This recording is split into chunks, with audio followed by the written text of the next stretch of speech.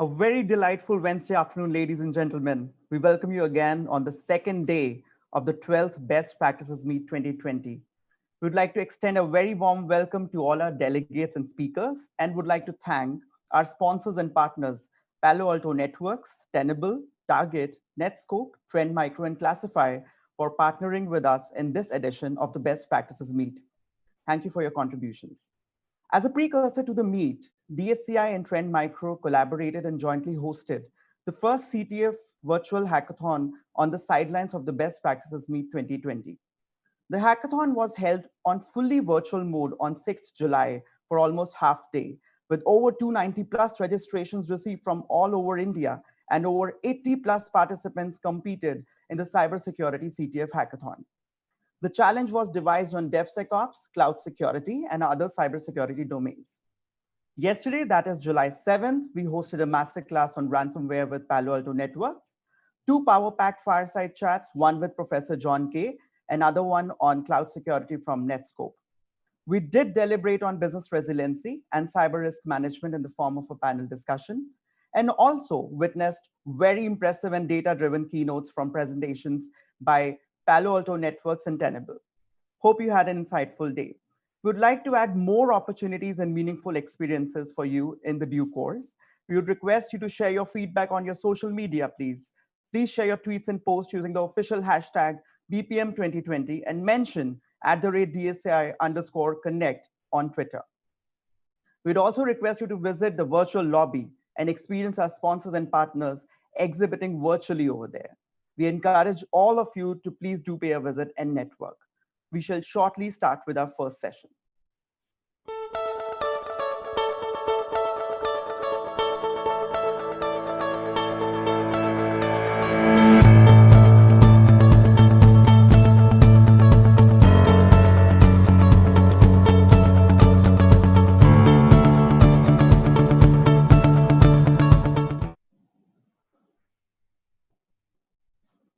After a gripping and eventful day one, we shall kickstart with the second masterclass of the meet from Target that will be focusing on the compelling theme of power of DevSecOps.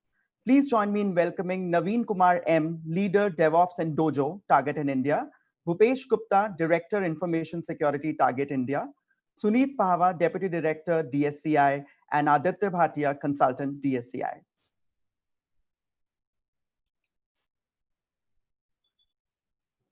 Thank you, Jatin, for the great introduction and the context as well. It's so exciting on how we really ramped up with the present situation and still be able to impart learning to all the participants. Right. So good afternoon, one and all. Warm welcome to our masterclass. Unprecedented times historically always have given us great opportunities to learn and collaborate. And I'm very glad to meet all of you in this forum. I'm Naveen Kumar M, a leader in the Agile and DevOps community with Target for the past 12 years. And I lead a team of coaches in Bangalore, Target in India, whose main role is about how do we get organizations transformed with the right mindset and culture. It's easier said than done, but technology is one of the easiest ways for us to also get that journey going. We all know there is a lot of room for increasing women participation in our industry, and especially in our domain of DevSecOps. Study shows that there's only 6% of representation of women engineers, which is not really good. And this is one of our effort from a Target standpoint to encourage more women engineers to come into the space. I'm now going to hand it over to Bhupesh, a dear friend of mine and a colleague, to kind of take it further from here. And I'll come back to this group in a while to show a hands-on session of what we do. Bhupesh, over to you. Excellent. Thank you, Naveen. Good afternoon, everyone. My name is Bhupesh Gupta. I am Director of Information Security at Target. I am with Target for about 4 years now. And if I talk about my passion, I'm passionate about cybersecurity. And I'm currently involved in running Cyber Fusion Center for Target, which include teams such as threat intel and detection engineering, security incident response, security testing, red team, and data loss prevention. In next 90 minutes, we will cover understanding of DevOps implementation of security best practices to application engineering, and implementation of CI/CD pipeline in DevOps environment. Without a further ado, let me jump to the agenda of the meeting today. So we'll start with industry view of DevOps, its myths and facts. We'll talk about foundational concepts of product delivery framework and how DevOps fits with product delivery framework with other foundational concepts of product delivery. Then we will talk about the key topic of today's class, which is DevSecOps manifesto. And we'll talk about how security has empowered engineering teams to make secure products. And at the last, we have the larger portion of this class, which is a use case demo, which includes hands-on view of designing a microservice and enabling on-demand deployment using CI/CD tools with all relevant security practices. All right, so let's get to the first part of the presentation, DevOps, understanding DevOps. What DevOps means to industry and large organizations. What you see right now on the screen is not a periodic table of chemical element. You must have figured it by now, but it's a collection of DevOps tools across the software development lifecycle. Now, you will say why I'm talking about the DevOps tools at the start of the presentation.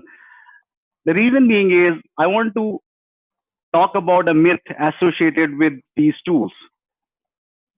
Sometimes you will hear in the industry that people saying that I am in the DevOps environment because I am using some of these tools. It can be Git or it can be Jenkins, Chef, Puppet, right?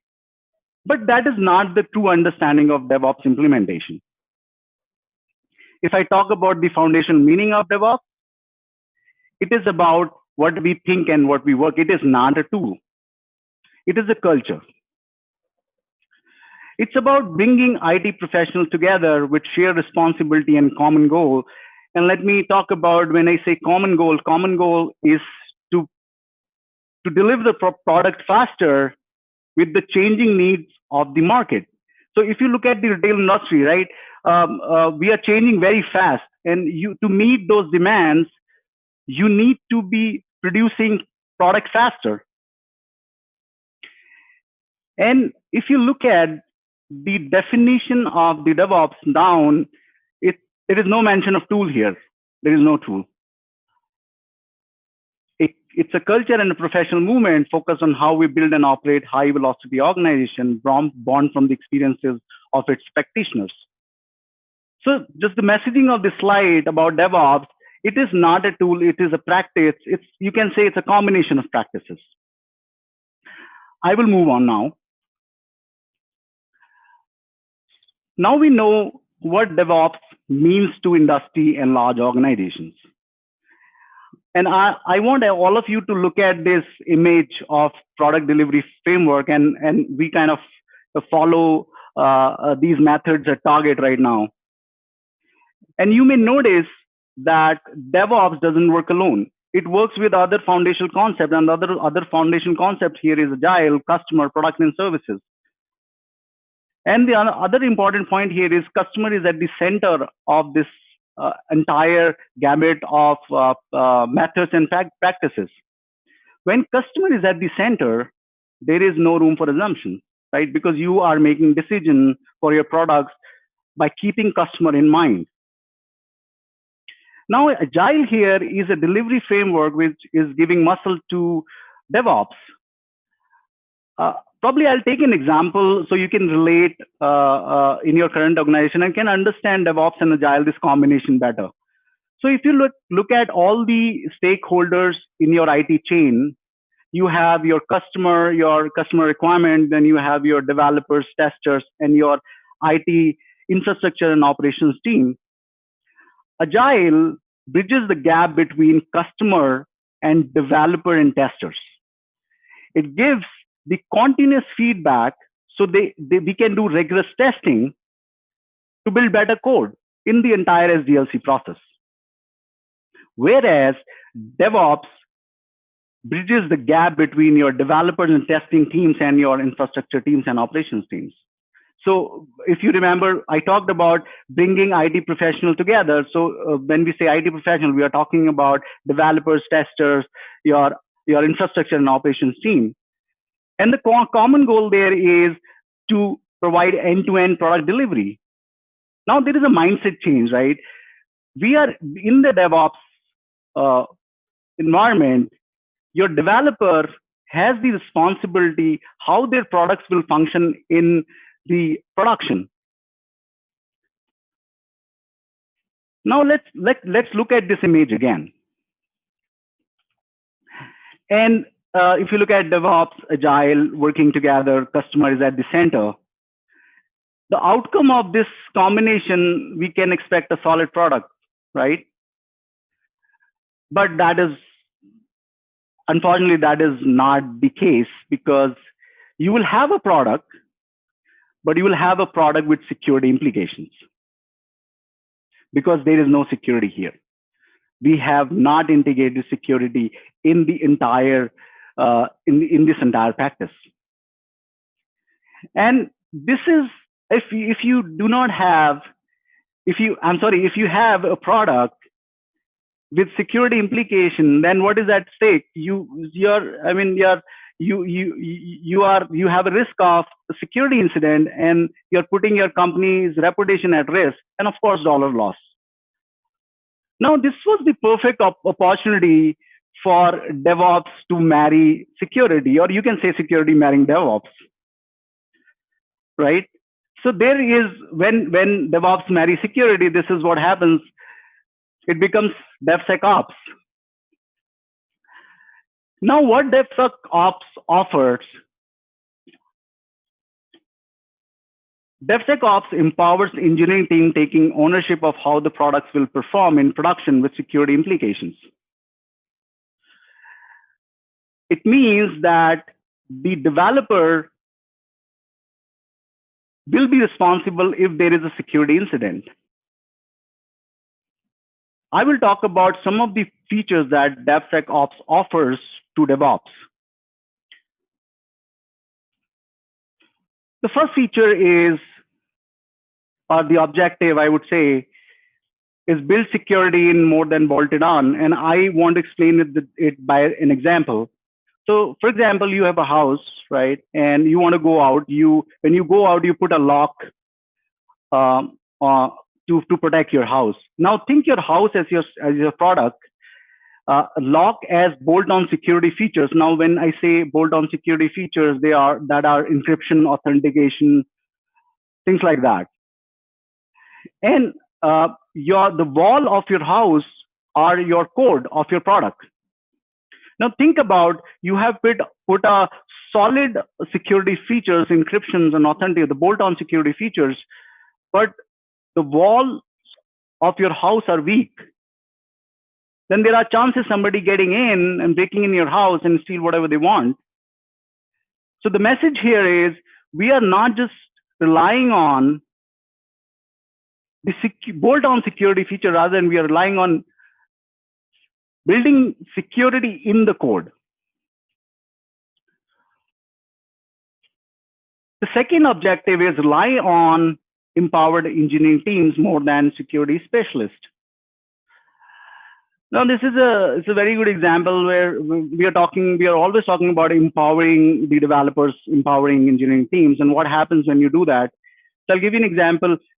If you have a security incident in a traditional app development environment, your developer won't care much, because once the product is delivered, it is with the operations team and they have to take care of it. But with the DevOps and transformation or DevSecOps transformation, your developer will take the responsibility how their application behave in the production, including security implication. It means that their thinking process or the decision making will be fundamentally different, because they want their application to run successfully without any security problems. Now, again, there are two benefits to it. One is that if you are running a war room with a security incident and you call developer in the meeting, first thing, the developer will know why that problem happened and what could have been done better to fix that issue.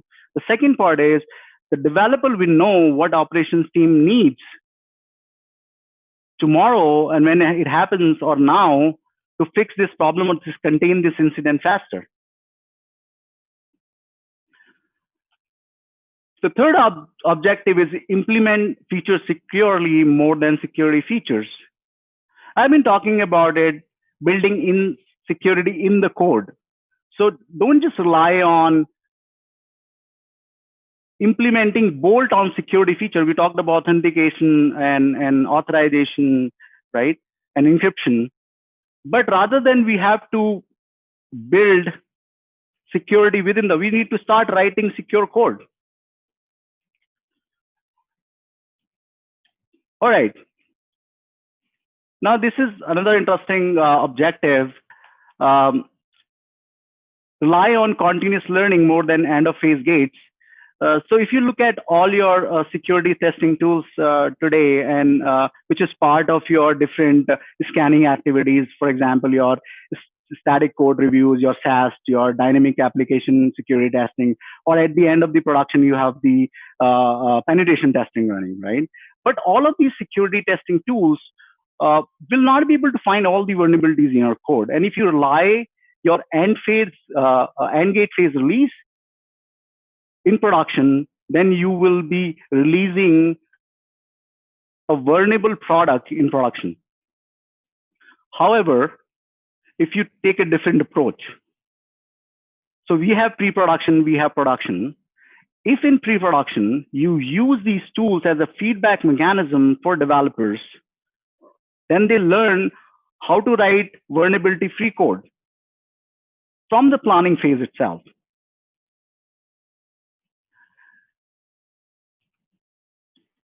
And this is the last objective, build on culture change more than policy enforcement. And this is for the security leaders specifically. We talked about developers learning security, but if you look at, and this is for the organization who are thinking of going to DevSecOps transformation or going through DevSecOps transformation, it is not about policy enforcement. Because if you focus on only for policy enforcement, then the result will be not as you expected from this kind of transformation. So we need to make the culture change. When I say culture change, what does that mean? A traditional app development environment, developer thinks security as a friction, right? Because if let's suppose you have a PCI requirement, there are a lot of controls that you need to get your application comply with, and you give that information to the developer, and they will think like, okay, I need to. And then they are confused and they have to do a lot of work, and because there is no help, right? So what we need to do is we need to sit with the developer and tell them how to write the secure code. Give them platforms, give them dashboards where they can see their application, what kind of vulnerabilities are there in the application, what kind of issues there are, how to write secure code, what are those secure code practices. All right, I will move on to the next slide now. Now I talked about bolt-on security features, encryption, authentication, authorization, right?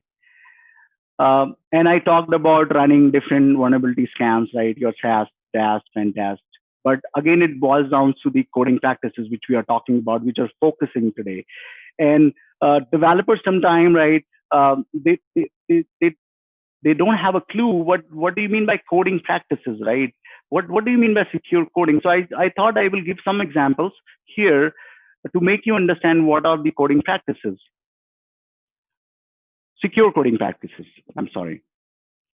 And let me just clarify that these are few examples. There are a lot of secure coding practices.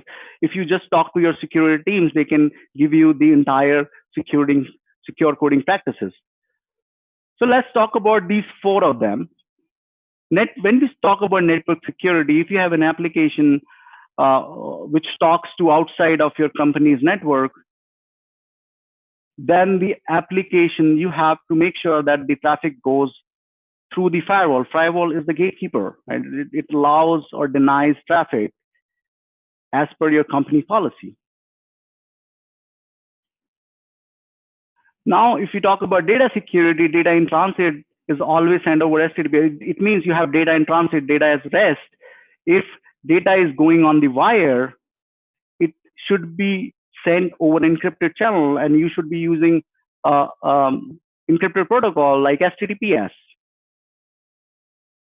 And when you talk about authentication, non-user passwords, so sometimes your one application is talking to another application, and you use non-user passwords. If you're storing those passwords in clear text, that is not a right security practice, because if one application, if the adversary get hold of one application, there are chances of laterally moving once they get the hold of these passwords. And the last one is logging requirement, and I talked about it, how developers can empower the operations teams, right? Because they can enable security related information from their application databases. When there is a security incident, the operation team will, or your SOC team will have the details how to fix that problem or how to contain that incident. All right, I'll move to the next slide now. So far I talked about, okay, what are these practices, right? But let's talk about the target journey, right, of DevOps and DevSecOps transformation, right? And when we were going through these transformations, we believed in some values, right? There are some values which kind of pushed us, right, forward in that direction. And these values are collaboration, empathy, and experiential learning. I will talk one by one of these values and give you a bit of examples of what we follow in Target. One of the great examples for collaboration would be right now when an information security person collaborating with a dojo leader and giving talk in such a excellent platform like DSCI. That's a collaboration, right? And another part of the collaboration example would be we have an institution within Target called Dojo, and we have Naveen as the Dojo leader. It's an internal incubator environment to teach employees how to work in the DevOps mode or DevSecOps mode. What we do is we give them 30-day challenge where they come and they code and they build products. And there are coaches and subject matter experts to help them, to teach them engineering practices, to teach them agile practices. And it's a highly collaborative environment. Empathy.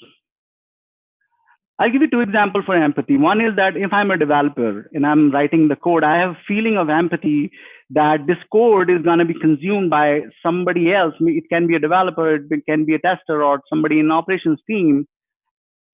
What kind of challenges that these guys will face, right, when they look at my code?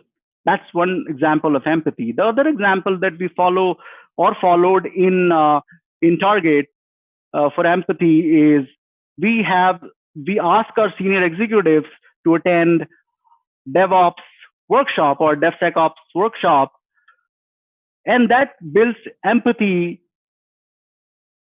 for them to understand how the engineers are working in the DevOps or DevSecOps environment. And the last one is the experiential learning. And I want to take an example, and I want to take an example of failure here. So in traditional app development environment, normally the culture is do not fail, because you are pushing your code in big batches. and you have very less opportunities throughout the year to push the code in production, right? The leadership would be like, if you fail, then the impact will be higher. That's the culture. But with the DevOps transformation, DevOps or DevSecOps gives you a platform where it says you can fail. Yes, you can fail, and you can fail early and recover fast. The reason I'm saying that, because you're pushing the code in small releases, right? And if there is an error in the code, because you're doing rigorous testing, you can fix the code and you can learn from it. So here comes the experiential learning. You are trying again and again, and then to make it a better product. And just to tie it back to the definition, right, that it is born from the experiences of its practitioners. So it is all about the experiential learning from its practitioners. All right.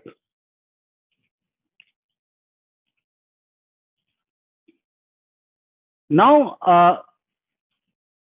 so far, I have talked about what part of this presentation. So I talked about what is our understanding of DevOps, what DevSecOps offers, right? Now it's time to show you how it is implemented in Target and with a demo. And I will call on my friend Naveen. And Naveen is going to talk about the CI/CD implementation in DevOps model with the use case demo. Over to you, Naveen.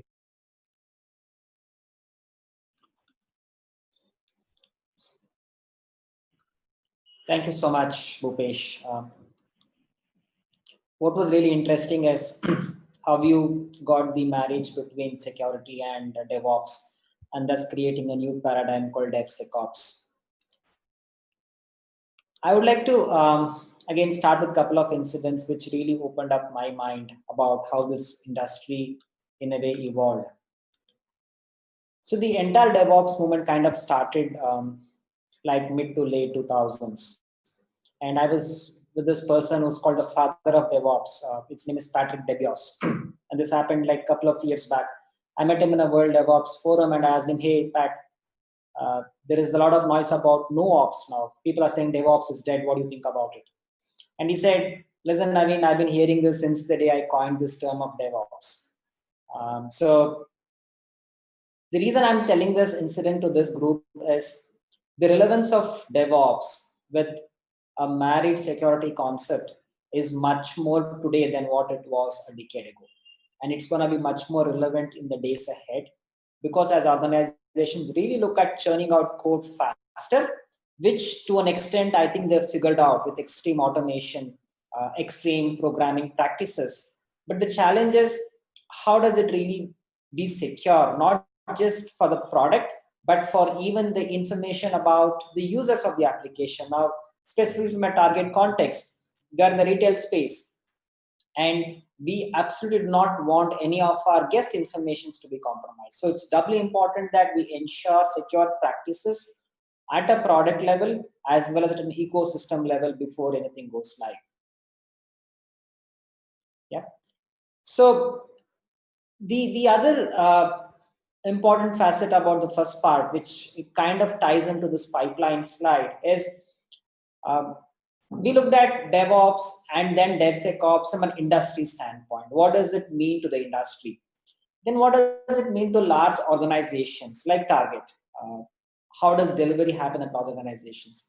But the bottom line, it comes down to what does it mean for people like you and me, for engineers who are actually writing code? What does it mean to us? Because until things change for the engineer on the ground, a lot of these things will only be a mirage, right? So here is a typical an engineer day out, right? They take a bunch of requirements and they're developing happily on their local machine. They write code in whatever language that they've kind of decided with. The repo is gonna contain source code. It's gonna have some Docker files if they've used containerization. It may have some specific artifacts, right? It's also important that organizations look at code as an asset, right? Not just as something that needs to be pushed to production, which is the reason why in today's distributed concept, GitHub is kind of taken over the world in terms of how code is managed. A lot of code resides on GitHub, and I would be surprised if there is any product that does not reside on GitHub from an open source industry standpoint. So the happy engineer then pushes his code to GitHub so that the teams can collaborate across locations. Then you will have organizations define their own CI processes. CI here is continuous integration. Jenkins is a very popular solution. Drone is a popular solution. At Target, we built our own custom CI platform called Vila. So depending on what organizations are, there'll be a CI platform that will be set up.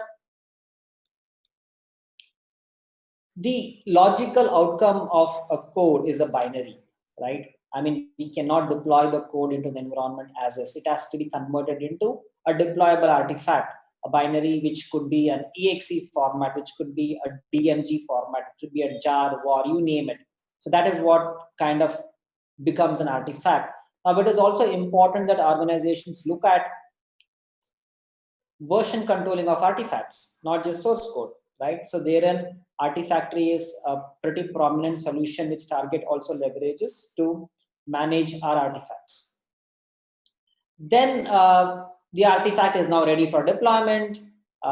People can deploy that to their bare metal servers. It can go to a Google Cloud. It can go to an Azure function. It can go wherever it wants. Right now, at Target, we built our own abstract cloud orchestrator. We are calling it TAP, which is capable of taking a workload or a binary and then deploy to different environments on the go. So a lot of pain from the engineers is taken away from a deployment standpoint. And trust me, deployment is also a bigger industry like DevSecOps, right? It is again easier said than done. So this is a typical pipeline, a happy path where the requirements are really clear. The engineer writes amazing code. There are absolutely no defects in it. The data is fine. It just goes to environment and everyone uses it. But hey, we don't live in an environment like this. We live in an environment that is very, very ambiguous. The reason being our customer behaviors change, their priorities change, because of which the nature of applications also change. And we also live in an era where the engineering acumen of all the engineers are not the same. Someone might write a functionality in 10 lines of code, whereas someone might do it in 2 lines of code, right? And then also the era of open source means that every day you have a different framework, a different version coming up. So how do you keep in line with all of these? And don't forget the aspect of security, that we really need to write secure code. So that aspect is not coming up front in this very simple ideal solution. So what we did at Target is we gave a hard look at this and said, hey, what are all the places where security can be baked in and not looking it as an aftermath, as Bhupesh called out? The first one is at the development stage itself. Can we empower, first create awareness to our engineers about what does secure coding really look like? Coding is good. Everyone knows how to code. But what does secure coding mean? How does it differ from very good functional code? So we could look at a few examples of secure coding practices as I open up a repo and discuss it. So our journey starts at that level. Then we look at what are all the tools that is available. For example, we spoke about GitHub here, right? GitHub comes up with a ton of security features, and we should really be open to use those security features. Should we make every repo a public repo, or should we make it a private repo? Is the basic security check someone can do on their code base, right? Similarly, how do you manage secrets? How do you manage passwords? Do you store it inside your repo, or do you kind of have a separate solution towards it? So in this way, every solution comes up with its own security features, which are very important to leverage. Now, beyond that, mistakes do happen. So it is important organizations also have their custom in-house security checkpoints. Now at Target, we have a SAST and a DAST processes, which is more from a static analysis standpoint and a dynamic analysis standpoint. These processes kick in the moment a code is committed to GitHub, right? It's completely automated, and these would flag the engineer that, hey, there are so many vulnerabilities in your code, and maybe you should look at fixing it before proceeding with your code to production. Yeah. Let's say there are some aspects the SAST and DAST also missed, and that is possible because there isn't a Bible of secure vulnerabilities, right? It's something which we discover on the go. So we also have a checkpoint in place which scans our binaries in Artifactory and ensures the binaries are not tampered with. It is pretty much the same as what it was when it was created a few days back or a few weeks back. So a continuous scan of binaries happen on our binary management repository. And then finally, penetration testing, and this has been there in the industry forever, right? After an application is ready to go into production or a consumable environment, can we have tests which mimic security hacks so that we can see how our application behaves at different levels, right? I mean, it is not practically possible for everyone to stop all the attacks at the functional itself. It is also important that organizations also have baked in certain checkpoints. So this is one place where we mimic those behaviors and then test our code. So this is the heart and soul of our DevSecOps pipeline, completely automated, self-service. The reason automation is so important in a DevSecOps pipeline is it gives a sense of power to engineers, right? When I, as an engineer, check in my code, I could actually see the different behaviors it kind of takes. And it makes me feel happy. It makes me take pride in what kind of code I've written. And that's something which is also very important in how do we create a sense of pride with an engineers that they do write secure code, something that Target is also heavily into. And that ties into the mindset and culture that Bhupesh spoke about. So we spoke a lot about context, theory, pipeline. Now it's time to look that in action, right? So the next kind of half an hour, we look at a source code, we will simulate a pipeline, and we will discuss how any of those changes actually impact security. Okay, so from now on, it's gonna be live coding.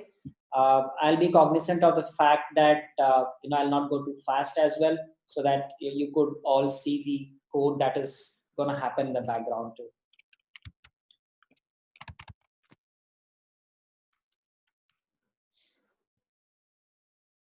So I've pulled my terminal, as you could see on the live studio. And our use case for the live coding is going to be very simple, right? For the DSCI community here, and I'm excited, it's actually a women engineering community to a great extent, who's curious to know about Target Store. Can we build an API or a small microservice which gives information about those about a Target Store in a fast, secure, and also in an automated manner? So that's what we're going to shoot for. So let's see how that objective goes. So what we've done also is we've created a repo. So we will go through it through the demo, right? So I'm going to pull up the source code. Just give me a minute as I toggle between screens.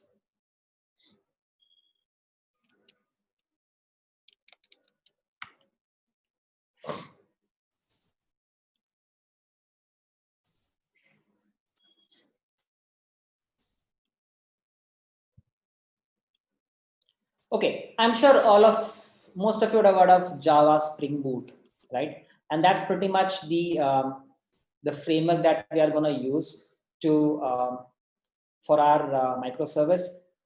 I'm hoping this is visible. I could increase this font. Hopefully, this is going to be better for the participants. Yes, this is better, right? So Spring Boot, to talk briefly about it, think of Spring Boot as a Kickstarter to a Spring application. Historically, Java, when it kind of came a few decades back and then evolved, there is scope for a lot of boilerplate code that is really required for Java and the framework to work, and not necessarily for the application to work. So Spring Boot in a way simplified that and said, hey, if you are going to write, let's say, a REST service, these are the 10 different frameworks that really make sense for you. And I'm going to give that to you ready-made out of the box. So what you're going to do is just focus on writing functional code and not waste your time on boilerplate code, which really makes sense, right? If someone can make informed decisions, which is the right thing to do, then as engineers, I would just focus on writing functional code. And that's something which we really emphasize at Target as well, right? How do we create platforms so that engineers just focus on writing very good functional code and not worry about technical dependencies between applications and so on and so forth, right? A Spring Boot applications, every Java application should have a main class. So this is the main class for a Spring Boot application. And as you can see in Spring Boot, it's going to have a lot of annotations. And these annotations are going to have code behind them, which is hidden for an engineer, right? And I kind of joke around this annotation as this consists ghost code, because I know that this is a good code for me, but then sometimes it's important that I also verify what is the code behind these annotations, right? So this is going to be the main class which gets initiated when a Spring Boot application starts it. Now the features of a microservice, and this is something which all of us have heard very heavily in the cloud domain, right? And there is a huge debate going on about what is a microservice and what is not a microservice. And trust me, there are definitions, there are terms called mini service, pico service, pento service, so on and so forth, right? Just makes me laugh sometimes, right? So microservice, in an easiest way, the way I define it is, if your code changes for more than one reason, then it's not a microservice, right? For example, let's say we've written a piece of code, and that is mostly about managing team member information or employee information. Now, Target decided to add an additional location in Bangalore. It has nothing to do with team members. But if I had to change my piece of code for an addition of target location, then what I've written is not a microservice. Right? If my code changes only if anything about employees are changing, then it is a microservice. That's how I look at it. So think of, in a retail context, think of search as a microservice because it only does search. Think of card, think of checkout, think of payment, and think of these things as Lego blocks, right? Wherein you can fit these blocks together and derive a business functionality. So every microservice or an API should have what we call an entry point. An entry point is, hey, when does this service get triggered, right? So that component is what is available in a controller file. Again, we will absolutely be open to share this code base with you because it's on GitHub. So if you have some trouble in getting a hold of the code here and there, I think that should be okay, because the core aspect is you getting hold of the concept, and you can always look at this later, right? If the piece of code I've highlighted, which is like get mapping, if a user calls an endpoint, and if he or she passes a city name followed by a store ID, then that is when this microservice knows that, hey, I need to respond back to this user or to this request, right? So in this way, you would see every microservice have what we call routes, and the routes define what block of code kind of gets executed, right? So for us, since it's a retail context, our route is city name and then store ID, because all we are trying to do is retrieve store information from a specific city. So controller is, in a way, the traffic police, who's gonna see where the heavy traffic is gonna come from, and they're gonna divert the request to the respective route. Once a controller gets gets a request, then it goes down to what we call the domain object. The domain object is something like the employee example I gave, right? The domain we are working on is an employee, and as frameworks have evolved, you would actually see today's programming frameworks do not necessarily have SQL codes or stored procedures. They would in a way mimic the exact database structure, and I'll show that, right? So in our domain object, what we have is we are going to define a set of attributes that is really relevant for our application to work, right? So that is pretty much what a domain object. And then since this is Java code, you would see a lot of getter setters. You would see methods like this, which is calling the parent class itself, and so on and so forth. The magic of Springboard happens in a service implementation, right? So as you see here, the moment a request came to controller, it is going to call a method called getStore. And this getStore is going to actually hit the database, get the respective frame of query on the go, get the respective response, and then give it back to the request. So this is about the functional code. And this is important because we got to understand something about Springboard before we talk security aspects. Now, what could be the secure coding practices that an engineer deploys when they are writing this functional code? Of course, the first one that comes to our mind is, hey, there should not be any hard-coded username passwords, right? Which absolutely is relevant. So in a typical software program, you would want to abstract a lot of code from your, a lot of data from your code, and then define it in a separate file. Some people use the env files, call it as env variable. Some of them use a properties file. So there are different nomenclature that is followed. What works at that point is in a way the best practice. So as you see here, what we have is an application or properties file. Now, since this is kind of a demo repo, I would be very open in pointing out some of the secure flaws that this repo also has, because that's one way of learning, right? So if you look at it, the line number 14, this piece of code, the data source URL is kind of available in the code. Now that is not necessarily good. And this is what engineers typically do, right? Because they just are writing functional code and they hard code every possible data points directly.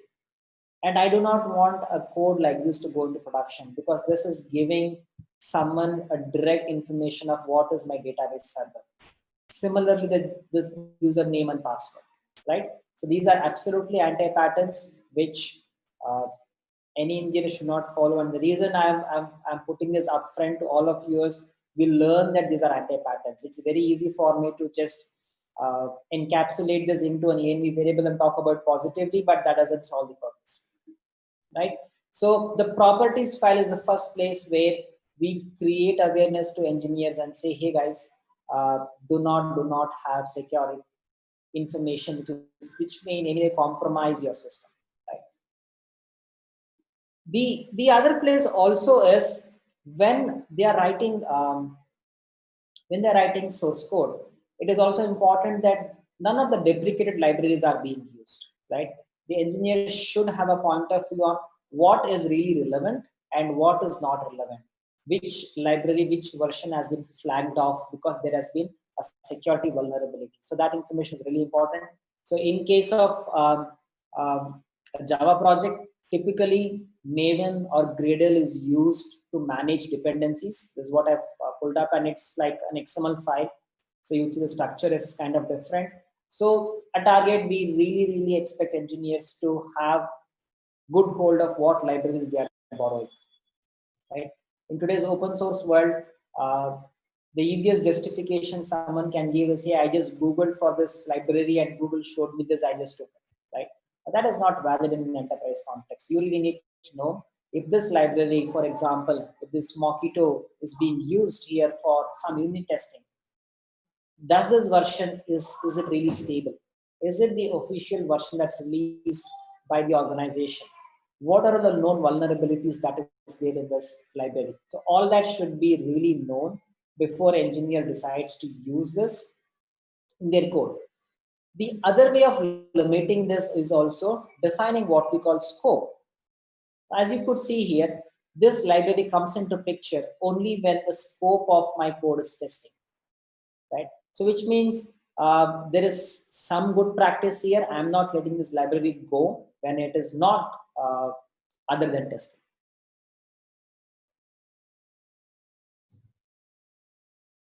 Okay, so that is one. The other one, which is very, very, I would say basic, is anyone who's going to use GitHub should have a git ignore file, and there's absolutely no reason for you not to have it. Right?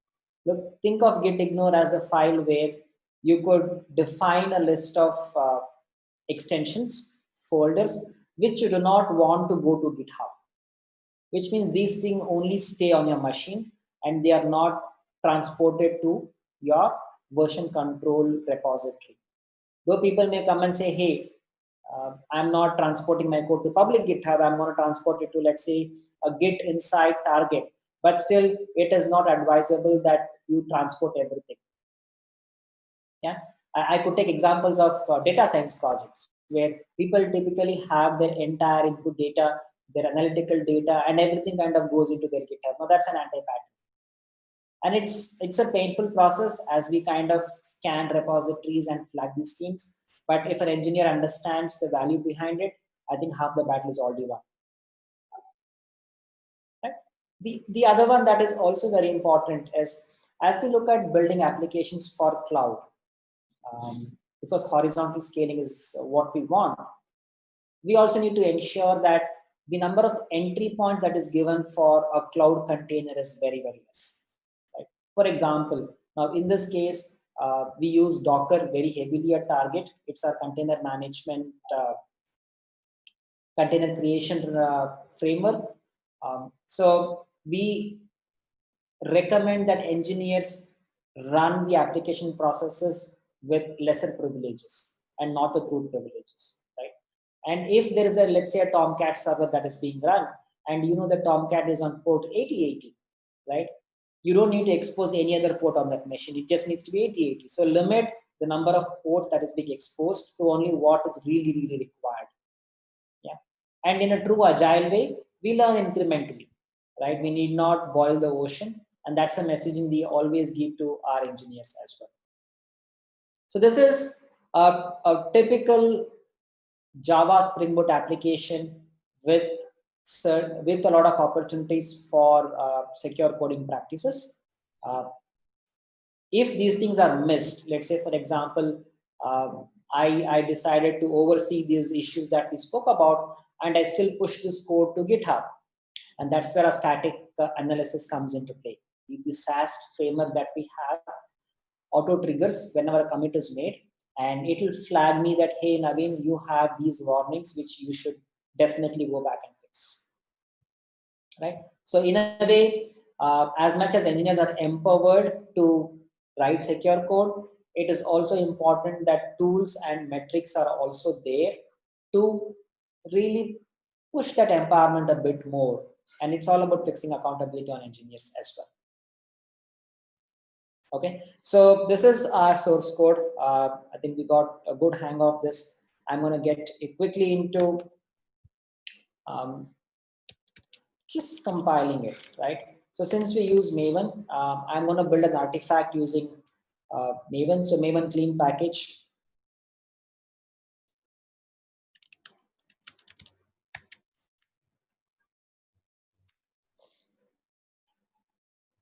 So as I said, live coding always would mean that code traverses log files up and down. So don't really bother so much. Let's really look at the outcome that we are getting. You can always look at this code base later point in time, right? So now I know Maven is complete, and my application is ready for me to serve. So I'm going to start my Spring Boot application. and it's going to be ready in a while for me to consume or show me results, right?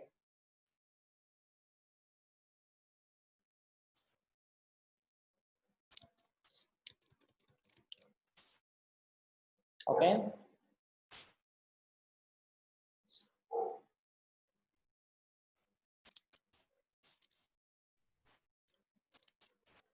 So let me go back to our browser, and as you see here, when I hit localhost port 8081 and the two request attributes I gave, if you recall the controller, we spoke about city and store ID. So my city is MN, that's Minneapolis, which is our headquarters, and store is 1. So these are dummy attributes, of course, right? So we just get some attributes from the custom database that we have, right? Now this is good. Now, but what we really want to do is, how do we set up a CI for this entire process? And for that, we are going to use Jenkins. Some of you might have heard about Jenkins. Some of you might have used about Jenkins. It is the #1 CI solution that organizations look at today, and more from a open source standpoint, right? So we already have a Jenkins job that is created. So before we could get into Jenkins, maybe it's worthwhile to spend a minute or two on what is CI, right? So when we spoke about the pipeline, we saw there are different parties who are playing a role in shipping a code from an engineer's laptop to the actual production environment. Yeah. And these are very diverse players. When I say players, tools, right? I'm looking at a machine that is either Windows or Mac. Then I'm looking at GitHub. Then I'm looking at Docker. Then I'm looking at Artifactory. Then I'm looking at bare metal or Google Cloud or Azure, right? So I'm looking at a diverse set of parties here who are important for me to get my code to production. Now, what I really need is some orchestrator, someone who's able to communicate between these platforms and then share a common message. That is what CI tools literally do, right? CI tools, they wait for a trigger. And in our case, a trigger is if a code change is made to GitHub. So whenever I push a code or a commit is done to GitHub, CI knows that it should run, and then it just picks up the queues and then it just runs from it. Okay, so that is the purpose of CI. So I'm just going to log into Jenkins. So this is a complete local setup that we've kind of created for this class. Okay, so the moment I come and trigger a build on CI solution, you could see a ton of changes actually happen, right? So whatever you saw that was happening on my machine, in a way happened here too. Now it's we could spend a few minutes to actually walk through the changes, because this is where the pipeline comes into action, right? So my Jenkins CI literally took the code from GitHub, which is outside my laptop, right? Whereas my Jenkins running on my laptop. So as you could see here, Jenkins took the code from github.com DSCI target. So if you could go to this GitHub and this organization, you would see this code base available, which you could definitely clone, fork, and do whatever you want, right? And then it ran the command of a Maven clean install or a Maven clean package. So these are different tasks that Maven gives us. So the objective of this task is, I'm telling Maven, hey, look at the pom.xml file, and then get me the dependencies that is required for this project, and then build me a package out of it. So Jenkins triggered the Maven command. It did a lot of magic behind the scene. And the next step is, we wanted to create a Docker image out of this binary, right? Remember, a Java binary is of a jar type. But what we are deploying is not a jar file, we're deploying Docker images. So which means we need to again convert from a jar file to a Docker image. So Jenkins again runs a bunch of commands, which is going to convert into a Docker image. and then it is deploying running the Docker image locally in its server itself, as you could see, right? So this is the next command, the Docker run. I'll wait for the screen to show up. Yes, there it is, right? So now the image is actually deployed and ready for consumption. Now you could actually now relate to what I told about orchestrator. Jenkins is now able to connect from GitHub, create a Java artifact, convert that into a Docker image, and then also run me the Docker image so that an end user is able to consume the application. Right? So we have the Tomcat running, and then just come back to the browser again. And then if I say, hey, give me store number 2 information, here it is. So this is the part of the demo that we really wanted to show about how CI enables extreme automation and also security practices, right? So now I'm going to go back to the slide. We discussed about use case, we built a microservice, we simulated DevSecOps. Right? There are 3 aspects to any DevSecOps pipeline. We saw a functional implementation of it. We saw the opportunities that exist from an engineer standpoint. But what we did not see is actually, hey, what does the checks and balances target has in place, right? I mean, that's something we cannot actually pull in for this demo because of the different compliance policies that we have, but we can definitely discuss them so that the group is completely aware of what DevSecOps for target means, right? If there is an application engineering team that is really, really good at writing functional code, then we have a security team which always comes in and then looks at your code and flags all the issues. That is good, but then that is not really, really effective. Now you can make it efficient. You can define SLAs. You can say, hey, every time you put a request to my security team, we will ensure we will complete this in the next 1 day, right? That is all making it efficient, but there is a limit to efficiency. So instead, what we want to do is, if I just go back to the manifesto that Bhupesh spoke about, how do we give the power of security to my engineers? How do we enable them so that they themselves are able to trigger these secure check practices without even putting a request? And this takes me back to the pipeline slide, where every security checkpoint that you see here, be it enforcing secure coding practices, be it doing static analysis and dynamic analysis on the source code, or be it even image scanning, right?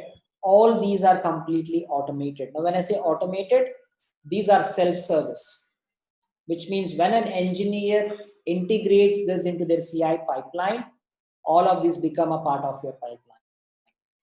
Okay, so that is Target's way of how we've empowered engineers to really, really build very good source code and very good secure code.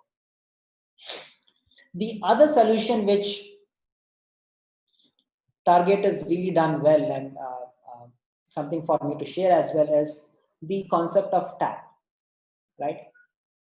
So when Target decided to do the transformation journey 5-6 years back, and we said, hey, we really want to ship code faster. One example which I could give is 5-6 years back, the rate at which we used to ship code was maybe 3 times a year to production. Now today we are pretty much on demand, which means if there is a piece of code that we believe should go into production to a specific store, we have built that capability. Now, how we build that is using the aspect of, one is CI, which is absolutely good. The other part is what we call CD. And I know we did not speak about CD because I want to give it some time at the end, is different people have different understanding of what CD means. Some of them believe it's continuous deployment. Some of them believe it's continuous delivery. Some of them believe it's continuous development, right? But if you actually go through the origin of CI and CD. CD actually means two things. It could either mean delivery or it could mean deploy. Now, what we saw in our demo is we were able to deploy a binary to an environment. So what is deployment? But would I want to deploy 10 times a day? Is the question that engineers have to ask themselves and also as a team, because I really not want to be in a space where I disrupt my production environments 10 times a day. I really want to ensure that I'm delivering value to the customer, and even if it means that I merge a bunch of changes together and then deploy it, that should work, right? So that's the difference between deployment and delivery. If you're deploying every source code change to production, then hey, that's the world of continuous deployment. If you're willing to bundle your changes and then deploy them at one go where there is maximum customer value, then that's the world of continuous delivery. And Target is in the world of continuous delivery and not deployment, because we do not want to really cause any issues to our guests and guest-facing systems. Now, in that regard is where, when we said, hey, engineers, we want all of you to be in this DevOps mode, and we gave them security tools and practices and pipeline, right? What was really missing is the whole aspect of deployment. We also sometimes tried to get our engineers learn aspects of deployment, but it kind of became far-fetched. So we decided, why don't we really look deployment itself as a product, and then build a framework around deployment itself. And that's the origin of TAP. So today, TAP is our single source orchestrator, where it takes workload. It is capable of deciding where the workload should also reside. And that's part of the pipeline of the TAP product. And it deploys the workload at those environments. Okay, so this is our DevSecOps pipeline. And this is also the right time for me to share a couple of, I would say, stories, right? And these are things which has stuck with me for a while. A large part of our transformation was in the space of mindset and values. Though we showed a lot of code to you guys, right? Now, moving mindset and changing values is very, very difficult. And I was in an international conference, and then there's one of these flagship programs of a government. And the government body did not anticipate that there's going to be so much load on day one, right? And when the system was opened, it completely crashed, because the amount of anticipation what they did was not up to the mark of what actually happened that day.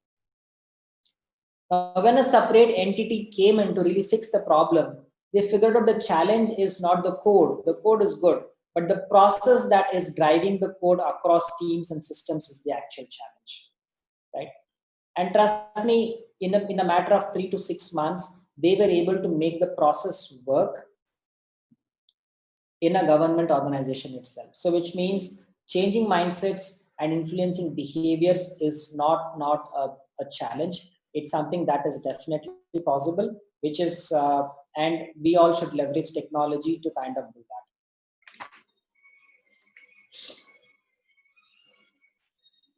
Okay, so with that context and a lot of code we also looked at, I'm gonna ask our DSCI representatives to pop up a poll. We've set up a poll just to see if the right kind of intent messaging the audience have got, and we can definitely take up the results of the poll and do a recap in an elaborate manner as well. So DSCI partners, off to you.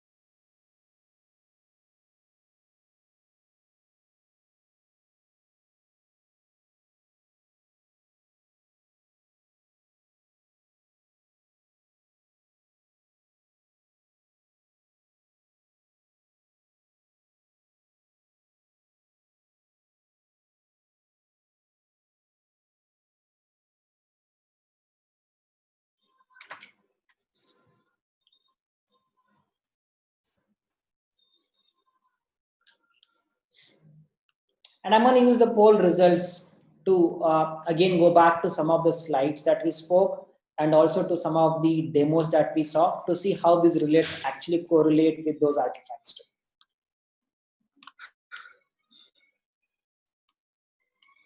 Okay.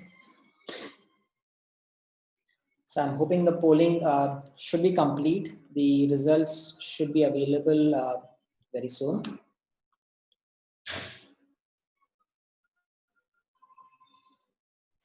Here it is. Thanks, guys. So what we wanted to ask this group, and this was an easy question, maybe we should have given a difficult one too, right? Hey, DevSecOps is the responsibility of whom, right? So if we looked at through the presentation, we had different personas. We had a developer or an engineer whom we kind of used interchangeably. Then we also had a team. Think of it as a product team that is responsible of building something that is valuable to the customer. Then we had organizations. And then we said all of the above. Okay. So there, when we look at it logically, all of the above definitely takes the pie in terms of saying that's the right answer, because all of these parties have a role to play. But when we look at also in a rational manner, hey, does each one of us have a role to play, right?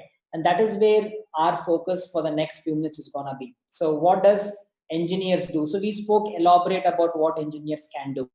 The next is what can a team do when they want to have secure development practices? Now I'm going to use Jenkins to actually drive the message of it is really important for teams to look at a consistent way of product development. So I'm going to just go back to my Jenkins screen here.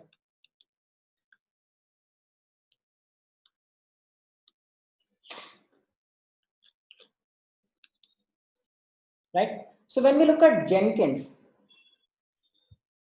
I did initially mention that every tool is going to come with its own set of features from a security standpoint too. Now, we really want teams to configure Jenkins the way that they believe is secure for the product and not for the individual, right? And the big assumption that I am making here is engineers have taken care of certain secure coding practices. What can product teams do? The basic thing that every team can do is how do they set up these tools? The moment if you go to manage Jenkins, this is the place where administrators will have access to managing a lot of things on Jenkins. Since I've zoomed in a lot, you would probably see it in a different way, right? So you would see aspects of configuring certain system parameters, configuring global security, configuring credentials. And this kind of falls completely into the domain of what we are talking, right? Yes, it is important to configure system, which means to give certain paths of, let's say, a Java class path, a Docker execution path, a Maven path. But then what is also important from a security standpoint is how do you configure global security? Right? So you would see, again, tons of options depending on what kind of tools you use. Does it mean that you allow Jenkins to have its own user database, which means you are asking Jenkins to store the username password into it, which is definitely not recommendable, right? We really want a centralized authentication authorization process in place. It could be LDAP, it could be a unique server group database, it could be none if you decide to make it open completely for a product team. But then it is really, really important that all the tools that we speak about in a pipeline, which is responsible for transporting code from a developer machine to a production, use a single source of truth. They should not have their own local configurations or databases, because the more duplicate data you create, the more it is vulnerable for someone to kind of get into our product, right? I mean, this group knows better than any of us. In this case, since it's a demo product, we've used, say, Jenkins to use its own database, and then we've said created a couple of username passwords, right? The other one also is In terms of once authenticated, every tool will again give you an aspect of authorization, right? What kind of behaviors that this user can do on this machine is also very important. Can he or she do everything, or do we want to limit the number of access credentials and the authorization processes to them? Like we said, a Docker container should never run as a root process. Similarly, we also should ensure that everyone in the team, should they have all the accesses, or do you want to build an approval process for people to access something on the Jenkins platform? So that is where the authorization strategy comes in. Yep. Something about agents. You would use tons of agents, be it for transporting log files, be it for generating metrics, be it for cleaning up something on your server, right? So how do you manage those agents are also important. And in a microservice environment, it's important that you always transport data from your server outside of to a different environment, right? The other one that plays an important role, some of these things go back to API design practices, right? Is the usage of API tokens, right? One is, yes, you could have credentials-based authentication authorization, but you can also look at token-based authentication, wherein every request that comes into the system gives a token, and the token is generated as an accepted way of communication between these two parties. And we also need to ensure the token is kind of always rotated, right? It need not stay alive for a very long time. So that's one way of enforcing security practice at an API level. The other one is also rate limits. Some of you might have tried this. All the public APIs that's available, they may not give you free access forever. They may tell you, hey, every day you could only hit my API 5 times a day, 10 times a day. That is because they want to ensure that these requests are not coming in from an automated system, or someone is not trying to bombard their machines, right? So rate limits is another effective way for us to moderate incoming traffic, right? The other one which you could see here is the agent master security. A lot of these tools also run in the master slave kind of a concept, right? Which means think of Jenkins in an enterprise scale.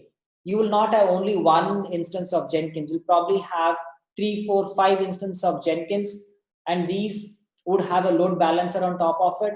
And then any activity that you want these Jenkins servers to do, you would probably have a slave, right? So what you get into is now a distributed network which is required for Jenkins to work. It is not one machine. So in which case, how do you manage traffic between slaves and the master, and also load balancer is also really important, right? So these are some aspects from a configuring global security standpoint that can be looked at for Jenkins. The other one, which I can just give a quick walkthrough, we are doing good on time, so we should be okay, is credentials, right? How do you configure credentials? Do you really create your own credentials, or do you also give specific types of accesses, right? So as you see here, some of these tools will come with plugins itself to manage your credentials. So in this case, there is a plugin called Folder Credentials Provider, which you can leverage to lock certain folders so that every logged in user does not really get access to certain assets. You could also have Jenkins Credentials Provider. You could also have User Credentials Provider. So there are tons of plugins that today's open source platform gives, which is really required for anyone in the team to manage creds, right? So very similar to this is what you would see at a GitHub level, right? I'm sure people use GitHub. I spoke an example of private versus public. The other one that is really important is your branching strategy, right? Do you really want everyone to commit to master, right? Here, I just have one master branch because it's a demo repo, but in a production system, you probably would have tons of branches, and you would ensure certain practices are in place on how code can be propagated from branch A to branch B, and then the final code is taken out from branch B into a master and then pushed into production environment. So branching strategy plays a very important role at a platform level. Again, the reason I say this is a team level activity is because teams can decide what kind of strategies they want to have, right? This need not be an enterprise recommendation. Enterprise can, of course, give you 10 guidelines on how you should look at GitHub or how you should look at Jenkins, but certain decisions about security for the product, the team knows very well than the organization completely. So branching strategy are team specific. The other one is pull request, right? See, the most basic way on how you could verify and ensure your code is fine is by writing test cases, right? And that's the proof that our code is safe, functional. Can we also write certain tests which also mimic security aspect of your application? And that's the whole agenda behind writing quality test cases. Assuming an engineer writes test cases, assuming I want to really push my code to master, do I do that directly? Of course not. Then all the checkpoints we have in place kind of goes for a toss, right? So what we want is another mechanism where there is another set of eyes, and these eyes, trust me, need not be another peer. These can be tools and technologies themselves, where in an automated way, these technologies can look at what is required, the quality of test cases, the quality of code, and they can decide to merge it to master. Right? The other important aspect within GitHub that you all can explore, of course, this is a public GitHub, so you would not see a lot of options here, is managing accesses, managing branches, creating webhooks. Since everything is API access, we need to ensure that webhooks are available between systems. How do you log into GitHub itself is a big security practice. As I said, if enterprises have a central login mechanism, that's great. If not, also ensure along with login, when you integrate with GitHub, set up your SSH keys the right way. You really do not want using always credentials to use. SSH is a recommended way of integrating with GitHub APIs than always using HTTPS. Right? So this is at a team level. And the third level was organization. So we spoke about in depth about SaaS, DaaS, image scanning, penetration testing. So this is what organizations do. Now, and I was really glad that most of you really chose all of the above as the answer to the poll question, because ensuring that an organization has a DevSecOps culture, right, is a joint collaboration between all these parties involved, right? Trust me, if Target only has, let's say, all the practice from an organization standpoint, if an engineer does not believe in secure coding, we would still be exposed to a great extent, and vice versa too. So that's why it's really, really important that each party play their role really well, and together what comes out as a product is really secure. Okay, so that's my 2 cents on the poll results. We are almost at the end of our session of this masterclass, so we'll do a quick recap, right? So we started with saying, what does DevOps in the industry look like? And there are different representations of the tools. Periodic table is one. There is another matrix tool. Different organizations publish their own set of tools, right? But the narrative mostly is it's not about tools. When Patrick Debios defined DevOps, they literally put the entire pipeline with a simple shell script in mind, right? They did not have Jenkins, they did not have Chef, they did not have Docker, they did not have GitHub. They were able to simulate the entire pipeline using very simple shell scripts. And that's how powerful programmability kind of comes up to. So it is not about a tool. It's not about a person. Again, I want to stick my neck out and say, you would see a lot of roles also in the industry which says we need a DevOps engineer. And sometimes those, roles gets a small smile on my face, because it is not a DevOps engineer. It is not a role specific dimension. DevOps and DevSecOps, if it's a cultural transformation, becomes the way of working of an engineer, right? A good engineer will definitely ensure that their entire code base is stitched very well together. Then we moved to how organizations look at product delivery. We said, hey, customers at the center. We look at product mindset. We apply agile as a way of working. And then we look at DevOps. Then we moved to manifesto. Then we moved to pipeline. Then we moved to the demo, right? So that is how the entire flow went, completely from top to what it means to an engineer. So with this, I would really love to thank DSCI for the opportunity that they gave us to share our experience and our story with this group. And we do have few minutes left, and we're happy to take any questions as well.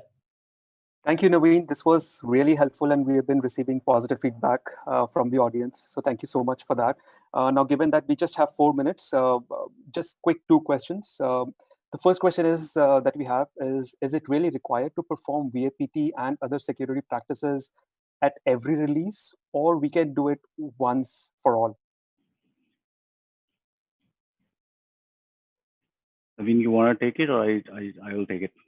Yep, go ahead, Bhupesh.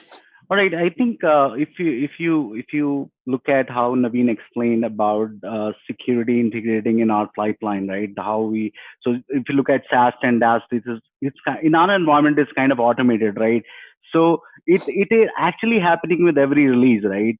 It is an automated procedure, and that is the ideal situation in a DevSecOps environment when you automate your SAST and DAST processes, right? But to answer, even if you have not automated it, I will still say that you should do it with every release, right? And what happens is at the end of when you put the product in production, then you have actually pen test running, right, which can ultimately try penetrating the application, right, and tell you if the application can be penetrated. So the answer would be yes. It should be done with every release.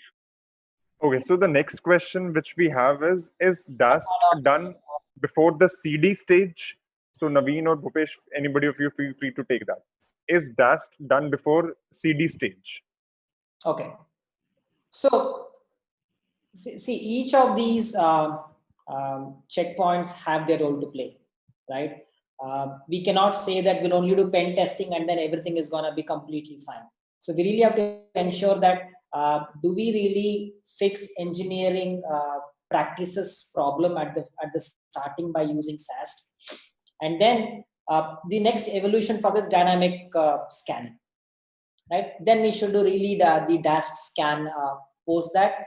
Then we should really do pen testing. So of course, yes. Does it mean that we do it after deployment to production environment or before the production is a different question. But then each of these should be part of an incremental pipeline and should be done at all times. And the fact that they are automated, right?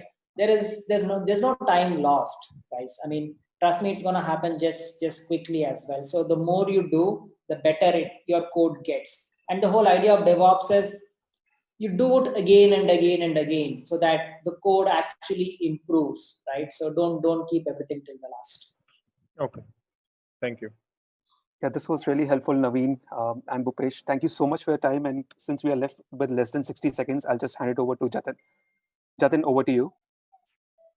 Thank you. Thank you, Naveen and Thank you. Bhupesh, for such an insightful demonstration and discussion. Delegates, you may share your comments or any queries that you may have through the chat and Q&A section in the platform. We shall shortly start with our next session. Stay tuned, please.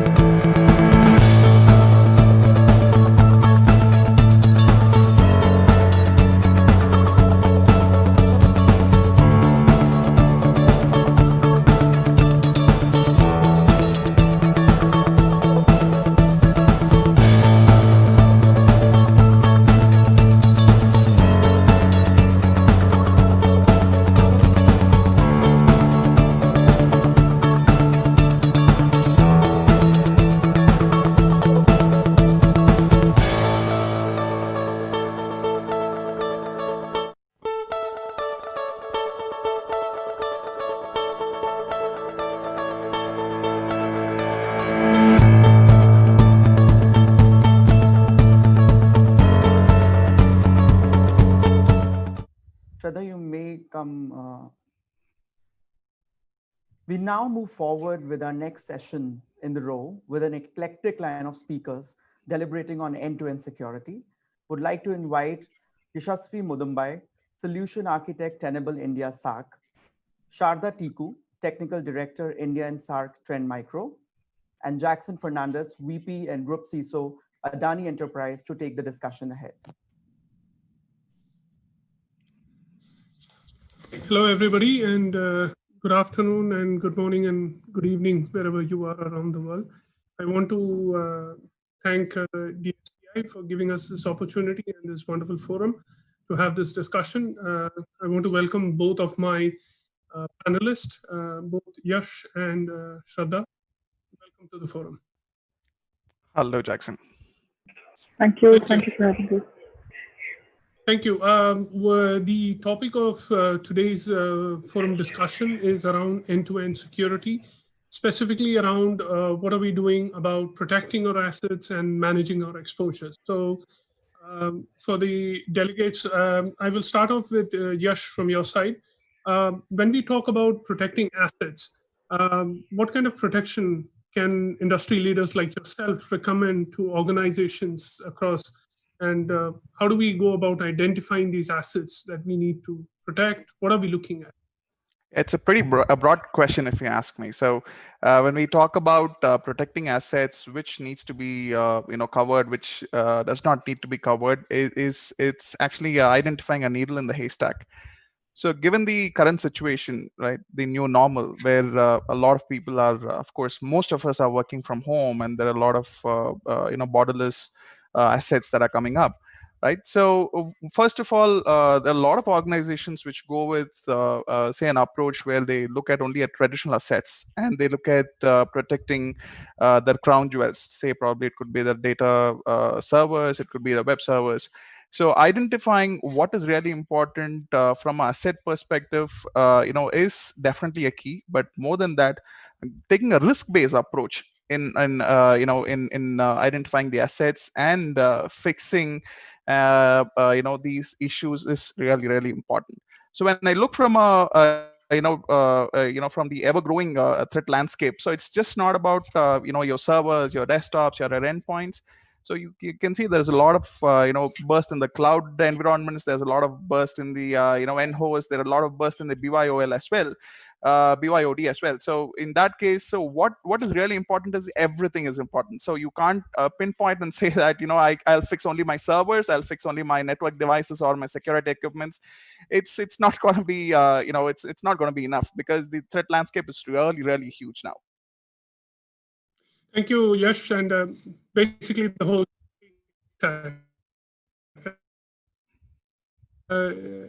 Shraddha, from your side, I mean, once this haystack is identified, what do you see as the role of emerging technologies that can play in mitigating these risks? Yeah, so thanks for the question, Jackson. Now, like Yash also mentioned, the identifying assets as easy as the statement, maybe it's not as easy, given that the assets are everywhere. And I see that there are certain basic principles like confidentiality, integrity, and availability. If those are still taken into consideration, and using that, if we are able to draw risk meters, like Yash also explained, it can definitely help us arrive at what assets should we protect first and what not, right? Now, also, when we're talking about protecting the assets, we need to ensure that, the preventive controls are built in first, okay? Then we talk about detection control to be built in, and then finally, we're talking about the response cycle and then the threat prediction. Now, when we are trying to build all of this, prevention, detection, response, and threat prediction, all of this has to work like a well-oiled machine.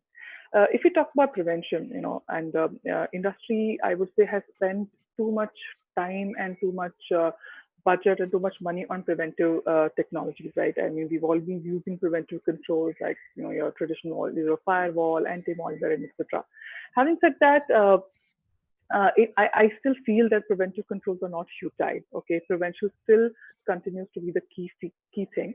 The only thing that has now changed is that preventive controls have become more mature. Okay, if you ask someone that, hey, have you deployed preventive controls, and if they say, yeah, I have basic antivirus and a firewall at the perimeter, that does not constitute a preventive control. So preventive controls have to evolve and go beyond at having like an exploit protection or your application blocking, and the preventive controls all have also evolved. So that is where the preventive controls have to up the ante. Of course, you cannot prevent everything, and when you cannot prevent anything, and what we are not able to prevent, we must detect it. So, given the today's threat landscape, that detection control becomes very, very important, right? Now, when we talk about detection, and the first thing and the really buzzword in the industry is EDR. Everyone talks about endpoint detection response. So yes, it's good that industry has realized that endpoints cannot be undermined. It took a while for industry to realize that when we're talking about building a security framework, endpoints have to be looked at differently. And given today's dynamic environment where endpoints can be everywhere, so endpoint detection and response is a good starting point to create a detection and response framework. However, when we talk about enterprise-wide detection and response, endpoints are still just one of the pieces. We also have to look at the holistic view, like how are you doing detection and response at the network level? How is your detection and response capability built in at your email level? And then the correlation between all these vectors, or your network, your email, your endpoint, cloud, your hybrid cloud, your servers are everywhere. So detection and response controls have to take into consideration all these points, and that's where the telemetry from all these controls has to be correlated, so that you get to know what is the context, and that's something which is very important. So when we talk about EDR, I think if enterprises are wanting to invest in detective technologies, endpoint is a good starting point, but it should be beyond EDR, maybe XDR, a new terminology that I think Gartner also now talks about, XDR being one of the emerging technologies or the frameworks that should be adopted. So I guess, yes, that's pretty much what I would suggest, that these preventive controls should be evolved, detective controls should be invested in, and when we talk about detection, it should start with endpoints, sure, but it should grow beyond that. Absolutely. Thank you very much. And I think both of you have together kind of led up to my next question, which is favored on everybody's mind: protecting assets in a post-COVID world. Now we've had remote workforce, cloud adoptions, remote access being given left, right, and center. So these now have expanded your environment. You and something Yash mentioned, borderless organization. It's not just borderless. It's not even your organization. It's BYOD. Yeah. So how does this, and if you can just continue from where you left off, and then I'll ask you, Yash, to contribute to that. How do you see this post-COVID structure fitting into all of this that you just added? Yeah, I think, a lot has been discussed and deliberated, as we were discussing a while back also, right? So COVID crisis has definitely redrawn the boundaries of cybersecurity, if you ask. So focus on borderless security as organizations basically shift to remote working, they shift to adopting cloud, and there is more and more adoption on digital assets, right? And what has also happened is that on top of it, threat actors are not like sleeping. They are the first ones to take advantage of any such situation. So that's where you see there has been this whole COVID situation has also been exploited. We see rise in phishing emails, we see rise in ransomware, right? And this is the second situation. And third is what enterprises have already been doing to combat to this whole threat scenario. There has been a money that has been pumped into deploying security solutions, right? I mean, and what has also happened that there has been a clutter of these security solutions pumping too much data into the SOC, right? And because of the volume of the events that has been created in the SOC, it actually alert fatigue and all these terms are actually real. And if you see most of the APT attacks that happen, or most of the targeted attacks, we see that there was a queue, or there was something that some security appliance did throw up.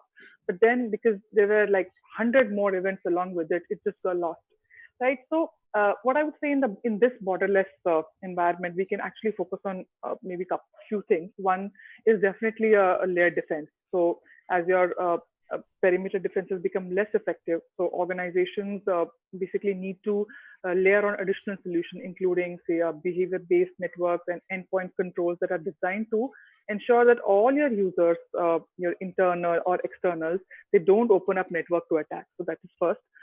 Second and most important thing is scalability. Now, all the security tools, policies, and enforcement, whatever we do, they need to work and scale across the entire distributed network. Okay, so what I mean to say is that when you're deploying policies in the hybrid cloud, so the security solution or the tool has to evolve itself so that it understands where it is deployed and the context of where security is deployed. So that's the one, and it has to be scalable. Third and the most important thing I would say is visibility. Okay, all security solutions from endpoints, networks, application, and data center controls to the cloud must collaborate basically to identify these threats that might be basically missed by a single tool alone. And then hence they're enabling threat data to be collected and viewed from a single pane of glass. So that's something that's very important. And when we talk about third thing, I think the last thing would be use of lot of use of analytics. Okay, given that there is too much volume of threat, you need to get the actionable threat intelligence in place. So that's where we are talking about using the analytics to derive more meaningful or more context-aware threat intel from all the plethora of the events that these security devices are throwing at you, so that you can make out that noteworthy event. So I think with these few things in place, maybe we can. Thank you. Yash, you would like to add to that? If you can give me your VPN password also, that will be great. What I will add to that? Wow, I wish I could do that. So the major pain area nowadays is the visibility. What Shraddha touched upon, right? So we have I did work with a lot of customers where they spin up a lot of cloud instances.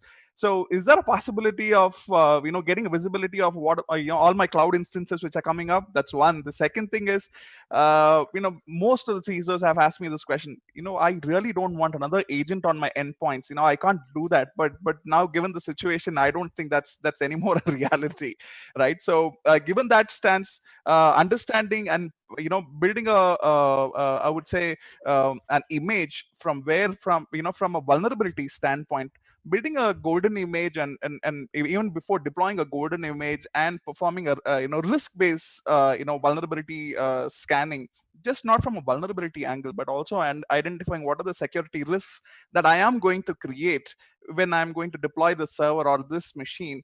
Right? It's really, really critical. And continuously monitoring what is going on these assets is definitely a key. So when we talk about continuous monitoring, that too in a in a cybersecurity world, it's definitely a pain. There's no second thoughts about that. But you don't have a choice, given that there are so many assets right in my hand. I have 3-4 devices which access my email server, right? I have 2 devices which access my internal servers. So what is that? What do I use these devices for my personal use? Yes, of course I do. Right. So these, this landscape has bombarded, it has gone to a very different level. So visibility is the key. And after you understand the visibility, making sure that these devices follow the security practices, it's like washing your hands, making sure that we keep our hands clean, making sure that we don't touch our nose and eyes. So these are very simple things, but very effective. I would like to then stay with you, Yash, and talk about one of those connects to the boundary, the age of outsourcing. I mean, we have a lot of vendors, different maturity levels among these.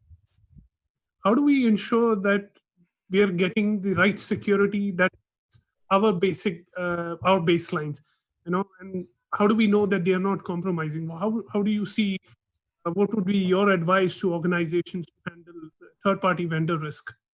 Wow. So talking about that, it reminds me me of an incident in my apartment today morning. So most of us are worried about leaving the letting the third-party vendors into the apartment, saying that they could be a carrier of virus. Who knows? So first of all, identifying where this person comes from. So what are their security practices? Of course, you cannot control their security practices, but what is really important, how well is your organization? So is your organization plugging in all the holes? That's most important. The second thing is how secure your environment is, not just from a exploitability perspective, but also identifying what are the rules that I have, what are the procedures that I have, what are the policies that I have from a from a security standpoint, right? So if I have my security policies in place which are really strict, even though the third party organizations, you don't have control on them. So you can see that these are the best practices. In order for you to come into my organization, these are the practices that you need to follow, but it is very difficult to control them. So which means that first of all, you'll have to make sure that your assets are are safe. And secondly, when I talk to CISOs do have a huge plan saying that, I do have a plan of having to follow these baselines. So do I follow these baselines? The reason you have this baseline is for a very simple fact that this, if I follow these guidelines, you will not get attacked. So that's a very simple concept. People forget to understand that. I've been a server admin myself long time ago. So when someone hands me saying that this is what you have to fix, I'll say that I'll have a downtime. I won't fix that. But that's not the case anymore. So you'll have to be really safe. You have to be really secure in what you're doing. Make sure that your assets are safe. Make sure that you have a visibility of your assets, and not to forget, please do follow the guidelines which has been set so that you can allow someone to come in. It's same works for your M&A as well. Absolutely. And would you agree then, part of what you said, if as organizations we try to get this into contracts, let's say these are the minimum guidelines that are required, plus the right to audit or vendor, this would help drive the compliance levels higher? Yeah. All right, great. Shraddha, coming back to you, and we talked a lot about what we need to do, but the reality of the matter is that we're going to get a clean, pristine environment as far as technology is concerned. We're all going to have something to fix. So, and in the last 2 years, especially in India also, we've seen a huge increase in at least one particular type of threat. I'm sure the delegates would also know about it, the ransomware. I mean, the attacks across the utilities that we've seen, India had been the third worst hit by WannaCry among the top 10. And most recently, we heard about Maze. Rather than just talk about what we do right, what are we doing wrong also? And then you can follow that up with what we are doing right. Yeah, so yes, ransomwares are on the rise, and as any other event, as good as any other event, ransomware also take advantage, and they have taken advantage of the current pandemic situation as well. So when we talk about ransomware, and these ransomware attacks have also evolved, okay, over a period of time. Ransomwares are not new to us. Like the first major evolution of ransomware was when WannaCry happened. And what made WannaCry so different from rest of the ransomware was that it actually exploited a Microsoft vulnerability and piggybacked on it. And ransomware actually was like, it behaved like a worm because it exploited a vulnerability and spread into the network. So that behavior of ransomware was never seen before. We talk about Maze ransomware. They work on another level altogether. I mean, they are giving assurances, and it looks like a full-fledged backed up network or campaign or an organization or a setup, right? So and I'll tell you one startling statistics that I read. Gartner says that 90% of the ransomware attacks that have happened in past some time, they're all preventable. Okay. Now, why I say they are preventable? Because there are still some basic hygiene which we definitely miss out. Yes, I agree. Ransomware have become sophisticated, but they try to destroy the security software. They use this vulnerabilities to exploit and all of that. But which means that we are still not patching vulnerabilities, which is a very basic hygiene factor, right? There are And if I talk about modus operandi of ransomware, the arrival mechanisms, email still continues to be the topmost vector from which the ransomware arrives. So, and then what kind of email controls are built in, and are your users educated enough to not click on links that look genuine but are otherwise suspicious. Also, so certain things, why we say, of course, the threat landscape has evolved. Our IT landscape had also become very broad, which means the attack surface has also increased. We are putting so much security devices, but then there are basic hygienes for which there is no replacement. Okay, for example, patching is something which is basic and it has to be done. Okay, whether you have to take downtime for it or you employ some techniques like virtual patching, which allows you to maybe patch for a while, and it's like a band-aid before a stitch, so that you can probably take downtime at your own will, and then ensure that your patching is enabled. How are you ensuring that you have enough technologies that are built in at your email level? Like I talked about preventive controls. So there are a lot of preventive controls that are developed on the email side as well. Like we're talking about, so not only having an anti-spam may not be just enough, right? Or in recent Maze ransomware attack, what we saw was that it was actually exploiting vulnerability in one of the OEM's VPN connector, right? So even if the vulnerability was exploited, so which means that the user is coming from outside. So do you have something like two-factor authentication which is employed? Again, these are basics. So if you implement multi-factor authentication and least privilege access, then the damage will be reduced. So we see ransomwares are moving literally into the organization, and then we say that we sometimes see things like from the user segment to server segment, the SMB port is open. This should not be the case. Of course, they use techniques like credential dumping. They try to literally move inside inside the network. There are in some of the situations we have noticed that passwords are still kept in an Excel sheet on a server in a plain text. So such things still exist, as hard as it may be to believe, but they do, right? And then there are a lot of tools like PowerShell, etc., that are used to do privilege escalation.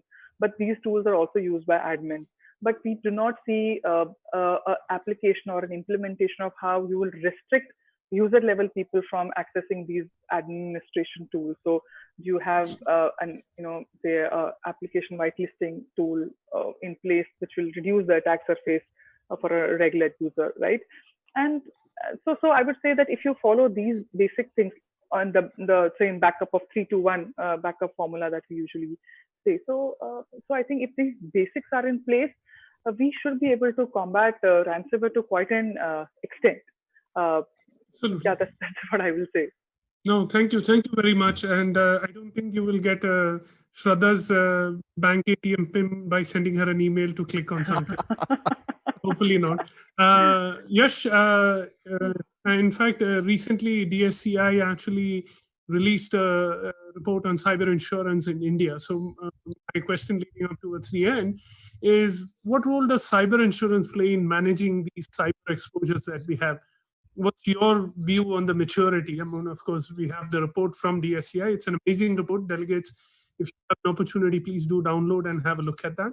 But what's your take on this? And would you advocate this as one of the, because we are talking about risk management at the end of the day, and insurance is a potential avenue for managing cyber risk. Yeah. So what's your thoughts on that? So this question is also attached to the first question as well.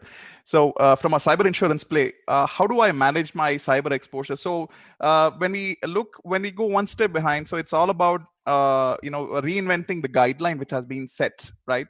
So yes, of course, once the cyber once there is an attack, the cyber insurance will take care of few things. There are 4 or 5 steps which are being taken care of. But building a guideline, example, when we talk about cyber exposures, it's all about prioritizing what is really, really important as well in the organization. So you have a set of guideline, and yes, of course, the cyber insurance players are also, building their guidelines as well. So when we talk about identifying the exposures, it's, if we go with the traditional approach of, say, example, from a vulnerability standpoint. So if we go with a standard approach of saying that I'll fix my critical first and high, medium, not understanding, what is really exposed, this is a major threat. So when we talk about even the last question, when we speak about the Petya and the most abused one, the WannaCry. So these are things which have been lying in the organization for a very, very long time, and with a solution which was readily available. So when we talk about the insurance play here, the guidelines are, of course, this is an evolving guideline. For a for a CISO, probably they'll have their own cyber exposure measures. Understanding and evaluating their cyber exposure measures, going with a risk-based approach than just a traditional approach, is definitely a key of understanding all of that. That's my take. Thank you. And just to add on to what Yash said, and to take from what Shraddha was saying, delegates, at the end of the day, if your organizations do practice basic fundamental cyber hygiene, cyber insurance is good, but it will drive down your premiums also. The more mature you are in your cyber practices, the more the insurer looks at it as best practices and is willing to hedge their bet on you, that you won't get hacked about this.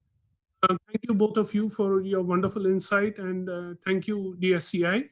I'm leaving the floor open for questions now. If there are any questions, we will have the panelists answer them.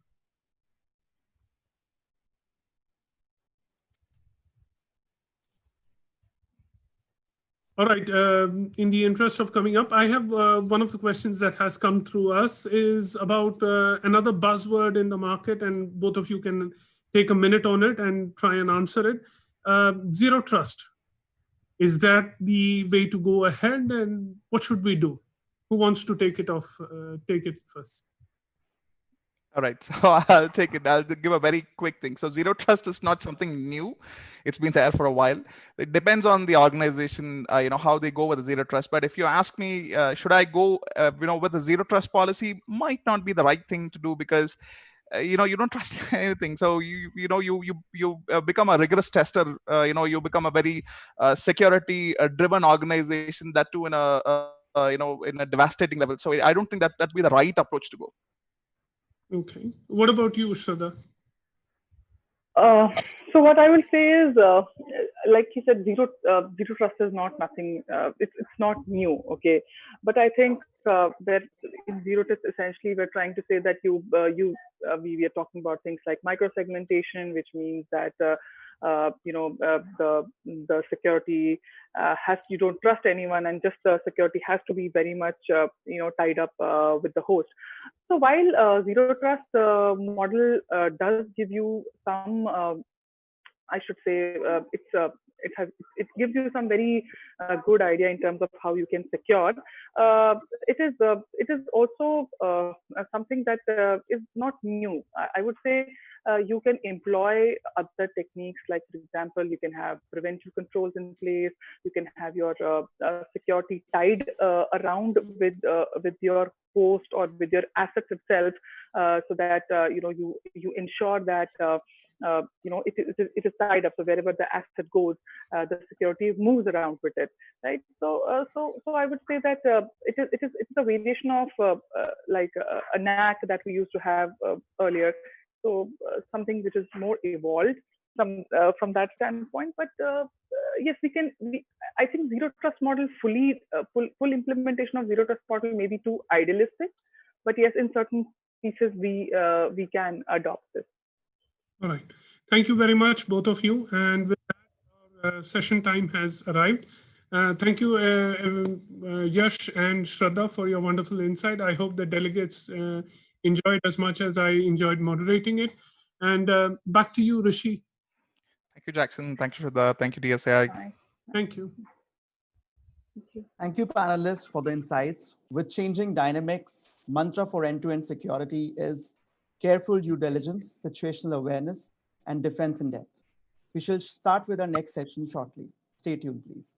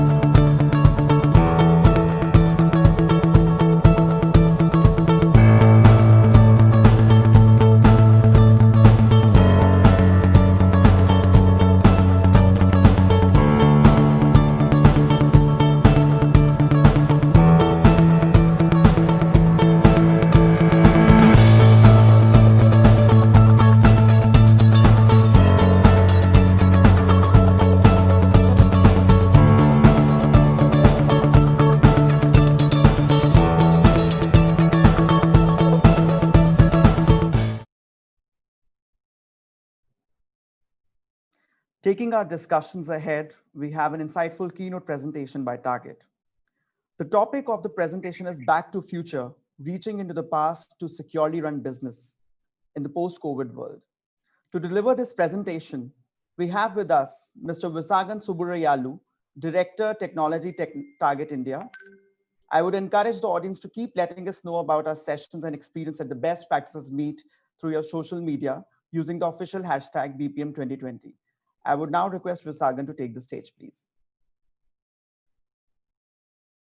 Thank you, Jatin.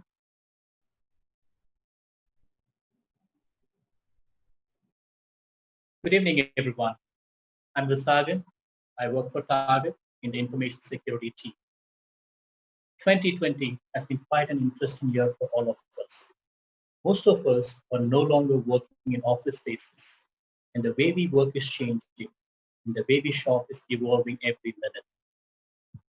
Our dependence on the internet, our laptops, mobile phones, and connected devices have only increased.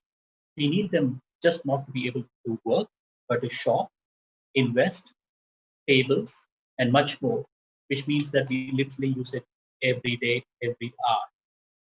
With most of the people online and with more people connecting from home, information security has become an important boardroom conversation.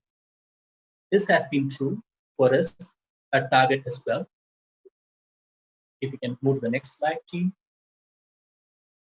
I'm here to be excited to share with you our journey as an information security team in the pandemic times and what learnings we have had.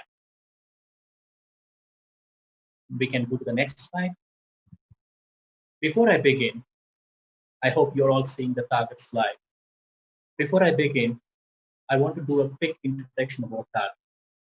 Target is a Fortune 500 US-based retail company. We have close to 1,850 stores across the US, serving our guests in areas as broad as groceries, electronics, apparel and accessories, fashion, kid, home, and much more. And we have a huge presence in Target.com. The first quarter for the financial year was really an exciting one for us. Things, of course, started off at a regular pace, but as the news of the pandemic broke off, and when we had lockdowns across the United States, we saw our guest behavior changing. There was a rush to pick up stuff like essentials from the stores, and soon the pattern shifted to more online shopping and driver kind of engagements. What this translated to us at Target is what you would see on the next slide. I hope you're looking at a slide with the Target numbers. Our digital sales rose 141% in this particular quarter, and our same-day services rose by a whopping 278%. To put things in perspective, this is the kind of online sales we see during our holiday season. That's typically the period from a Thanksgiving to a Christmas New Year.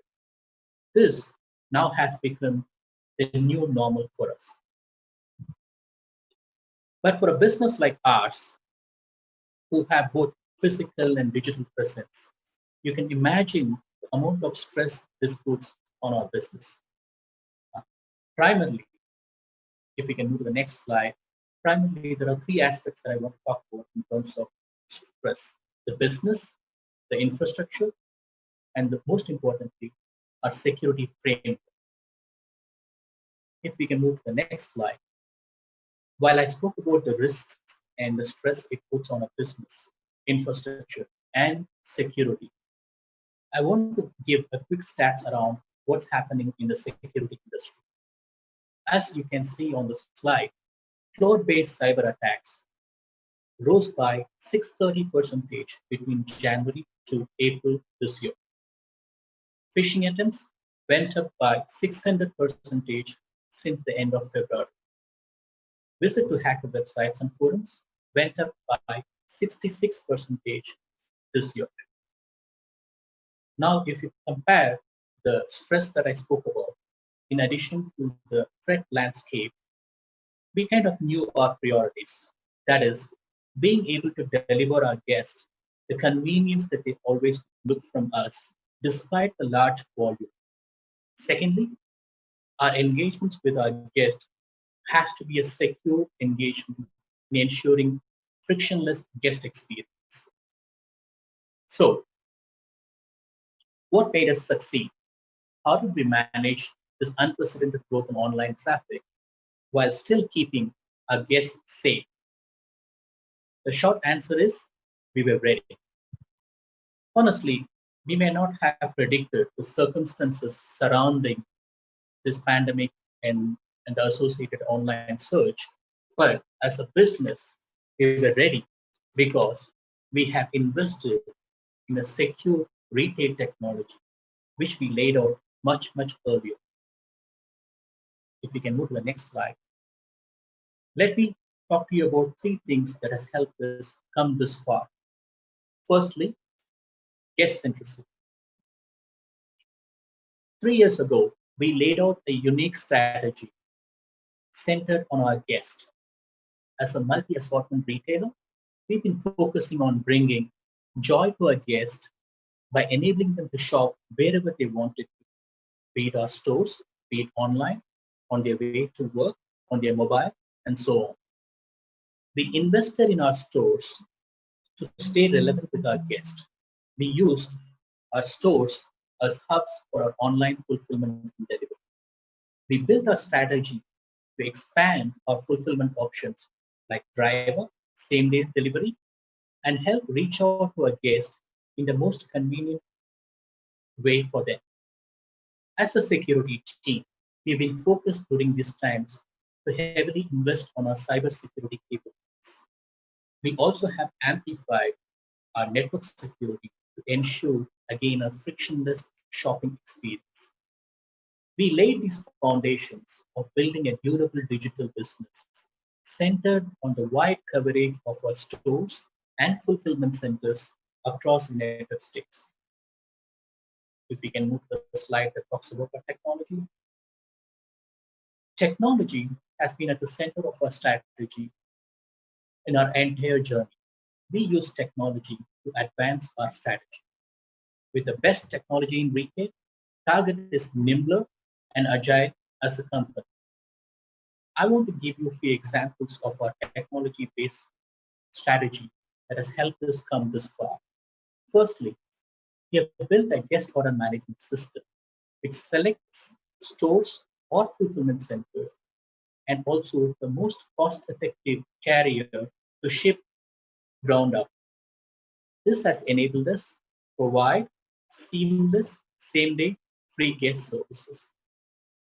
3 years ago, we were still using a vendor tool for guest order management with half the accuracy.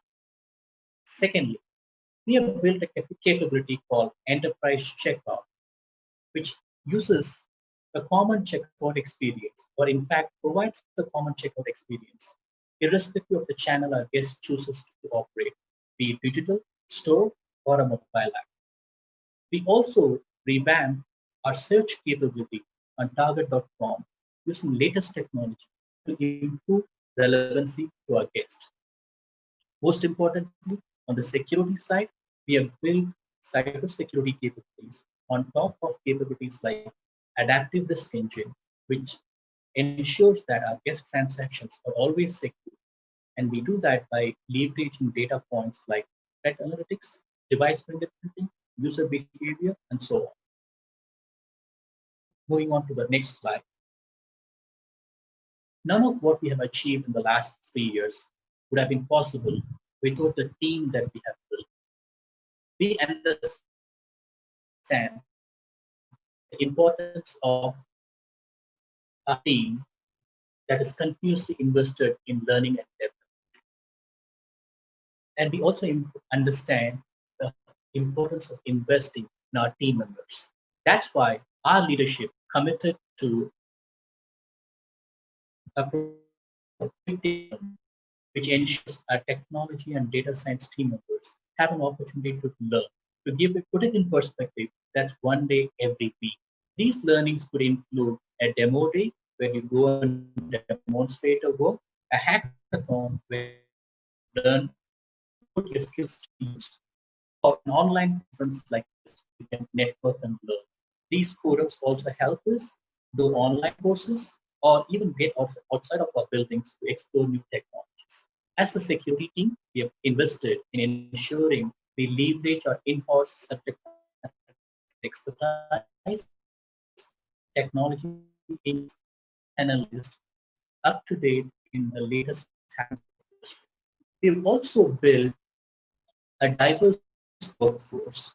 Having a diverse workforce was a big contributor to our ability to manage and mitigate risk. After all, 75% of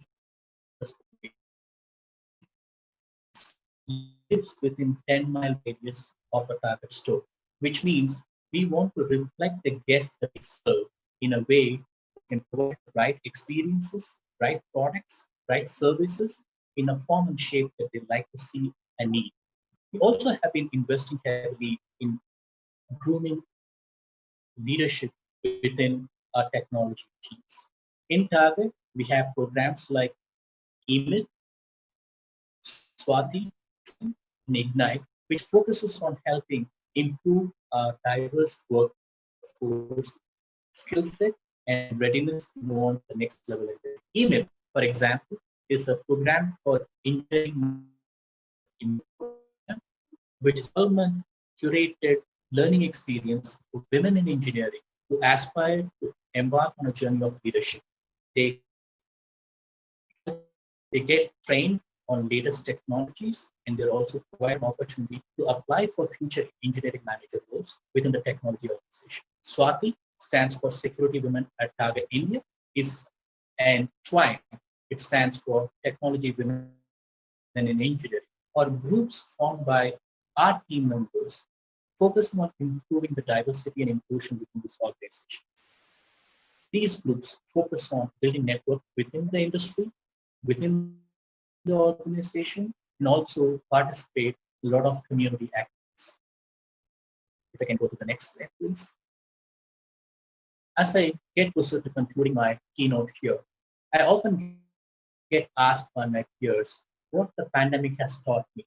It is this, that putting our guests at the center of everything we do, using technology to drive strategy, and a high-performing, diverse workspace, diverse team that is continuously learning, has been critical to our ability as a business to deliver to our promises during this pandemic in a secure way.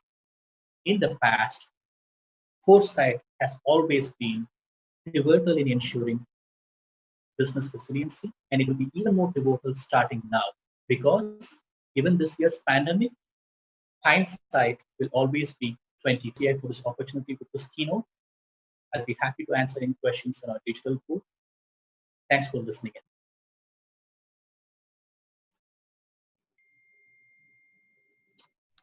Thank you, Visa. There is one question which Nitya has asked. She said, how do activities like design, architecture, review, or threat modeling fit into DevOps? Would you like to I think, absolutely. I know DevOps is something that we typically associate with security engineering. So think of all the development work that we do. But cyber defense and threat analytics is also a capability that can be easily integrated. While the tools and technologies cannot be the same, there are tools that can be leveraged to ensure continued development, where engineers within the cybersecurity team, in partnership with the development team, can build capabilities that are nimble, agile, and swifter. So I won't rule out DevOps for cybersecurity. Cybersecurity is pretty much possible to be integrated with the DevOps lifecycle.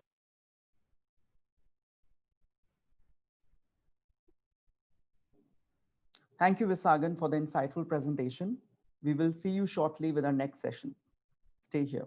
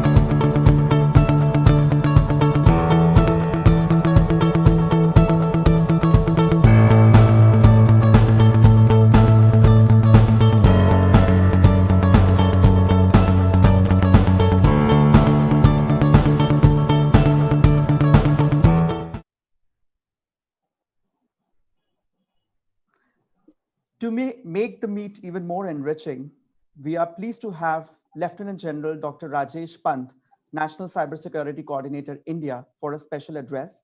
Lieutenant General Dr. Pant is an internationally recognized cybersecurity expert who is presently tenanting the prestigious appointment of the National Cybersecurity Coordinator in the National Security Council Secretariat of India.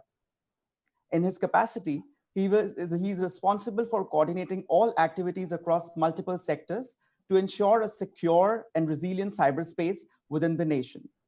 He holds a PhD degree for his research in the field of international information security matrix. He's also an MTech from IIT Kharagpur, MPhil from Madras University, and Masters of Management Studies from Osmania University. Please join me in welcoming Sir for his welcome address. Thank you, Jatin, and good evening to all our 400 plus listeners on this webinar. Thanks to DSCI for having me here, and my compliments for organizing the 12th Best Practices Meet in a world where virtual is the new reality.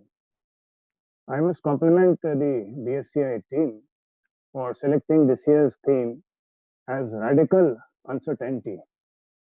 Initially, when the CEO, Ms. Rama Vedashri, asked me to speak on radical uncertainty, so I was faced with a radical uncertainty because it took me 2 minutes to understand what the whole thing was about. But then, although I've not read the book by Professor K, but then I understood that it is decision making when unimaginable uncertainty awaits us. Today, if somebody asks me what is worse than a radical uncertainty, the answer would be two radical uncertainty. Because as a nation, it's not only Corona that we are facing, we are also facing another C, which you are all aware of, and that is China. And even though the latest news talks of their withdrawal, but there is an uncertainty as to what will happen next. So this is the situation at the moment the nation is facing. And I was seeing the excellent, the well-curated program that has been made by DSCI. And I find that you are covering a broad range of areas from business resiliency to cyber attacks to governance and digitization. And you're covering all formats, master classes and discussions and debates and keynotes. So I thought, let me not talk of technology in my special session. Let me just build up on the theme of the whole webinar, which is, as I said, radical uncertainty. So how does this uncertainty take place? It takes place when you find suddenly that there is a lack of control. You cannot control things like what is happening in the Corona crisis. And second is that you find you have no answers. There's a shortage of answers. You cannot predict the future. There's a lack of information. So these two aspects define uncertainty, and radical is an extreme side of that there is no control and there is no shortage of answers. So it is very important for all of us to understand how to counter this, because these sort of situations are likely to come again in the future. So the way to counter it is exactly to address these two aspects in a very reactive and a proactive mode. So lack of control, you address by assuming control. You take over control. So let's take in the case of Corona, the Prime Minister gives out a very clear direction. There's a lot of clarity that we are going for a lockdown. 1, 2, 3, 4, unlock 1, unlock 2. So assume control now. Then we create 11 empowered groups based on the National Disaster Management Act of 2005 that we had invoked. These empowered groups assume control of various verticals, and they interact with the states, they interact with the private sector, and the response of the private sector and the citizens at every forum I am seeing has been simply amazing as far as the Corona crisis is concerned. And this whole of nation approach, the world is seeing today as to what are the results that we have achieved. And just try and study what happened 100 years back in our very own country. All of you are aware of that in the Spanish flu of 1918 to 1920, 50 million people died in the world. And out of those 50, 12 million were Indians. We lost 6% of our population. And just compare it with what is the status today. In my fingers, as you can see, are crossed, that we are only at a figure of 20,000. Mortality rate per million is one of the lowest in the world. Only 0.01% of our population has been affected as compared to 6% of 100 years back. So it's been a remarkable action by the government at all levels. So coming back to my original discussion on radical uncertainty and how to control it, this is a great example of how to assume control and take charge of things. And if there's a shortage of answers, the answer lies, as I said, in implementing the knowledge that you have gained. I remember I was in Israel last year for the Israel Cyber Week, and we had a talk by the CEO of Sony Pictures.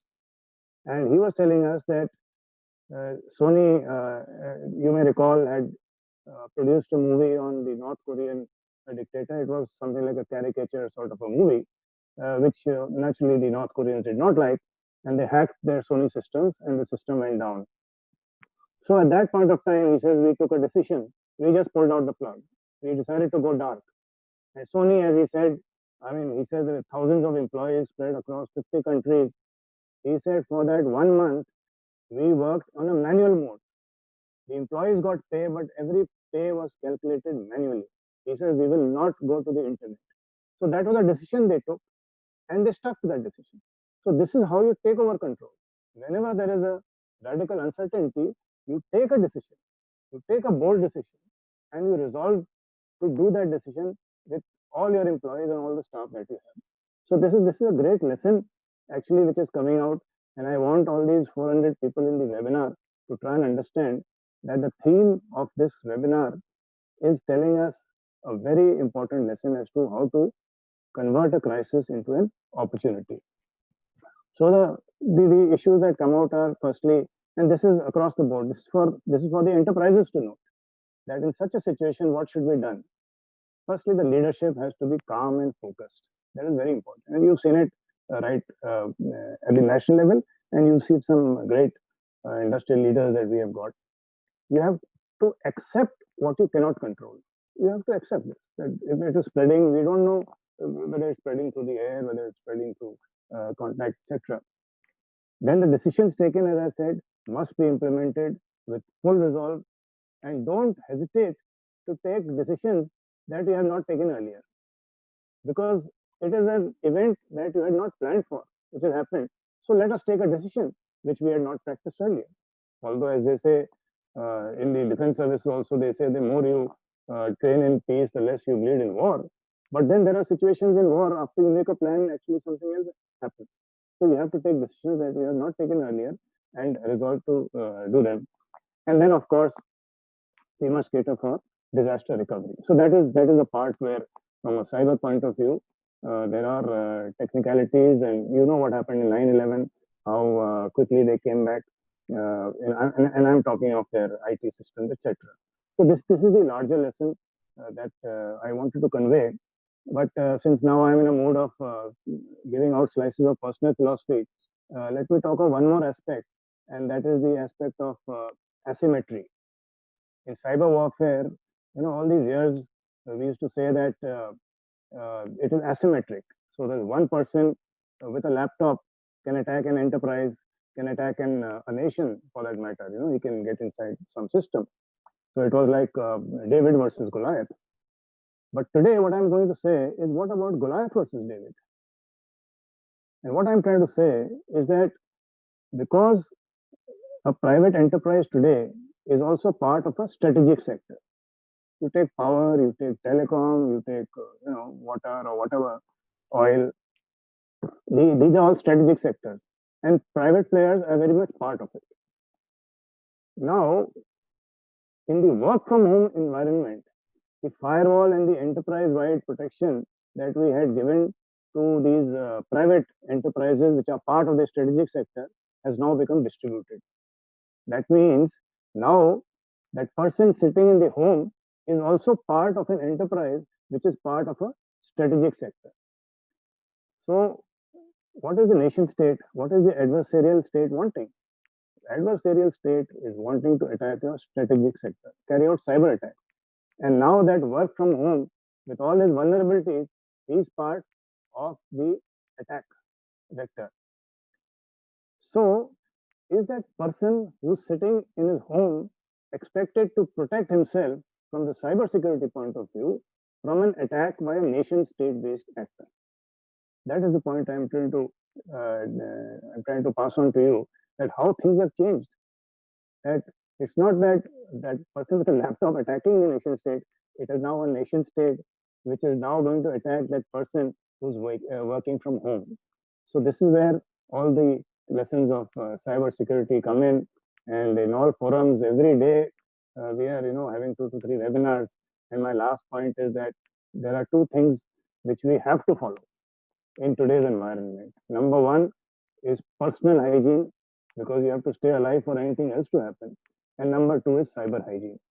So a good cyber hygiene, starting from all the things, I'm sure the webinar has covered that, from your updates, from your antivirus, from your routers, from your passwords and the other IoT stuff that you got in your home, to the aggregators, to the enterprise, and how do you protect VPNs, how do you protect the clouds, and how do you do remote monitoring, behavior-based, AI-based, all those things that we keep talking of day in and day out.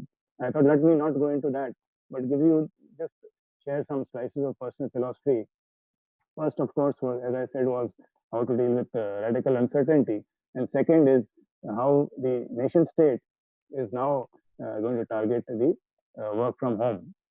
So let me finally just congratulate DSCI once again on an excellent seminar, webinar. What I find is that this virtual meetings have facilitated a lot of foreign speakers from coming, which earlier they were hesitating because of the traveling time, and even DSCI was hesitating because of the money involved. But I find yesterday I was listening to some Adam Palmer on risk assessment and some other speakers who also were there. So now this is the opportunity that in webinars such as this, we are learning so much from people all across the globe that would not have happened. So as they say, the future has got compressed. And in humor, somebody was talking the other day that when you are asked a question, the enterprise is asked a question as to who drove the digital transformation in your company. Was it the CEO? Was it the COO? Was it the CIO? So the answer is no, it was COVID. So that is how the future has been compressed. Something that had to happen and has in 10 years has probably happened in a month. So let me end on that positive note. Thank you very much for DSCI, and my compliments for holding this very interesting webinar. I've been, whenever I get time, joining in the middle and really enjoying it. So well done. All the best. Take care. Stay safe. Thank you. Jai Hind.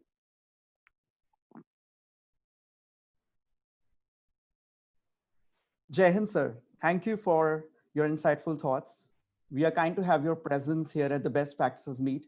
Thank you again for taking out time and enlightening us on the cyber hygiene and the digital well-being areas. We will shortly start with our next session. Stay tuned. Thank you.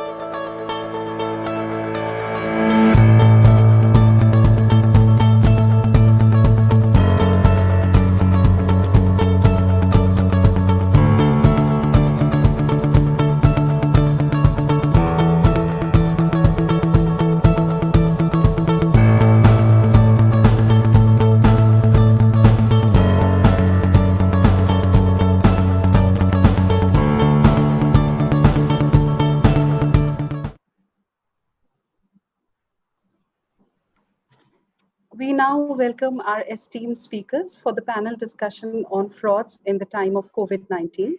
We have with us Dr. V. Sridhar, Professor IIIT Bengaluru, Mr. M.D. Sarath, Superintendent of Police, Cybercrimes Division, CID, Karnataka, Mr. Venkata Satish, Director, Cybersecurity, Rediff, India. Over to the speakers. Thank you. Thanks to DSCI for organizing this particular session at the apt moment. I'll just give you a brief background before we start with the experts on this issue of phishing, payment frauds, and dark web activities. So recently, as early as Monday, the Chief Information Security Officer in the Prime Minister's Office, Sri Gulshan Rai, has mentioned that there has been a 200% rise in cyber incidents in India in the past 2 months, thanks to COVID, right? With large cases of phishing, service issues, and ransomware. Globally, on the average, there were 192,000 coronavirus-related cyber attacks, which have been documented per week in the last 2 months. There has also been a significant increase in social engineering attacks, phishing scams, business email compromise exacerbated by the work from home practices. Right? Apart from the above, cyber terrorism is also on the rise, as the previous speaker, Dr. Pant, has noted. The United Nations Secretary General Antonio Guterres warned on Monday that the COVID-19 pandemic provides new opportunities for cyber terrorism. In fact, the pandemic has also highlighted vulnerabilities to new and emerging forms of terrorism, such as misuse of digital technologies, cyber attacks, and bioterrorism, he said. It's reported by BBC on Monday that hackers have been hunting for information, including COVID-19 data and vaccine research, for possible misuse.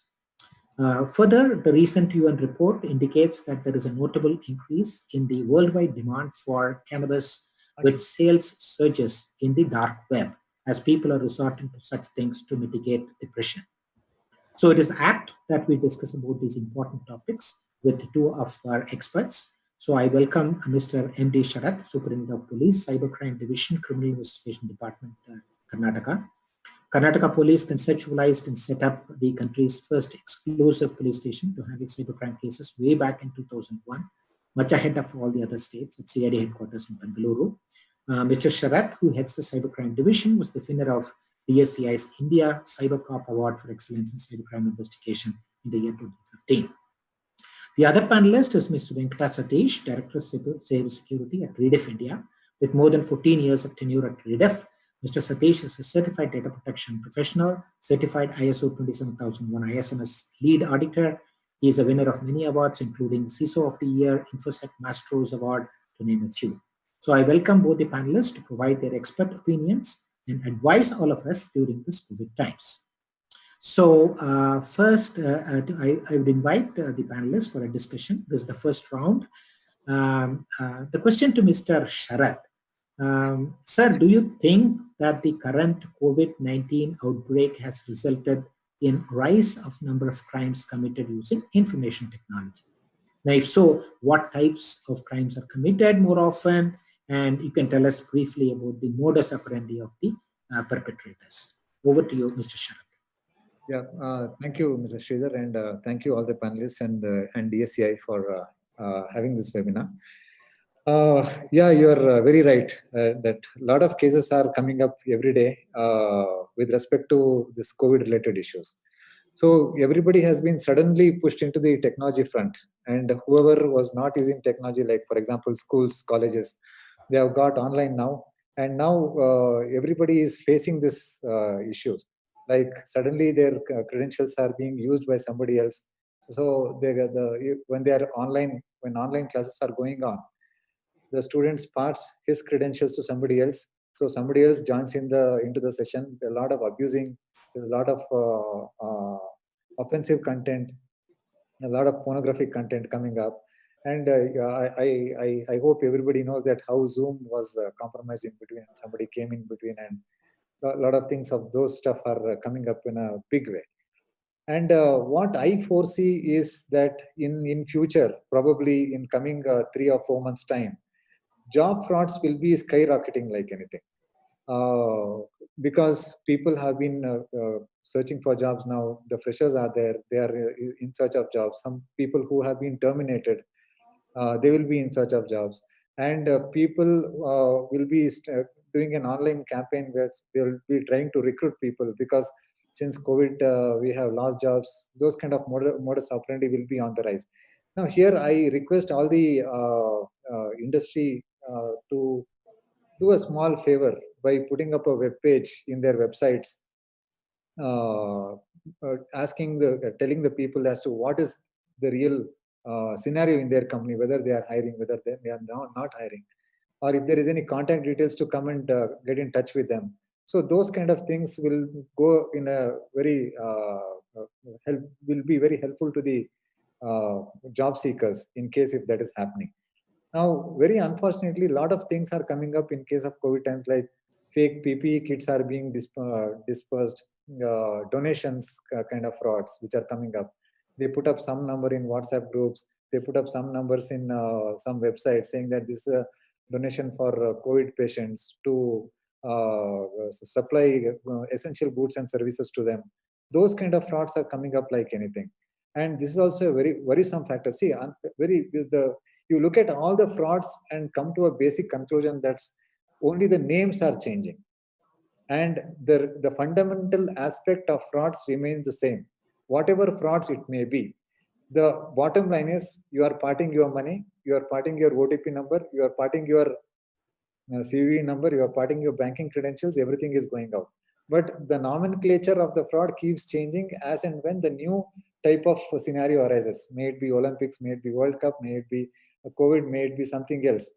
So the fundamental nature of the fraud remains the same. But the most annoying part and the most worrisome part is that it is very unfortunate to note that people are losing their basic common sense.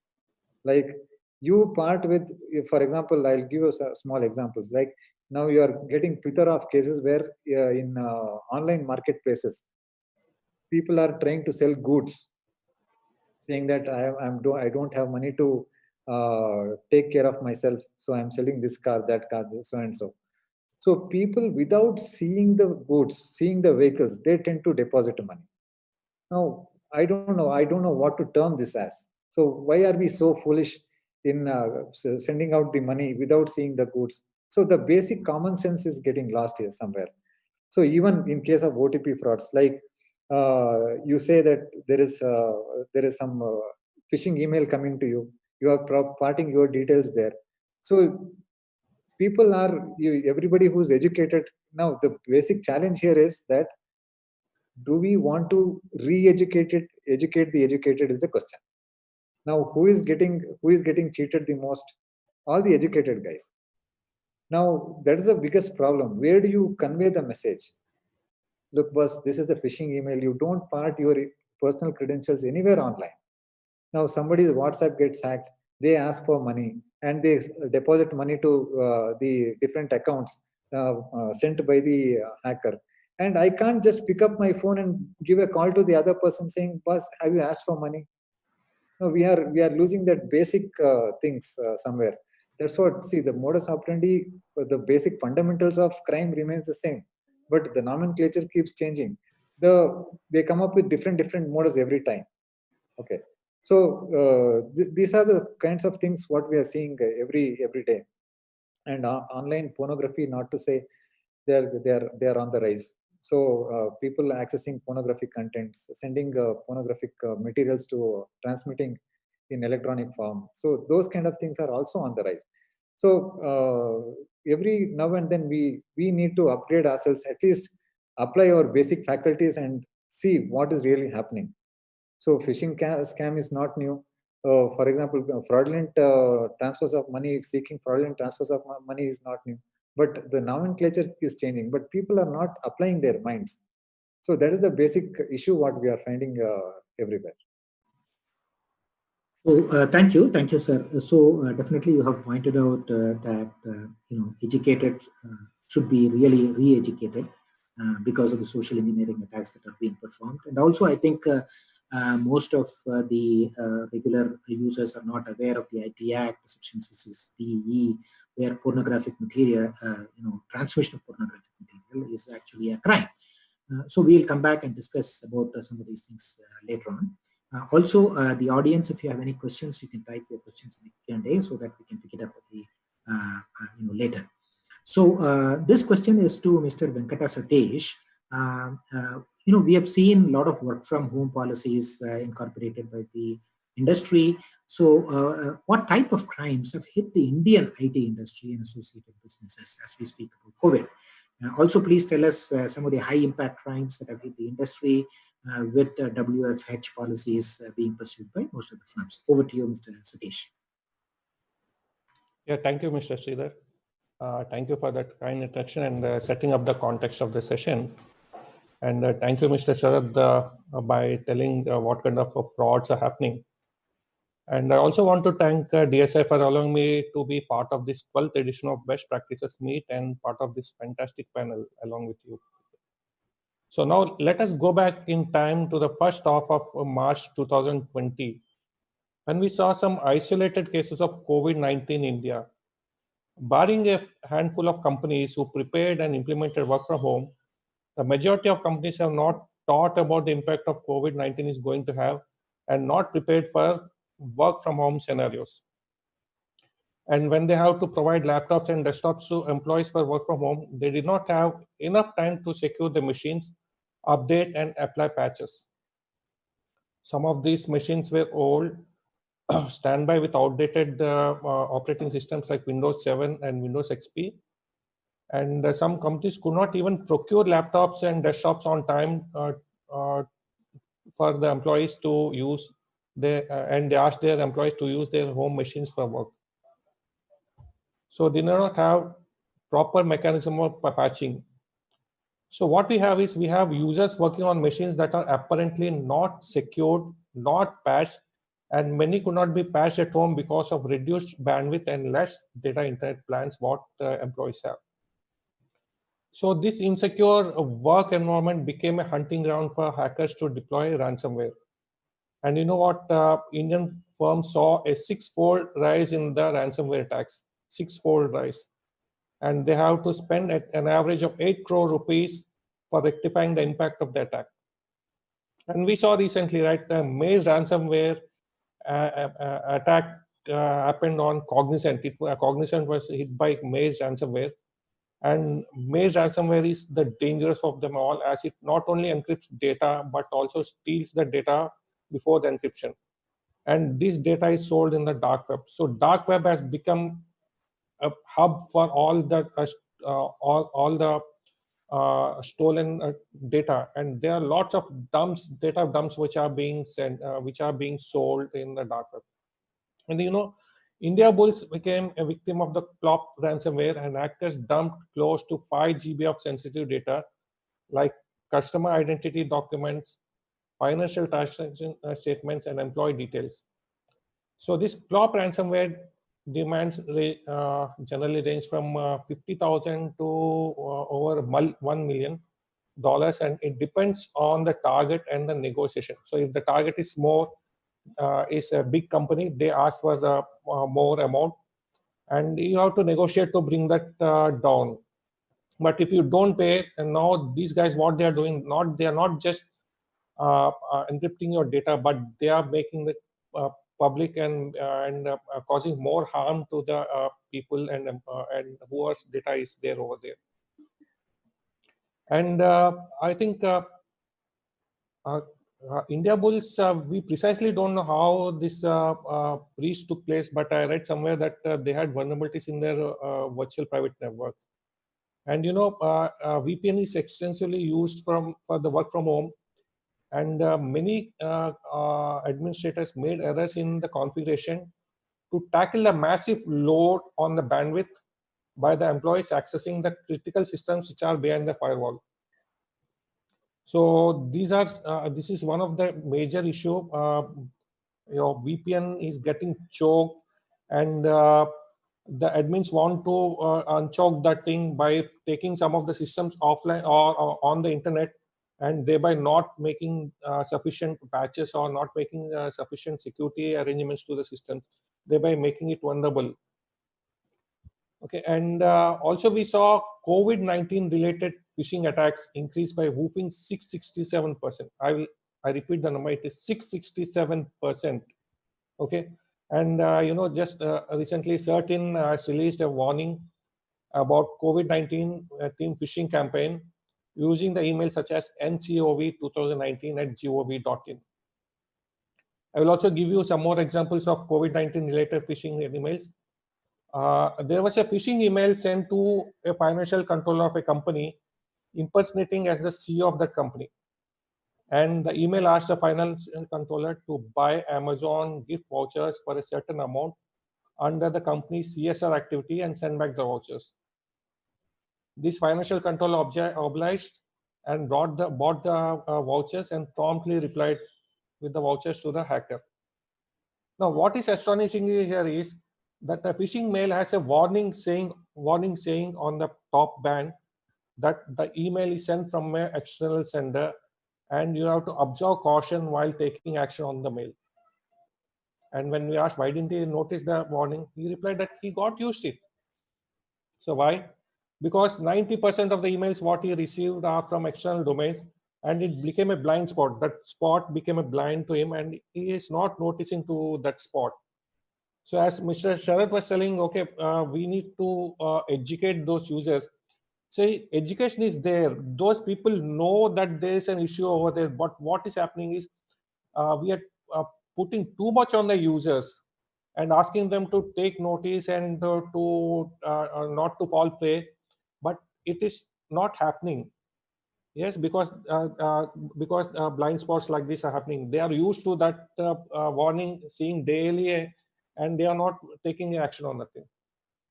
Okay, so I'll tell you some of the other COVID-related 19-related phishing mails which we saw. We saw an email. It's a phishing campaign. So what we saw from Rediff.com. So we saw emails impersonating as HR of the company, asking the employees to review the work from home policy. So this attack was sent way before in March, and early March and late March, and they sent a malicious Word file. So we caught that file. So this is one of the phishing related, COVID related phishing mail which was sent. And another one was again a mail was sent impersonating as HR and saying that your colleague was tested positive for COVID-19. And these are the guidelines you need to, or these are the things you need to make sure that not to fall for COVID-19. And again, there's a Word file with malicious content. And yes, we saw an email impersonating as a company asking an employee to join video conference by clicking on the link. And when clicked on the link, it took to some phishing link. So we blocked the link and we showed a warning that this is a phishing link, and if you want to proceed, you can proceed on your own. And we saw another email sent from impersonating as IT help desk asking users to download, install VPN software for work from home. And this software was a Trojan. And finally, as you know, as CERT-In has already said, that there were many mails which are impersonating as health officials, asking users to install software on their mobiles like Arogya Setu.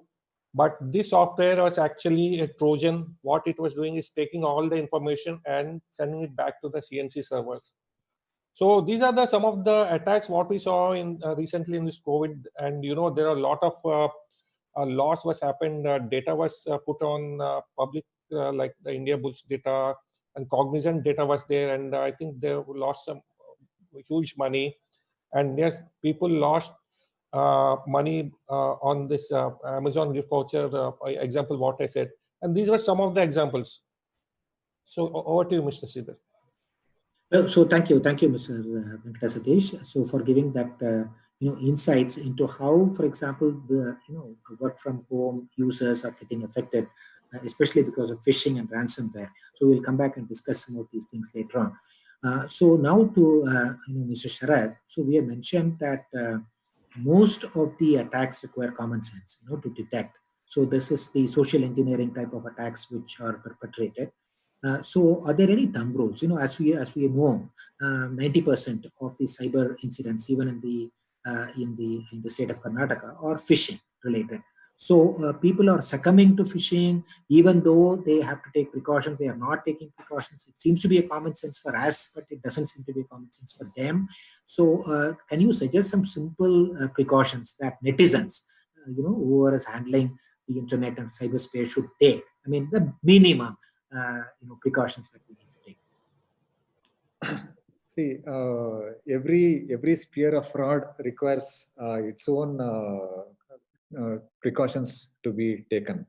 Now, for example, you are downloading an app, and what kind of application you are downloading. So what are the permissions you are giving to the app? So is it recording your locations? Is it taking up your microphone details? Is it taking up your rest of the details or whatever?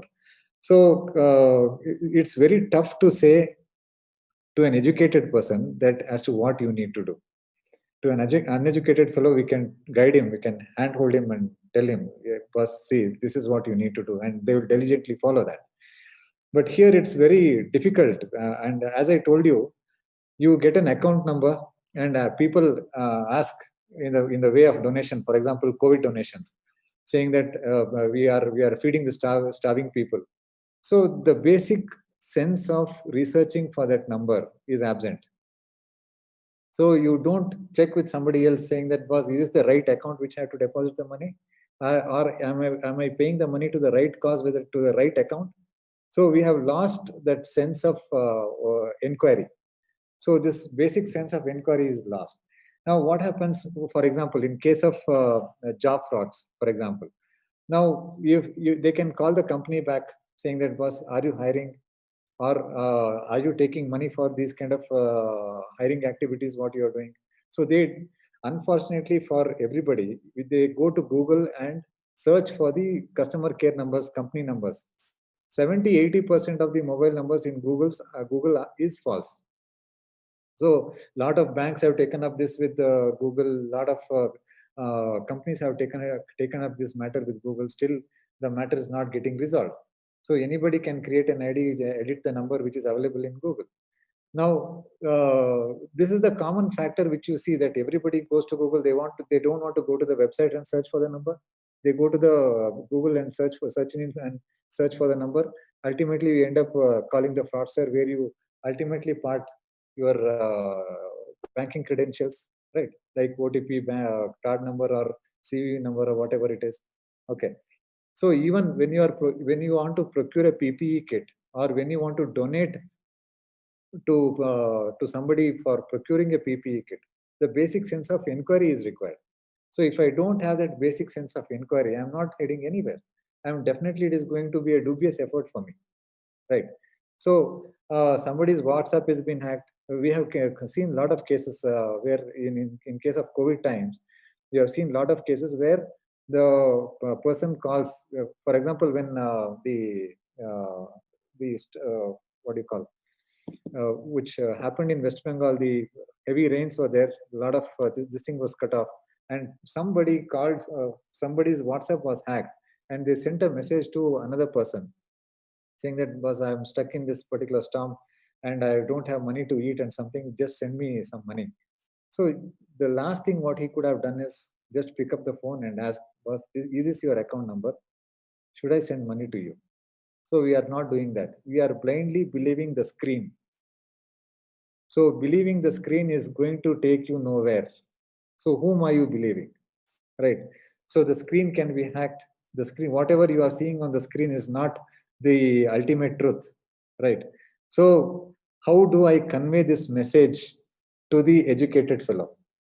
It's a very difficult task, very, very difficult task. You see any of the Twitter accounts of any law enforcement agencies, Facebook accounts, Instagram accounts, everywhere they are putting up these messages. Don't part with your OTP. Don't part with your basic credentials. And you do a SWOT analysis of what is happening in NPCI, and you will get a mind-boggling figure of how much money is going to Bharatpur, how much money is going into Jamtara, how much money is going into Delhi NCR region. It's a very mind-boggling number. But nobody wants to do a SWOT analysis and see Every day in Bangalore, in one police station, we are receiving more than 15 to 16 complaints only with respect to online marketing frauds. There are 8 police stations in Bangalore city. You multiply into 8, right? So, and in Karnataka or in Bangalore or for that matter in the entire country, you see, you make up with the numbers. Every day, at least as of now, 500 cases have been registered in all the 8 police stations, and it sums up to 4,000 cases now, only cyber crimes. Last year, it was around 12,000 cases in one police station in Bangalore city alone. So most of them were voluntarily providing the information is there. And who are all the people who are coming to the police station giving the complaint? Not even 1% of them are uneducated. 1%. What about the 99% who are educated? What are the kind of information you are parting with to them? So it's very difficult to say, but these are basic steps which they need to follow. The sense of inquiry. Never believe the screen, and the sense of inquiry is very, very important. At least you can pick up the phone and call the other party. No, even in business email frauds. So blindly you send the money through various transfer mechanisms. You don't want to pick up the phone and call, ask the other party, boss, is this account which has been changed, which has come in your business email? I don't want to do that. So this is what is happening. So it's very, very difficult and very, I don't know what to say, but. So. Absolutely. So thank you, Mr. Sharath. I mean, in fact, your point is well taken. I mean, the audience and everybody, listening to this should take this note that have a sense of inquiry, double check, right? So double check before doing anything which is prevalent on your side of the screen. So, for example, most of these WhatsApp Pay, WhatsApp is also going to come up with Pay, Google Pay. They have all increased flexibility, improved the way of digital transfers and so on. But at the same time, they come up with some risks. And therefore, we need to be aware of that and then take precautions. So very well said.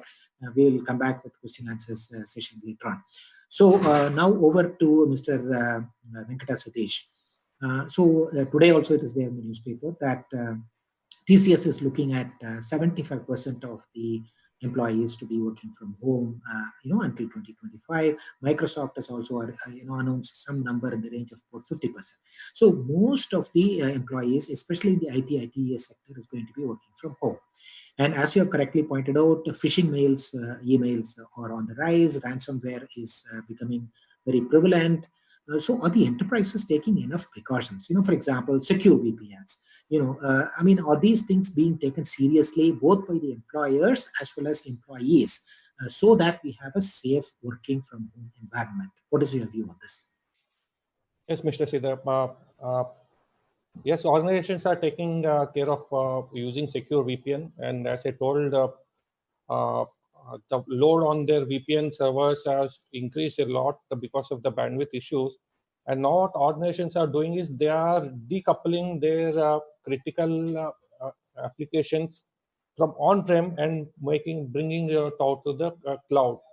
Okay, so they are bringing out their email servers from on-prem and they are hosting it on cloud. So there are a lot of cloud email providers and they are moving to cloud. So this is one of the things what they are doing to make the VPN, to take the load on the VPN and to give a secure access to those services to the users. And also, as Mr. Sharad was telling, people are not calling and confirming, right? So this is increasing a lot in the work from home scenario. When they are getting an email in office situations, what they can do is they can walk up to their boss and say, okay, hi, have you sent this mail? Okay, please confirm, and I will take action on that thing. But in work from home, it is not happening. Those people are not making a call and asking their bosses or asking anyone to confirm whether they have sent that mail or not. Now this has to improve. So and as I said in my earlier case, where even though the user was warned sufficiently that it is a mail which is not coming from your domain, it may be a phishing mail, but still he did not take any action. So what we need to do is we need to reduce the load on the user. So we need to reduce the mistakes made by the common user, and we need to use technology to solve those things. So when we are talking about phishing, and I want to bring up this technology called as DMARC. And DMARC is a wonderful tool which stops similar looking domains, spoof mails which are coming from similar looking domains, and they will not reach users. They will not reach in inbox or bulk folder or spam folder or junk folder. I'll give you an analogy. When we are going to airport, there's a CI person who will be stopping us and asking us for our ticket and asking us for our identity card, and he will be matching if they both match or not. If they match, okay, he will allow us. If they do not match, he will stop us, or he will book us, or he will take us to police station. And there are ways how a receiving email server knows that it is a spoof mail. So there's something called as SPF, and there's something called as DKIM, by which the email servers know that it is a spoof mail, but still they're allowing the mail to be delivered in the inbox or spoof junk folder. And I say that there are many users who go to the junk folder because what email providers do is they also put some marketing mails as a junk, and they put it in that thing, and people are used to take action on the junk folder. Now, when I'm telling if the email receiving server knows if it is a spoof mail, they should stop it, right? So from making the user take any action. So in DMARC, there's something called as a policy, which can be set by the domains, and the policies are none, quarantine, and reject. And if the policy is reject, then the server will stop that mail. It will bounce, and it will not send the mail to any inbox or bulk folder. And companies in organizations in India are slowly waking up to this DMARC, and they are implementing, but they are not implementing it properly. What they are doing is they are implementing and putting the policy as none or quarantine, and not putting as reject. And it is same as email going into, when the policy is quarantine, the mails will land in the junk folder. And as I told earlier, people are used to seeing mails in junk, genuine mails in junk folder, and they take action. So what I ask organizations is to make sure that you implement DMARC, so that your customers are not being spoofed by using your brand name. Okay, so if someone is abcbank.net, and someone wants to send an email at alert@abc.net, if the DMARC policy is rejected, then that mail will not be received by the user. So this has to be done. And yes, by the time when technology is catching up, there are certain things where users have to do to keep themselves from not falling victims to the phishing emails, like checking the email address to see if the email address is the same, the one who is supposed to send or not.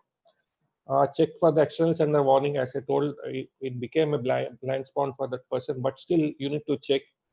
You need to check if it is asking you to insist on something urgent, like do this thing now.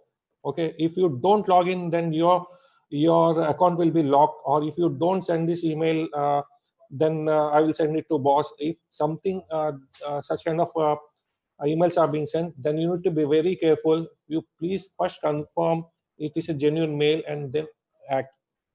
And you need to always take backup, because of the ransomwares encrypting the data. We need to take backup every time, and not on the same device, but on multiple locations and multiple places, so that if one backup of data is corrupted or it is encrypted by the ransomware, we have a new set of data which is not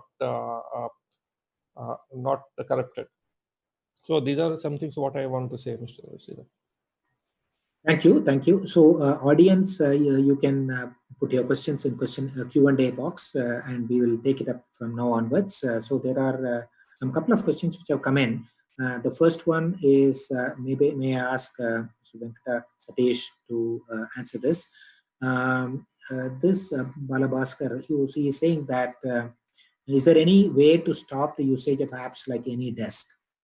Because it looks like somebody has lost a lot of money from the Paytm account just following instructions on call to get access to my online bank account. Please share me how I can fix it. AnyDesk or any of the sharing applications. Mr. Sharat, Mr. Venkata?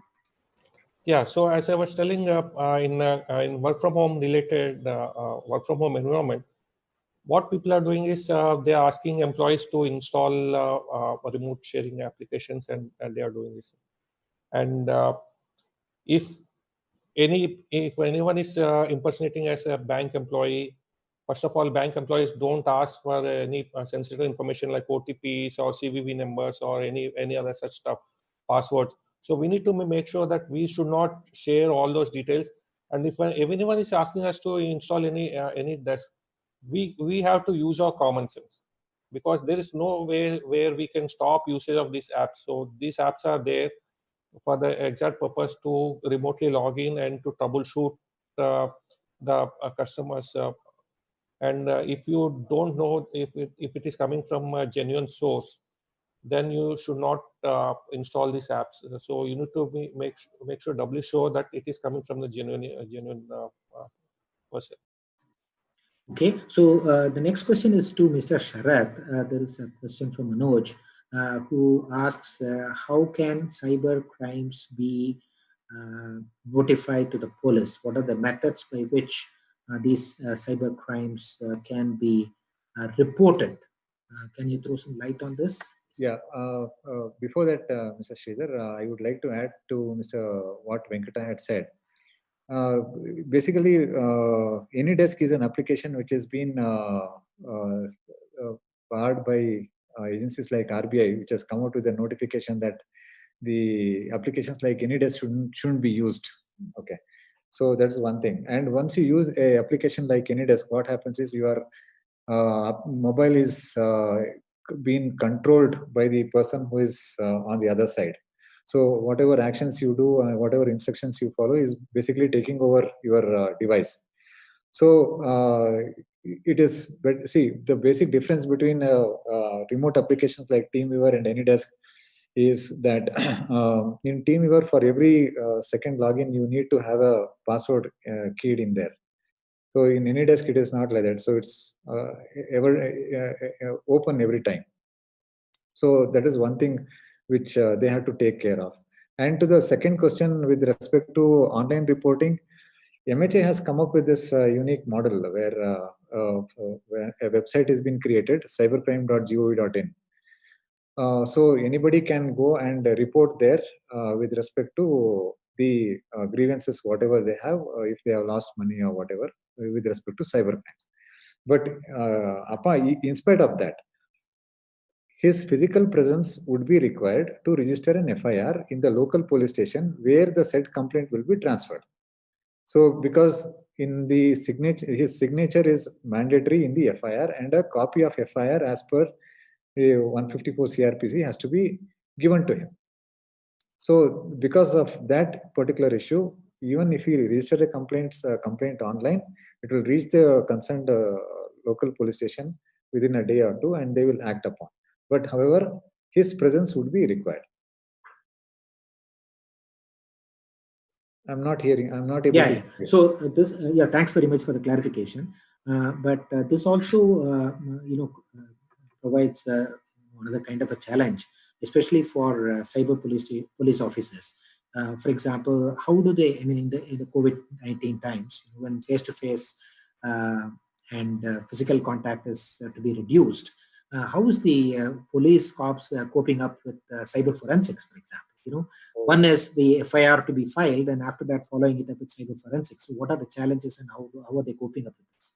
We really had a very huge challenge during the course of COVID. Like, we were tasked up with the contact tracing thing, and we started getting huge amounts of mobile phones for the purpose of forensic analysis.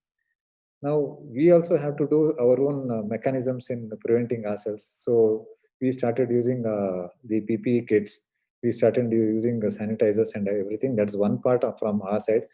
We had requested the agency who is sending to us to sanitize the phones or the digital device and send it to us. So then again, we started following one of the other additional protocol that once such device is being sent to us, we do sanitize here once again. And we keep the device at rest for a day. And then we conduct forensic operations on those devices. So it was a very huge challenge for us. And people were on their toes to get the results quickly. And it was a big challenge in order to follow the protocols and also provide appropriate results for them. So it was a big challenge, but we started following the protocols. Yeah. Thank you, thank you. So there is a question from Sahil. He asks, ransomware. How do we prevent ransomware? What are the tools that are available to basically detect and prevent ransomware from attacking your machines, mobiles, laptops, and so on. So, any of you can take that? Yeah, I want to answer this question.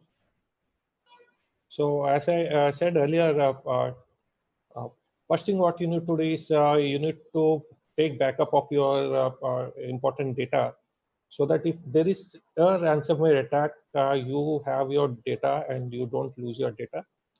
And another thing what you need to do is you need to apply patches whenever they are available for your operating systems. So we saw this ransomware WannaCry. This happened even though the patch was released by Microsoft, but still many machines were not patched with the patch, and they got infected with this ransomware, and all the data has got encrypted. So to make sure that you don't get infected by ransomware, you need to apply patches. And then there are some advanced antivirus tools, which also have ransomware prevention technologies, where it will see if any file is getting encrypted, then it will stop that encryption and takes the backup and put it in a quarantine. So these are the things what you can do to prevent yourself from getting infected by the ransomware, your machines. Thank you, thank you. So the other question, to Venkata Satish, is that what does the future look like? Especially for business and enterprises, with respect to handling information security for the future. So, are there any landscapes that you can probably look at and then give some solutions, suggestions? Yeah. So we see that COVID is here to stay. And there are many companies which advise their employees that even after COVID will be there, we'll be doing work from home. So we need to make sure that in the work from home scenario, we need to have secure VPNs. We need to make sure that you take load from your VPNs and put it on cloud, and make sure that the employees do patch their laptops and desktops on time, so that they don't fall prey to any ransomware attacks or anything. So these are some of the things what I want to say. Thank you. So the final word from Mr. Sharath, because you are on the ground, you are looking at all the cyber crimes on a day-to-day basis. So is there any final advice or guidance that you can give to the audience regarding prevention of cyber incidents from attacking us? High level of alertness and be aware. That's the only thing what I can say, because without a lot of awareness, it is very difficult to stop any kind of frauds what you are in, unless you are physical types of crimes. So here it is a lot of awareness and common sense which is going to take you a long way. So apply your mind, start inquiring about whatever you are doing. Only that will help you in preventing online frauds. So thank you very much. In fact, I must tell the audience that CDAC Hyderabad has done an excellent job in preparing, flyers, videos, even calendars with respect to information security. There are day-to-day tips which are available, so you might want to check up the website of CDAC Hyderabad in order to download some of these material. So I, finally wind up this particular session. Thanks to both the panelists for giving their expert opinions, Mr. Sharath and Mr. Venkata Satish. And I'll close this session at this point of time. Thank you. Thanks to DSI for organizing this. Thank you. Thank you very much. Thank you, Venkata. Thank you. Bye.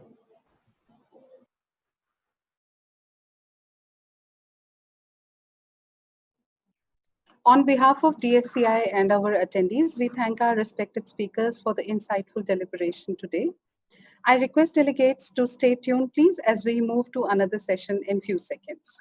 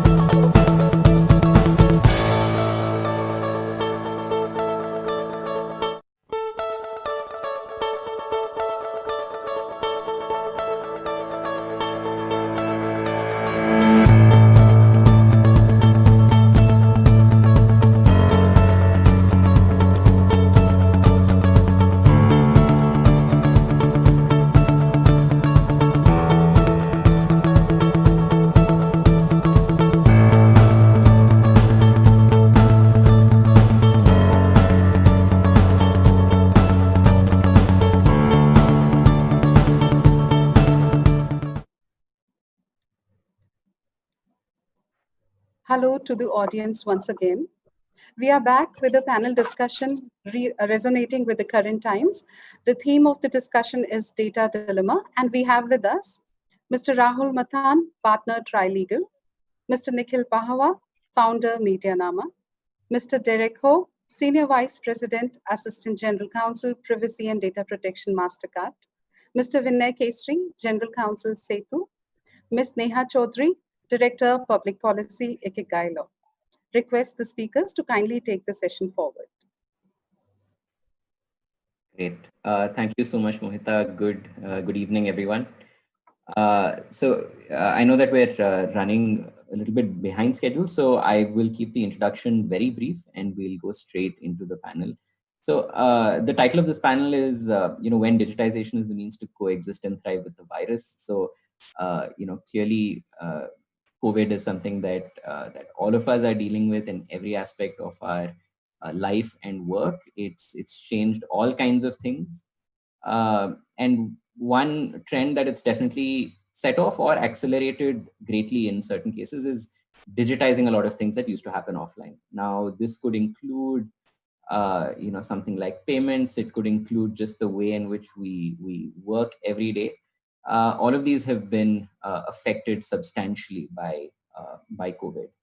And so in this session, given what is top of mind for a lot of people, and given the fact that this is a DSCI session, we are basically structuring this into two separate sections. One dealing with COVID tracking and the role of technology in tracking the virus, in doing things like contact tracing and so on. And the second portion where we'll deal with other digitization trends that have been set off or accelerated by COVID and what their impact has been. So the panel's already been introduced. So, the first thing that's I think top of mind for a lot of people, and and has definitely seen a lot of attention, including in the media and so on, is the idea of contact tracing apps. They've they've definitely played a role in many countries. India has been, I think, definitely one of the the early adopters when it comes to deploying a centralized COVID tracking app. And in our panel we have people who who have been assisting with this and also tracking these developments very closely. So it definitely makes sense to start off with exploring that. And so if Rahul, I know that you've definitely played a role in thinking about what is the ideal way to implement this kind of a system. There are no easy answers. We all know that. And the fact that it's an unprecedented situation means that unprecedented measures have to be taken, but these definitely come with trade-offs that we have to be very alive to, and trade-offs that we have to kind of grapple with every day. So in your view, what is what is the framework that we have to use when we're thinking about contact tracing? Should we think about centralized apps? Do you think we should be looking at federated models such as what Google and Apple are trying to facilitate through through changes to their OS, which have been, I think, deployed to pretty much all devices around the world? Or is there scope for both of these kinds of approaches to coexist? Rahul, would love your perspective on that. So first, thank you, and thank you to DSCI for organizing this. It's a pleasure to be here in such august company. So my answer is, I guess a mix of both. Obviously, I think the one thing we've got to figure out is that these are extraordinary times, and so the normal rules obviously cannot come into play. But I think at the same time, we've got to figure out how to balance that with some of the lasting consequences of doing things in a manner that could have perhaps repercussions beyond the COVID time. And so, if you think about the two options, you've got centralized versus decentralized. In the centralized model, all the information that's collected, all the contact information goes up to a server. In the decentralized model, all the information remains at the edge, and your devices are talking to each other. And by talking to each other, they're telling each other, look, this person met someone who has a 1% chance, and now that he's met you, who also has a 1% chance, his chance is now 2%. So essentially, in the decentralized model, you're trying to solve a complex medical epidemiological challenge using pure technology, silicon technology. And as good as that might be, I think we've got to be cautious about that model. At the same time, pulling everything up to the cloud has the consequences of maybe the data will be used for something else. Maybe there's more that's been obtained out of the data, because you certainly don't need information of healthy people sitting up there. And so I think the via media is keep the information on the device for as long as possible. When there is a need to pull it up, pull it up. When you are informing people that they have a risk of being infected with COVID, you do that in a measured manner. So take the inputs that you're getting from the data, also take the inputs that you're getting from the epidemiological markers that are in the field, and then give a balanced response. Because in the case of contact tracing, I'm going to put the privacy aside for a minute, because I know Nikhil will speak about it. But I think it's also important to figure out the impact of false positives and false negatives. If you identify someone falsely as positive, there is a big risk to that. Just the whole stigma, also all the other challenges that come with being identified as having this disease. And if it's false negative, that's probably even worse, because you've got someone who should be at least isolating themselves, walking around in the street, and potentially infecting others. So I think my concern with the Apple Google model is that it seems to rely too much on technology. And I think sort of the centralized model gives too much power to the government, or whatever the entity is. I would prefer a hybrid model where you can keep the information decentralized, but bring it in to a centralized location to process when required. Okay, and since we have you here, and this is an interesting question for at least some of us, do you think that there is a path forward for example, Arogya Setu to actually work with the Google and Apple APIs, or do you see them as essentially distinct, or is it something you can't really talk about? All of those are acceptable answers. No, I mean, look, I think at least Apple and Google have made it clear that they are not going to allow contact tracing apps that collect location information. The collection of location information is really critical for the syndromic mapping part of Arogya Setu. So, I mean, I think even if Arogya Setu wants it, it seems at least for now that Google and Apple are going to say, thank you, but no thank you. And that is probably going to be where it is, unless we're going to have some rethink around this location tracking point. Though, quite frankly, Arogya Setu, I keep saying, is not a contact tracing app. It does more than just contact tracing. The location information is not used for contact tracing. The location information is only used for the syndromic mapping part of it, which we can get into. That is extraordinarily successful, just from the data that we have. Great. Nikhil, everyone knows that we don't have a data protection bill yet. We don't have an act, rather. We have a bill, and we've had 2 bills now, but we don't have a law yet. That just, I think accentuates many people's concerns, legitimate concerns about just the whole idea of contact tracing, regardless of whether it's done through a centralized app or through some other type of, system.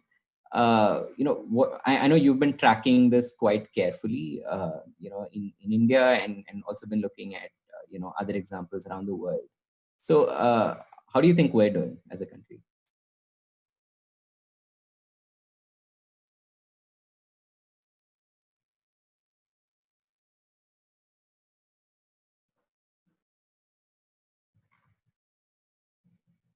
Okay, I think we might be having an issue with, I think Nikhil's had a power cut, which I also just experienced here, but thankfully I have 2 UPSs in the house for exactly this situation. So we'll just wait for Nikhil to join back. But, we'll quickly move on to, another point that I wanted to address, which is, which is related to what I was going to ask Nikhil, which is there are obvious, privacy trade-offs, which are involved with any type of tracking system, right? And there's an important role that is played by the idea of proportionality in judging how to evaluate these kinds of trade-offs. It's definitely made harder in a situation where we don't have an overarching legal framework to situate this in, but there are still privacy principles that are broadly accepted around the world, and we do have common law principles and so on in India, which may help with some aspects of that. But Neha, if I can come to you on that, not just in the context of contact tracing apps, but also a lot of the other technologies that are being used right now in the context of COVID tracking, facial recognition, which I don't think is being used extensively in India yet, but definitely in some other countries. The use of drones, some countries that are potentially even activating parts of their intelligence apparatus or have contemplated doing it, as in the case of Israel. What are the privacy trade-offs, and what are the principles of proportionality you think we should be keeping in mind when we're making these decisions? And I think this is relevant not just to governments, but also to companies, because companies also have a responsibility in terms of what governments are mandating them to do, and also a responsibility towards their employees in terms of safeguarding their health, which requires them to do certain types of monitoring and data collection. So what do you think are the principles we should be keeping in mind there? So thanks a lot, Vinay, and thank you, DSCI, for setting this up and for inviting me to be a part of it. I think, Vinay, of course, in India, the proportionality question is also a legal answer, because you have your Puttaswamy judgment that's given you the three prongs that any state action must satisfy for the three prongs that must be satisfied for any action to be sort of deemed legitimate when you're talking about it from a privacy, restricting the fundamental right to privacy standpoint. So the need for a law, legitimate state aim, and is the question really to ask yourself is this the least restrictive way in which I can achieve the end objective that I'm trying to achieve, and also does the restriction on privacy sort of correspond to the legitimate state aim that I'm talking about achieving. And I think from a first principle standpoint, if we were to just use this as a guiding checklist, I think that's half the job done. A lot of the principles, like we were talking about earlier, do come through in other provisions of the Person Data Protection Bill, which we don't necessarily have.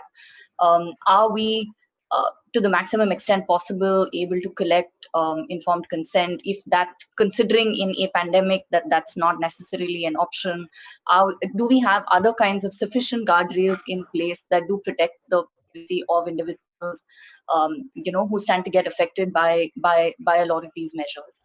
The other interesting thing that we're seeing happening, and a lot of civil society advocates seem to be talking about this, is can you use aggregated or anonymized data sets as a potential alternative to collecting personally identifiable information of individuals? So can you use data sets like mobility data, for example, to predict when when countries or cities should start exiting lockdowns? Can you predict, can you use mobility data or aggregated anonymized data that you're collecting from telecom companies, for example, to talk about to predict where the next cluster will be, where the next hotspot will be, which has a significantly higher, I suppose, privacy protecting framework than collecting information which can be used to directly personally identify individuals.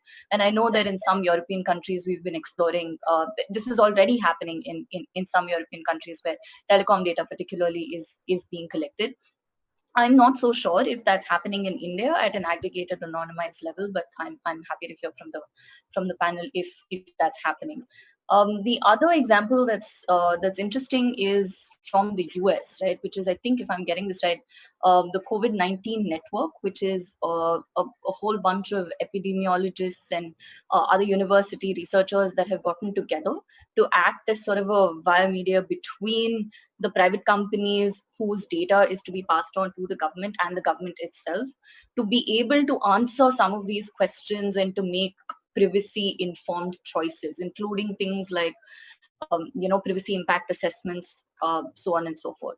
So I think a whole range of different things that are out there. But if it's a principle based answer that you're looking for, then I would just fall back to the Kutaswamy principles and some of the other principles that do come through from any, I think, modern personal data protection law, including notice consent and things like conduct a basic sort of privacy impact assessment to see to the extent feasible. But of course, when it's a global health emergency, I think most bets are off. Right.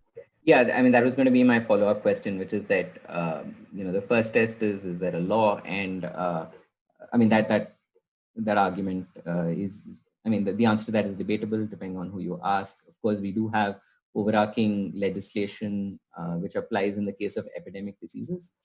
But do you think that those are, do you think that is sufficient backing for these kinds of measures, data collection measures, or do you think that we should be doing better? Well, I honestly think it's work in progress, and I think that's the baseline is that you need to have a law and you need to be taking action that's sort of proportionate. But like I said, right, to the extent possible, how can we keep asking ourselves the question of are the actions that I'm taking actually protecting the privacy of individuals, and is there a least restrictive way in which I can achieve the same objectives? When we were having a discussion internally in the team and in the firm about this, I know that there were a lot of fans about this sort of ad hoc lawmaking on privacy-related principles that was taking place in India. The protocol that accompanied, that followed Arogya Setu being one example. The notification of the Kerala government that the state of Kerala passed to talk about some of these privacy protecting principles as well, being another example. So in a context where you don't have a personal data protection law, your current Information Technology Act isn't really doing too much, maybe fall back to more ad hoc measures as long as they are as long as they're helping enhance individual privacy and putting in place the guardrails framework that you're looking for. I think, like with everything else with this pandemic, we'll have to this will be a sort of ongoing inquiry that we do make, but I would like us to keep asking ourselves these fundamental questions and weave in a privacy impact assessment which also relies on asking these fundamental questions, right? So yeah. Nikhil, I think you're back. So when you can share on your perspective, as I was saying, this is something you've been tracking quite closely. So how do you think we're doing as a country? Well, I think when we're doing pretty badly from a privacy standpoint, if you think about it, right? So just to list a couple of things, we've seen homes marked with stickers and photographs taken of those and being circulated on WhatsApp, and effectively, just almost marking those people out for social ostracization at some point in time. Perhaps those risks exist. We have seen district-wise, even region-wise lists of people who tested positive, circulating both online and on WhatsApp. We have seen in Bangalore, for example, where a list was circulated, whether I think the government leaked a list or published a list of those people who had just returned from international travel or had tested positive, and someone mapped them out and mapped those households out on a map. We had a situation where selfies were being, where those people who were in quarantine were being asked to upload selfies every hour during a particular time period. So my point is that how much thought was given to the impact on people and their privacy when some of these things were being done. I mean, with Arogya Setu, there was the initial privacy policy wasn't quite up to speed, but I think subsequent iterations have only improved what we have. But I don't know how much thought has been given to the actual usefulness and efficacy of doing of collecting all of this data. And I know Rahul mentioned before I got disconnected, Rahul mentioned false positives. The scale of false positives that are possible with Bluetooth contact tracing is immense, because two people on different floors will seem to have been in contact. So the basic questions are that have privacy preserving alternatives been considered by the state? Is there a note? Is there a report? Is there an analysis as to why one particular decision is being taken regarding technology versus another? I mean, it takes time to basically roll out that technology. So how much time has been given out? It has been put into places to consider it. And apart from that, what sort of data is needed, and why are things that are not being considered? I mean, you've also seen deployment of drones in various parts of the country, in Delhi, in Mumbai, in Chennai, that are being basically recording footage of people and asking them to go back into their homes while they're in lockdown. So there has been tracking of phones of people under quarantine. There are tracking of phones of international travels in some cases. So I think we're facing a situation where the state is trying to throw everything it can at a problem instead of trying to assess what is needed, when, how, and why, and whether that is necessary or not, and whether that is useful or not. Just hoping that something is going to work. I think this kind of policy making is highly questionable, both at a state and a central level. Understood. But I was asking Neha a related question, which is, how much do you think having a data protection law, how much of a difference do you think that would have made if we had already had a data protection law? Do you think that would have made a big difference, or do you think that a lot of these things that you're seeing, that you've talked about here, may also just be down to the fact that we have a capacity problem in India when it comes to implementation, particularly at the state level and so on. So sometimes even with good intentions, implementation becomes a bit of an issue, especially when it comes to something that involves huge amounts of coordination, starting from the absolute local level up to the municipal and district level, state level, and then the central level.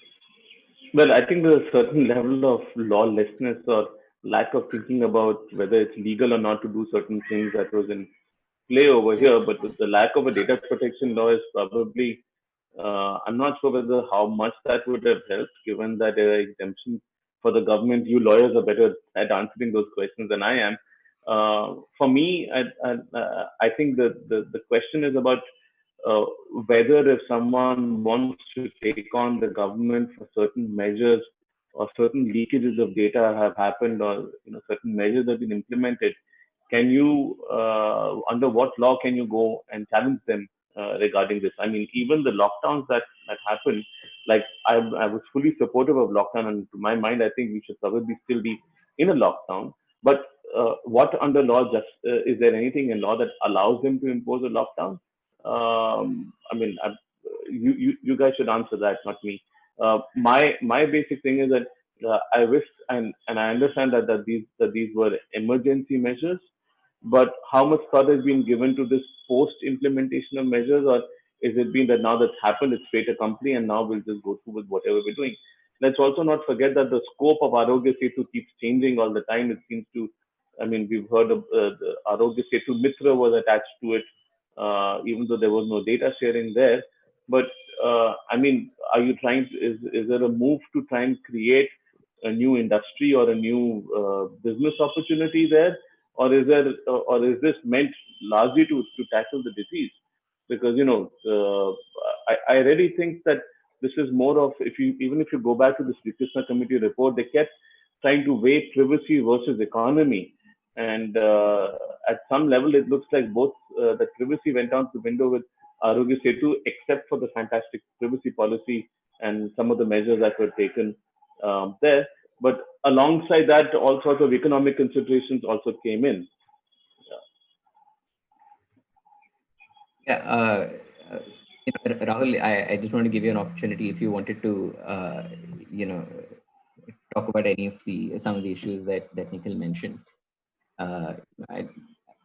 Yeah, look, I mean, so he's asking big existential questions of lawyers. The point is that when you're in an emergency, you do what you can. Let's be completely clear, this is absolutely unprecedented. No one knows if contact tracing is going to work. No one knows if it's not going to work. You have tools, you use the tools that you can. Will there be mistakes made? Of course, there will be mistakes made. There are mistakes being made, all over the world. In every country in the world, people are making mistakes. The people who thought they got it right, Sweden, for example, you see now that's going to be the example of the country that's got it most wrong. And the twist in the tail is when it's all settled, we might find that Sweden actually got it all right at the end of it all. Once everyone is died and buried, and we're talking about this like we currently talk about the Spanish flu. So look, there are going to be measures. I think that the critical thing is how much of these do we roll back? And I would really like to see what Derek has to say, from his perspective, because he's actually sitting in a jurisdiction where they made mistakes. There was some good success in the beginning, but then the success didn't pan out. And just in terms of some of those comments on Arogya Setu, look, Arogya Setu's privacy policy is completely open. The changes in terms of what can and can't be done is made known to the public. There is an option to accept. Everyone who is currently using the Arogya Setu privacy policy has accepted the new terms and conditions. And with it never ever was Arogya Setu held out to be just a contact tracing app. From the beginning, the privacy policy actually said the full bouquet of things that it does, which includes communication. And I would say that Mitra is part of communication. It includes syndromic mapping, and that's the reason for the GPS tracking. Whenever the purpose changes, you will be told. You will have the option to accept, and you will have the option to not accept, which means you will no longer get the services of the app. And that's the way every app works. Google, Facebook, your bank, everything works that way. You can choose not to accept your bank's policy, but you will not be able to use the net banking facility that your bank offers. So Thanks, when thanks for I the have one short quick response to that, very quick. and very quick, right? And this is what we saw with Aadhaar. We've seen this with Arogya Setu, that it's voluntary but mandatory. So just to say that you have a choice here, I don't think that's it. When even though your privacy policy and your app gives you choice, but your local administration, your government at various steps makes it mandatory for you to use it. So I don't think that is real consent. That's basically forced consent. And again, this is just the government being opportunistic and trying to roll out all of these health features at a time of an emergency. I mean, you deal with the problem that you're dealing with, instead of trying to, build out an industry, taking advantage of an industry. That's pretty similar to what happened during demonetization, where all the payments app, jumped in and tried to take advantage of the situation. It's a crisis. It's a problem. Have some sense of proportionality with how you want to deal with it, and some sense of decency with how you want to deal with it. Shoving everything down people's throats is not a solution here. Derek, I just wanted to bring you in here. As Rahul mentioned, you're from Singapore, you're based there, and Singapore has had some success in controlling the pandemic. But and Singapore has used contact tracing apps, and I think has also pioneered some other innovations also in that space. So could you tell us a little bit more about that, and also about as Rahul has talked about, and as Nikhil also mentioned, a lot of them are meant to be temporary measures, and I think many countries around the world are thinking about, hopefully thinking about how to make sure that whatever temporary relaxations have been given to general privacy requirements and so on are rolled back and not made a permanent feature of the landscape. So what's your perspective on this? Yeah, thanks, Vinay. And to be honest, I was really happy to just sit here and listen, and back and forth with Team Rahul and Nikhil. Always love to see the energy and the interaction. But I think all three of my fellow panelists are right in their own way. Neha was talking about the experimentation which is happening, and Rahul also talked about it. We are in a crisis. We are, and policymakers are trying to make the best decisions based on the most available evidence. But at the same time, Nikhil also raises the right points, which are there needs to be a sense of proportionality and principles which guide us while we are trying to experiment, or we are trying to solve certain things. You can't be throwing out everything, in order to solve something, because there still needs to be, at the end of the day, we all realize that COVID-19 will pass. And we will be in a situation where what have we done to our system of rules? What have we done to the trust between the public and the policymakers when we do this? And so all those principles about consent and voluntary adoption of this, data minimization, having security, all those play into those into the final outcome where we will end up, because we will get out of this, but it's how we're going to get through it, which will ultimately decide the next iteration of our technologies. How trusted will that be? Will we continue making I guess in design decisions which do not embody trust. From a Singapore perspective, and maybe Rahul was talking about the effectiveness. One of the things which the developers of the app Trace Together, which is a contact tracing app, they admitted that it's not a silver bullet, and that needs to be understood, and that really needs to be accepted, because over on top of the contact tracing apps, you need a whole army of contact tracers. You need testing. Otherwise, because you know that the contact tracing apps will never gain that level of adoption of which is required in order for it to be effective. If you go by most research reports, they talk anything between 60 to 75%, which the contact tracing app needs to be in order for it to be valid, effective. And in Singapore, we are hovering between around 25, 30%, or around 25% of adoption. And even with all the measures, the principles which you have taken, but the government obviously has made a decision, again, going to that point, that trust is one of those important things, and they know that the app itself isn't going to be that silver bullet. So they prize, obviously, that trust, which they are trying to develop in rolling out these technologies by making it voluntary, by relying on the Bluetooth technology, not relying on always on GPS data collection. Now, about the question of how do we get out of this? I think in most countries, and I obviously I can't talk for India, but I think for most countries, that decision will be made for most of us by mere fact that the virus would go away, right? And the WHO would declare the pandemic over. That National Health Ministry would say would declare mission accomplished, right? And that's the signal. Will it be right on the dot where it will be all the data will be deleted, in a centralized sort of scheme? Well, that's I think that's a question, but I think that will be the signal for those for the questions to be asked about the central repositories.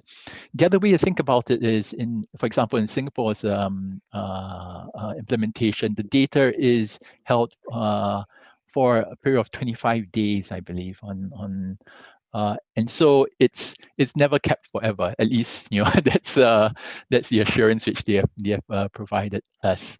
But I think as well, when we get through that point where the health ministries say it's over, the measures are lifted, social distancing, we can all come back now. Then I think all those measures by natural course of action will be removed as well. Obviously, I can't talk for every country, but that's my view on what will happen. Great. It's actually it's good to know that there is a specific policy around the data retention period there. That is really important. But I wanted to switch gears very quickly. And while contact tracing is of course important, there are a lot of other trends that have also been touched off because of COVID. And Derek, since we have you here, and given the industry you come from, which is payments and so on, one of the important things that we see happening is definitely the increase in adoption of digital payments. We don't know yet whether this is truly an inflection point or whether this is a temporary spike that we're seeing.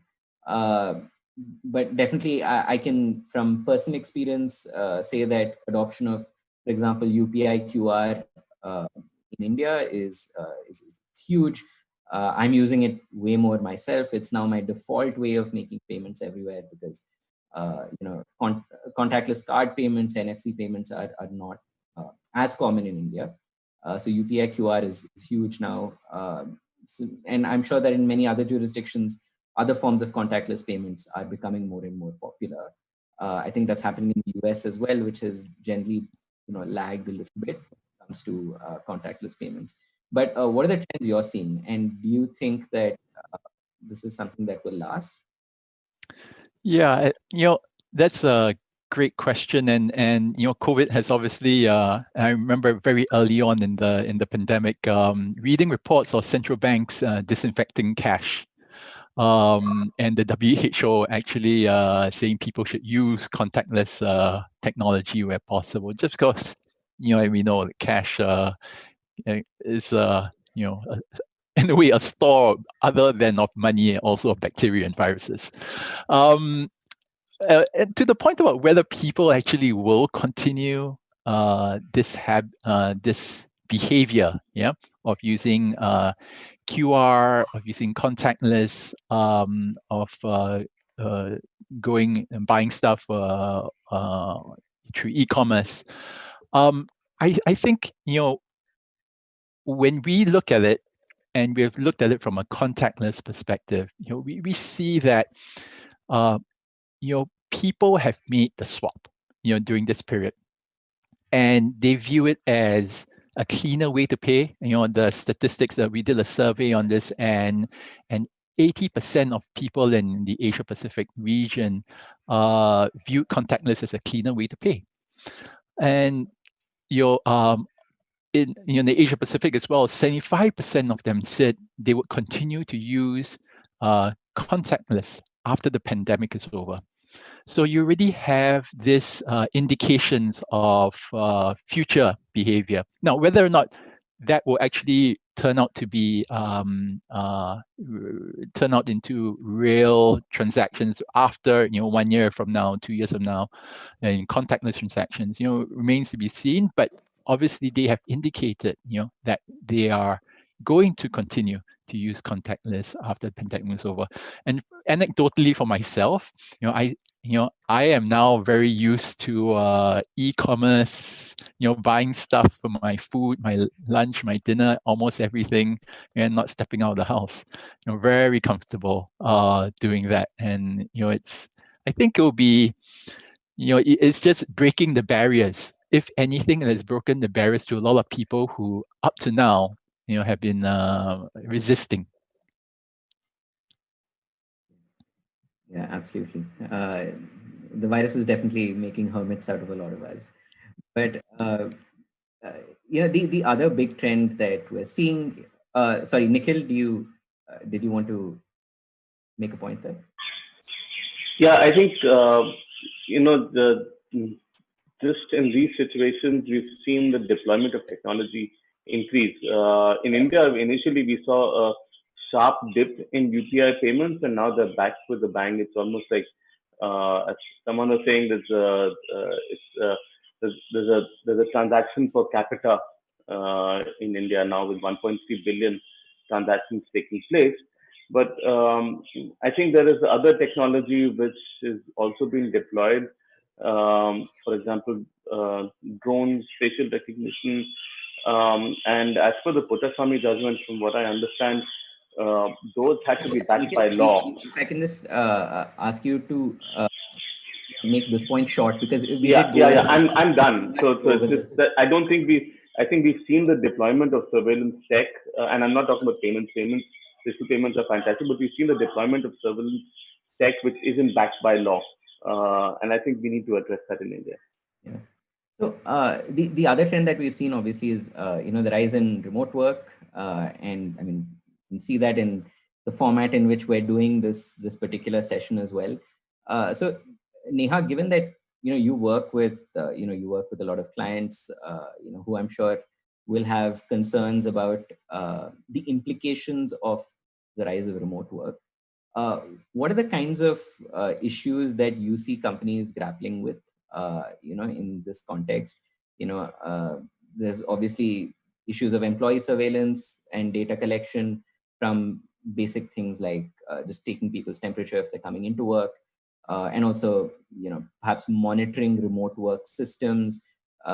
Companies that I've heard want to try out various forms of video surveillance at home for employees handling sensitive data and things of that sort.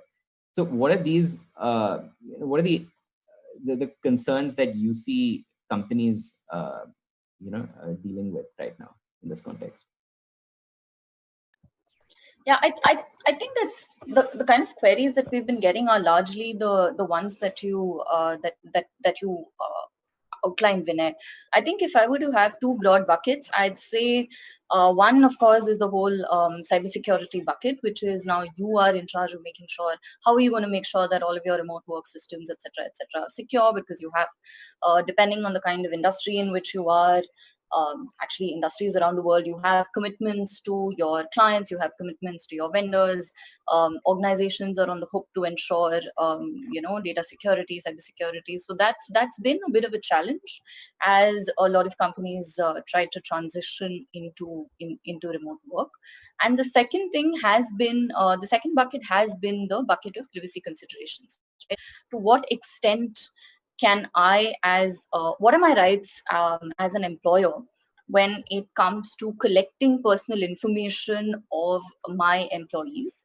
The new personal data protection bill, uh, at least in India, talks about for very limited circumstances that have to do with hiring, firing, and certain other employment related decisions, you can collect personal information without consent, but not sensitive personal information. So then, that's led to, for a lot of organizations that are looking to future proof, whether it's for India's personal data protection bill, or are trying to adopt this kind of global best practices approach to personal data protection, that's been a key question that they've come up against a lot. To what extent can I collect information? What are the remote working? How to what extent can I surveil my employees when they're working remotely? Gets complicated if you have in certain situations when you have like your bring your own device policies, for example, or with everybody using network systems which are not really like you're working off a home internet connection, you're not really working off the office internet connection. So I think these are the a few of the sort of fundamental fact situations that we've come up with. And the added question is, of course, if you're in an e-commerce related sector, what kind of information can I give out to the public, right? So disclosure of information. There was a colleague of mine that ordered food from a restaurant and got a bill which had the temperatures of every employee in the kitchen at the time when the food was being cooked, which to my mind is incredibly sensitive personal information and not the kind that I would want being disclosed to anybody. So, organizations trying to make the call between how do I give, how do I comfort my customers versus what is the privacy sort of trade-off that I'm making here. Yeah. Sorry, I know we're running a bit short on time, but Rahul, I wanted to bring you in just to talk about some of the concerns that companies might also have when it comes to handling, say, third-party data and so on. So obviously, remote work means that people will have to not be in a specific location, which is usually mandated by say ISO specifications and so on. They might even end up using their own devices. So what are the kinds of concerns that you see people dealing with in that context? Yeah, so look, I mean, I think the big shift has been from having work from home as a perquisite that you offer once in a while to having the entire organization work at home. And I don't think companies have geared themselves up for things like cybersecurity in these environments.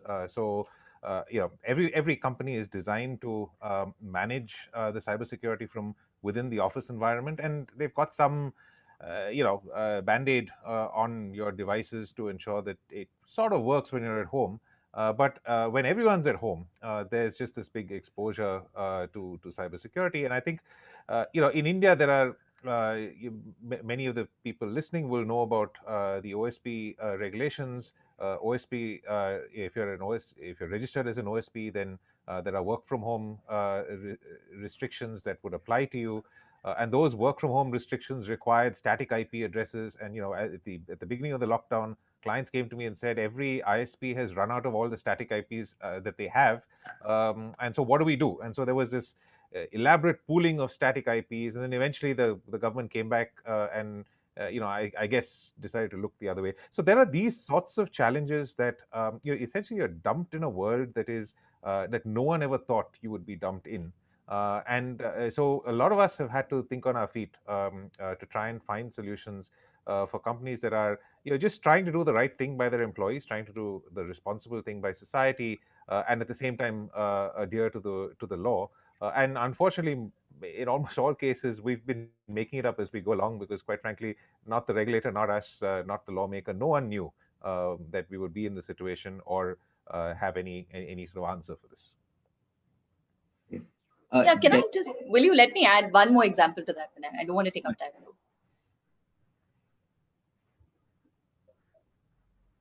Sure, please go ahead.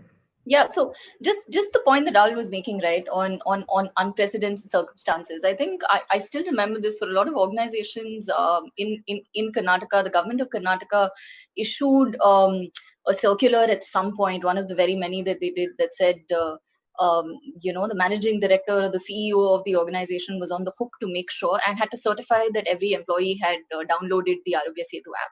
So even if you don't, and you had to sign this declaration, and you had to send it in, right? And a lot of organizations were a little baffled by this, because what if you didn't want to force your employees to sort of make this choice, and how were you supposed to even implement or monitor a short compliance, sign off on like a short compliance or something like this when everybody is working from home? So evolving practices to respond to, I think, situations like this, just I thought an example that I would share, and I know would make Nikhil happy. So yeah. No, absolutely. It's something that we had to, and I had to personally grapple with as well at our company. And yeah, it's not easy. Derek, I will let you have the last very quick word. But I know that in Southeast Asia, different countries have been affected to different extents by this. So what are the kinds of issues that you've seen companies face in that specific region in particular? Yeah. Well, I think I mean the obvious changes which have happened. For example, just take an example of call centers. Previously, you wouldn't allow anyone with a phone or a smartphone to get into the call center. You wouldn't allow pen and paper on the tables. How do you solve for that in a work from home arrangement? So basic security requirements which were in place before had to be readjusted and for this new situation. But the one thing in relation to which COVID has also brought out is the need for resilience, right? Whether it's system resilience, network resilience. And again, the call center example was really evident and really illustrative of this need. In Philippines, for example, they went into a full lockdown. So I know of call center service providers whose employees just couldn't get into the offices. So service providers had to make that decision. They had to rebalance their call volumes to other offices around the world, distributed around the world, right? Because they follow the sun model. And that situation, when you shut or you go dark, or what they call going dark, for your call center or your operations in the country, all the data which needs to be supported from the other backups call centers needs to be transferred, right? Whether it's a CRM records, whether it's the call itself.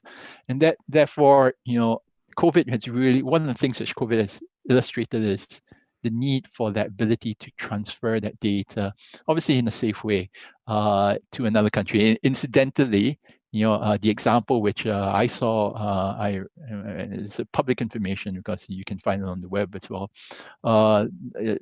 The service provider moved its call center volumes from Philippines to India. Right? So, there you go, right? The benefits of cross-border data transfers.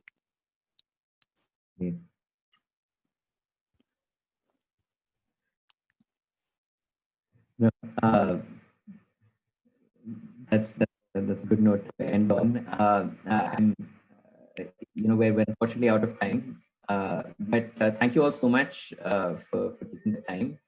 And also good luck to everyone in the audience with dealing with all of these issues, whether they're at a personal level or professionally at the companies you work in.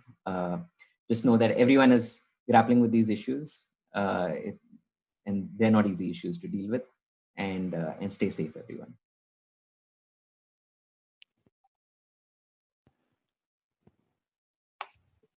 Thank you. Okay, I think we're off.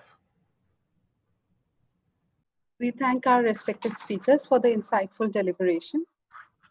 It is now time to take the audience to our debate session after the interesting panel discussion.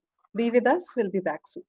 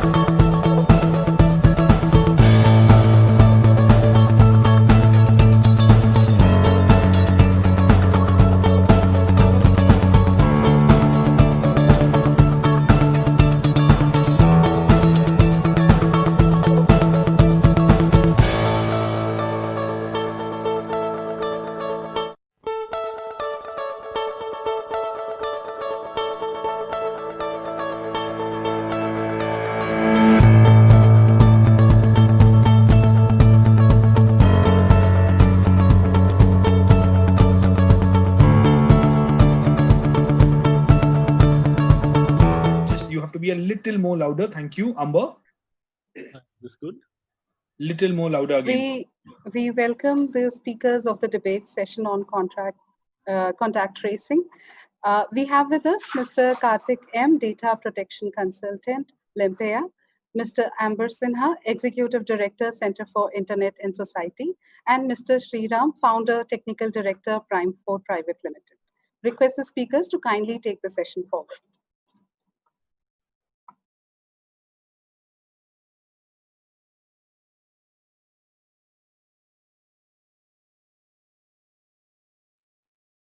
Thanks, Mohita. So, am I audible? Yes, you are audible. Thank you.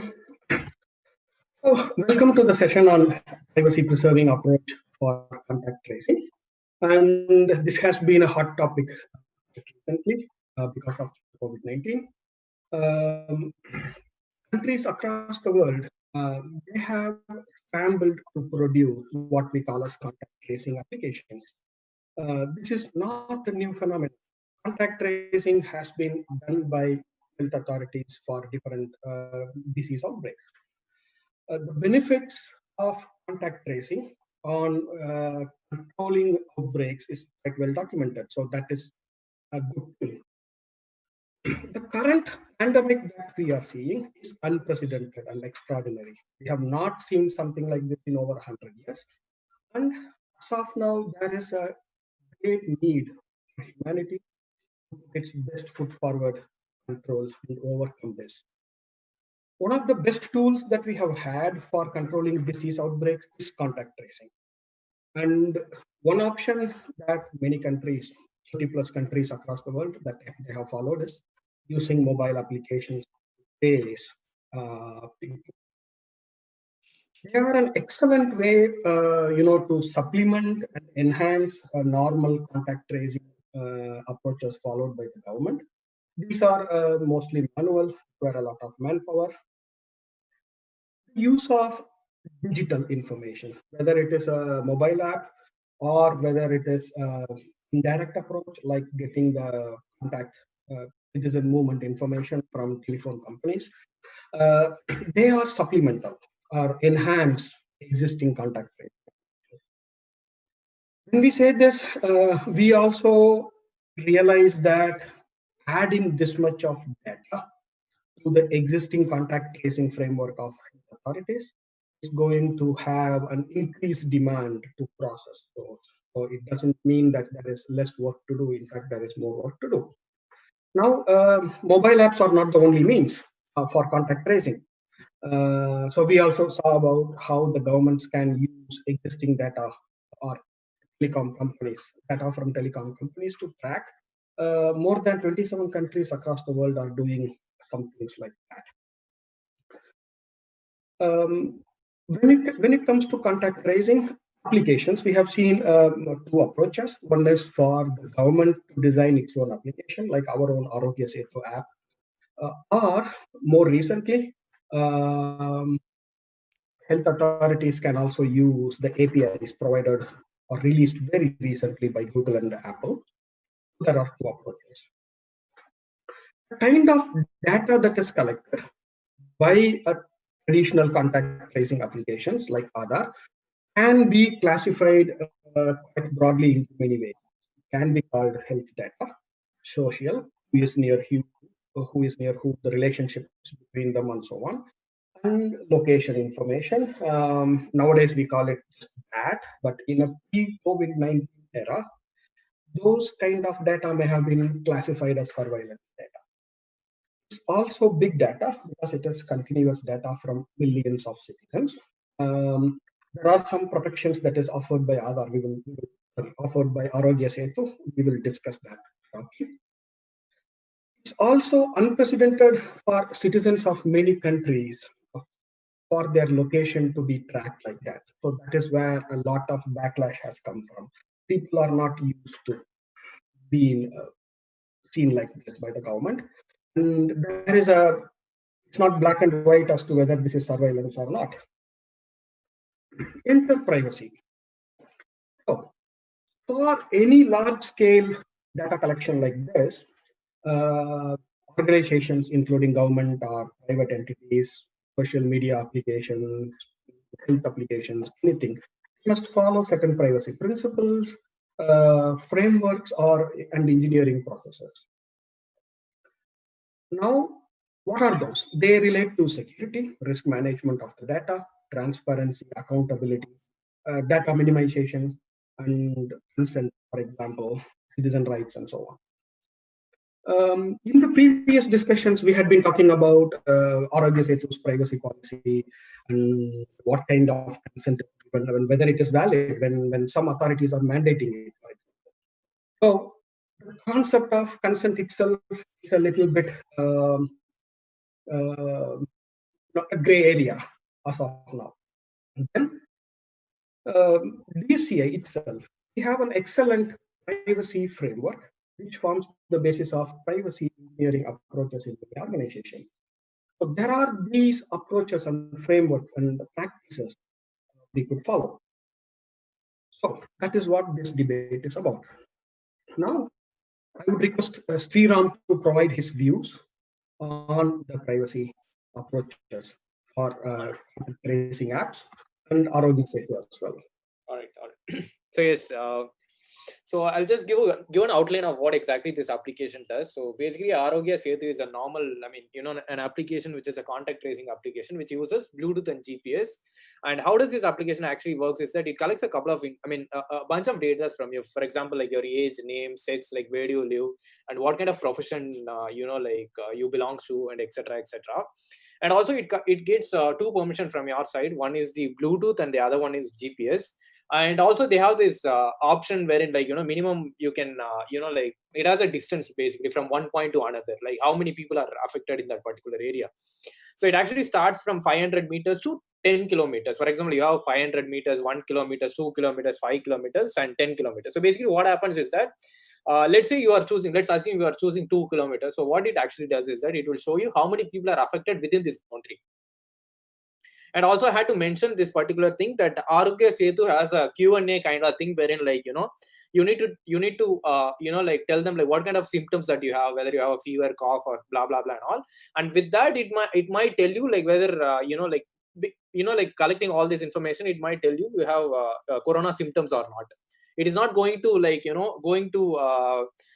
give assurance like whether you have corona or not. It's just like collecting symptoms and then working around with it. This is what it actually does.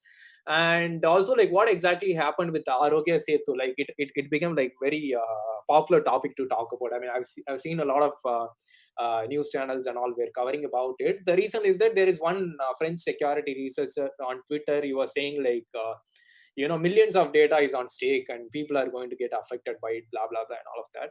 So I personally like started investigating it, like what and all is actually giving as an allegation. And then we started looking at each and every like tweet that has been made out of it. So we started looking at each and every one of it. The first thing he actually said was like he said like the millions of data is on stake, which is not actually true at this point. I mean, it's not exploited till now. So we cannot also say like Arogya Setu is like 100% secure, like, and or else like it is not completely secure, or else like telling like Apple and Google thing is very secure. It's not like that. So security vulnerability is like it happens, like you cannot say like this is 100% secure and this is not 100% secure. So the thing with actually Google did was Google only collected your Bluetooth, nothing else. They're just using your Bluetooth permission. And also they have a couple of they are not giving this as an application. They said like they'll be providing this as an API, which is like you'll be getting that as an update or via an app, which is what they actually said. So the difference between this and like Google and like Google and Apple has come up with the difference between these both is that Arogya Setu gets an extra permission, which is GPS. So the reason why the government is actually collecting, I mean, as far like whatever they actually said, like whatever they have mentioned in the the privacy policy or whatever it is, what they actually mentioned is that I mean, if you look at it from a government perspective, like Apple and Google doesn't need these kind of information. I mean, they're not going to do any. I mean, they're not going to do anything with this information. But if you look at like in a government perspective, they need to know like where in which boundary there are many cases, in which places like there are many people who are getting affected and all of that. Maybe like they might provide a better solution in that particular place, or they might like try to do any medical assistance over there or something like that. So government obviously needs this kind of data, and the kind of data that they are actually collecting is like as I mentioned before, it's age, sex, professional, etc., and they are not going to store it like just like this. They're going to store it with an unique identification ID, and they're calling that as a DID. I don't know if it is digital ID or whatever. So that's how they're actually storing it. So what they're actually doing is that you give all this information, age, sex, and all of that. These informations will be stored in the government server, and then I mean, which is like maintained by Arogya Setu team. And also once this is done, they're going to give a DID, which is what they're going to match with everyone. They're not going to match it with your name. They're not going to match with your age. They're not going to match it with your email ID or phone number, whatever it is. So what they're going to do is that they're going to match it, this particular DID with their database to see whether like whoever you have crossed so far as infected with corona or not. That is pretty much they're actually doing. And if you are not infected by corona, these data will get deleted within 30 days. And if you are actually infected by corona, like once you get cured, after that, like they'll take 60 days basically to delete the data. So this is what the government has been saying. This is what they have clearly mentioned in the privacy policy as well. So yes, like yeah, so that's it. Apart from that, I have a lot of technical stuff. Will go on that. Yes.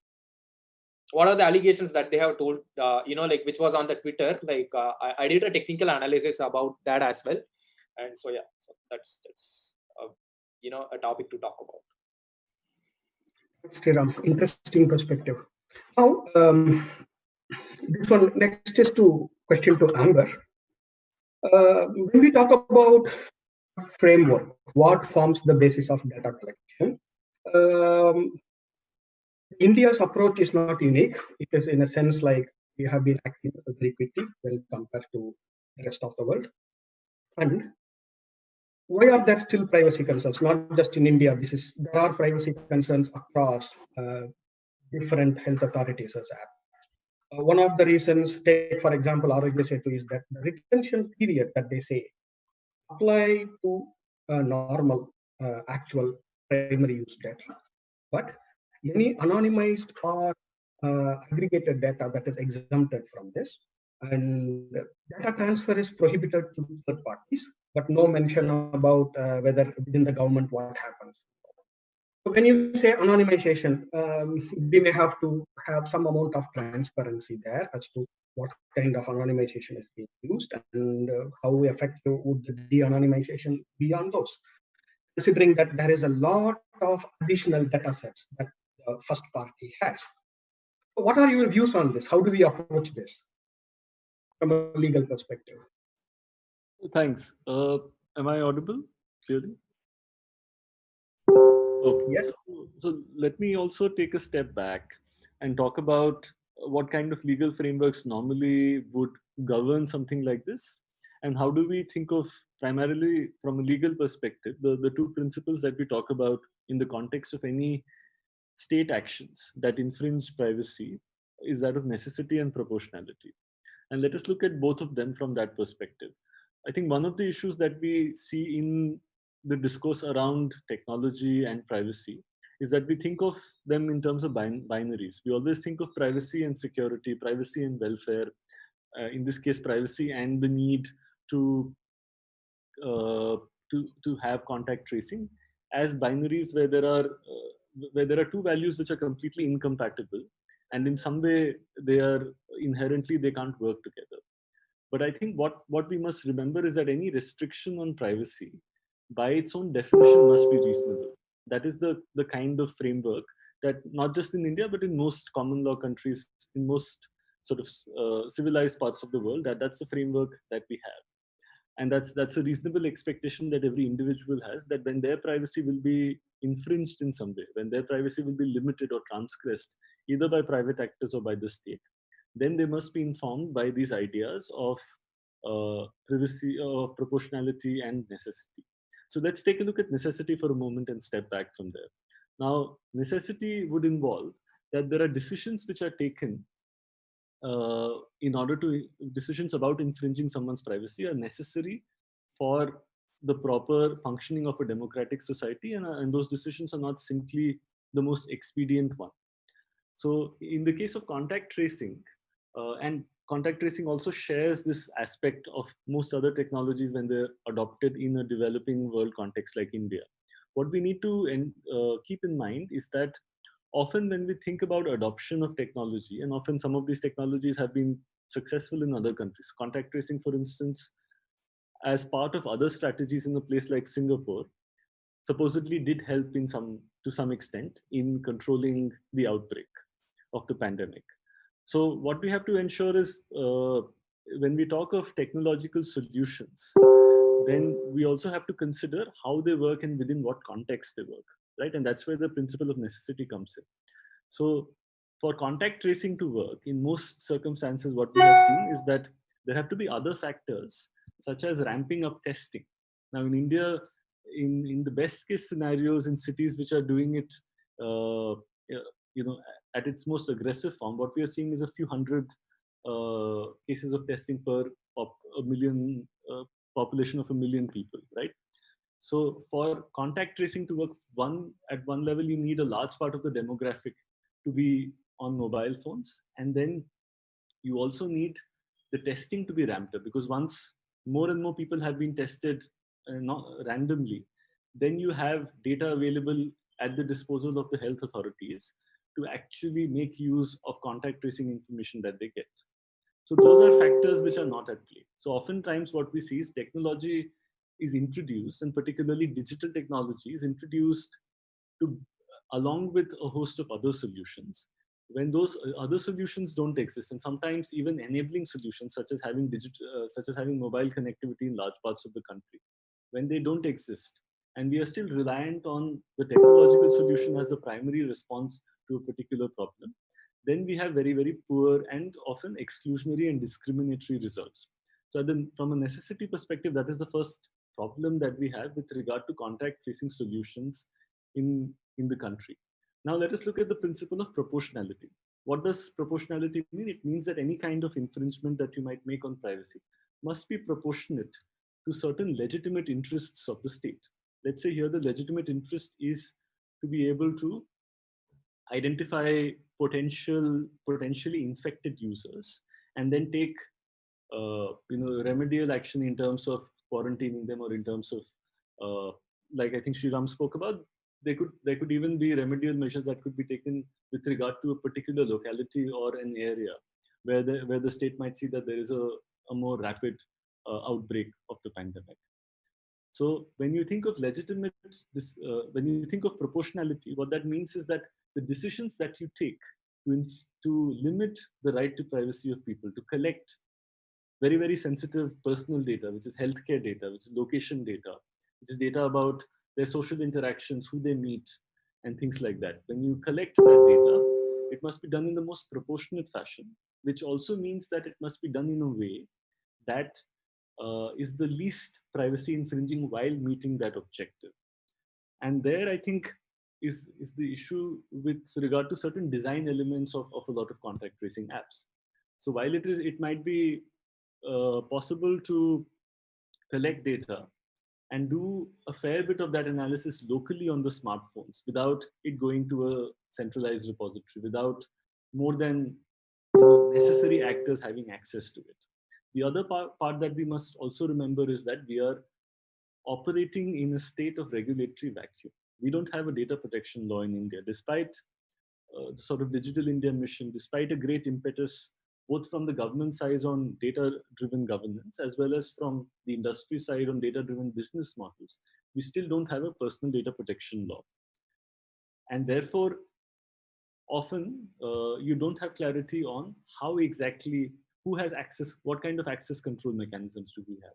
When it says that it will be used by the government, what are the specific actors within the government who can use it? In what ways will the sharing of data be controlled, and at what level? To what extent can we control the collection of the data on the mobile systems itself, and only share data with a centralized repository once somebody has been tested positive? So those are, and what all analysis can happen locally on that data. So these are kind of technological design principles that can make a particular solution of contact tracing much more proportionate and much more privacy preserving. And that is what we need to see from more and more apps of this nature, which we are not seeing right now, even though that technology does exist. So I think one of the problems is also that most of the technologies that we are looking at, they exist in a form which is largely vendor driven, without taking into account the full scope of technological design that might be at the disposal of basically whether it's government actors, whether it is private actors who are creating these apps. So I think that's one of the main problems with regard to proportionality that we see. Now, I think one of the things that we don't realize is that now that there is a right to privacy clearly recognized in India, and the Supreme Court has clearly said that these are the conditions, these are the only conditions under which somebody's right to privacy can be infringed upon. That is the law. And when actions are taken without a law backing such an app, without decisions within the design of the app, within its governance framework, within its implementation being necessary and proportionate, then those actions are, quote unquote, illegal and violative of fundamental rights.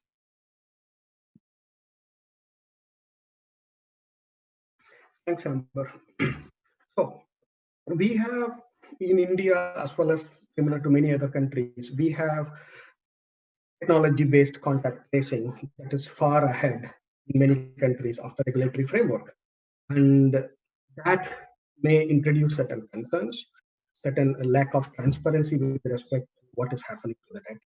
And, as Amber had pointed out, we ourselves do not know how the data is going to be processed. What is the framework under which they are operating? So that's a very good point.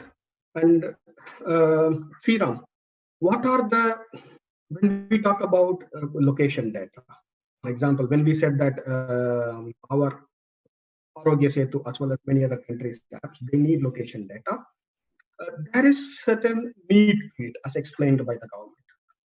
On the other extreme, we have privacy-oriented approaches, which say that we will operate only with the Bluetooth ID, with very little information on establishing relationships in users. So how do these two meet? Do we need that level of location data? Do we need data minimize the data that is collected? Will it work? So I guess, I mean, like I think personally we have a lot of issues, like within ourselves itself. For example, if you talk about more about privacy, like of a common person, then the government, as a government, like concentrating on national security would be a very huge task for them. Like, like providing too much privacy for someone, the government may not be knowing what you are exactly doing. And if the government may not, like if the government is not able to find what you're actually doing, they cannot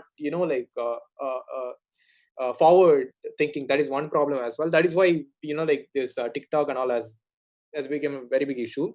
And also like the kind of issue that I guess, I mean, with Arogya Setu is that the one thing which Amber actually said, like data minimization is one thing, and also like processing all kind of data within our device itself, like device intelligence, right? On device intelligence, that's one thing. That is a good point actually. That is what Google and Apple actually does. But apart from that, the kind of problem that these particular applications were actually having is that like a lot of people actually said, like, so this thing has become a very big issue because of the allegation that usually happened in Twitter. So one thing which actually made everyone go like crazy about this particular application is that this application basically works more like Tinder. I don't know how many of you know Tinder, but this is exactly the same way how Tinder actually works. It collects the data and it will tell you like how many people are living within this distance. This is exactly what Tinder does. This is exactly what Facebook does, like find friends. But also like when you're also talking about privacy, that is one thing. So what exactly happened was like you have this distance in this, right? 500 meter, 10 meter, 5 kilometers, and also what allegation that was actually happened on Twitter. Twitter was that guy. I mean, that French security researcher actually said that you can mark this location. Right, let's say I'm in Pondicherry and I'm going to look at like how many people are infected within this 10-kilometer boundary. So if I actually mark my particular location, for example, let's say like I'm going to change my location to Chennai, and I can actually see how many people are infected, like between the 10 kilometers. So which is actually that is an intended behavior. That is how the application is supposed to work. And the kind of data that you're actually giving to this Arogya Setu is something which the government already has about you. For example, you go to any you go to any SIM shop, if you just give you a phone number, they can able to find like what is your name, what is your age, what is your sex, what is your mail, etc., etc. This is the exact same information that Arogya Setu is collecting along with your like the symptoms that you actually have. So if you look at it in that case, like yes, there's a very limited medical data that you're actually giving to the government, but it is basically but also like if you balance both of it, like if you look at it from the government perspective, this is actually something they actually need to look forward to. And also like if you look at it from a normal perspective as well, you take this Google and Apple thing. So basically they actually use this Bluetooth. So Bluetooth has a very limited range, and also it takes 2 hours to detect, right? I mean, whether you have crossed or not, it basically takes 2 hours, I guess. But I guess like, I mean, collecting GPS and that is one thing. And the second vulnerability that they actually mentioned in the Twitter was that, like that particular application had some minor bugs, but that is not something which would compromise your privacy. It is a bug, but it's not like a highly you cannot create any impact out of it. It's an informative bug. You cannot do anything with it because like so what they actually mentioned in the Twitter was that they said like I can find who and all got infected in PM office, right, if you mark the location. So that is what they actually said. They said like they're going to going to look at how many people are affected in the border of us, I mean India border. So I guess like that is the intended behavior. Like even if our military guys are actually installing that application and using it, obviously that is they will have to know like who and all got infected. So I guess if you look at it from these allegations, this is not actually a privacy issue, right? If you look at it from a general perspective, this is not actually a privacy issue. This is the intended behavior. And a lot of phones doesn't have NFC, but what all the phones right now, all the devices that we have have got is that they have GPS and Bluetooth. So this is the I guess this is the efficient way to actually find out and then like control it. So this is my view. And so yeah, like I mean, couple of bugs they had, but that is something which is common in all the applications that use. But the privacy has not been compromised so far with the bugs that they have actually mentioned in that. But yes, like on-device intelligence is actually okay. But also, like I don't know, like I mean, how effectively will it be comparatively with this and like on-device intelligence? As Amber said, that is what Google and Apple does, but I'm not sure like how effectively will it be comparatively with this. Because you also have an option to report it to government, that if you have a corona, you can just report it and the government will come to know. If you have an on-device intelligence, I'm not sure of the efficiency of this application comparatively with this and that. That is pretty. Maybe iPhone and all might do, but very normal Android phone, I'm not sure like will it be that effective comparatively with this. So that is exactly the point. Yes. Thanks, Sriram. It's interesting to note that we don't have as such any reported concerns about Arogya, any validated concerns about security with the Arogya Setu framework. At the same time, to summarize, across the world, the governments have started collecting unprecedented amounts of data about the users' basic health information and their location information. This level of data collection is quite large. And just a few months ago, this is unimaginable. Of course, yes, we are in unimaginable times now because of coronavirus. But then, as Amber has explained, there has to be the proportionality. And there has to be a link between what we are trying to do in the digital world and how it correlates to what is the need there and what we are doing in the physical world as well. In terms of how and what we are collecting, there appears to be a little bit of gap here as to the absence of the framework, the regulatory framework concerning how the data is to be reused.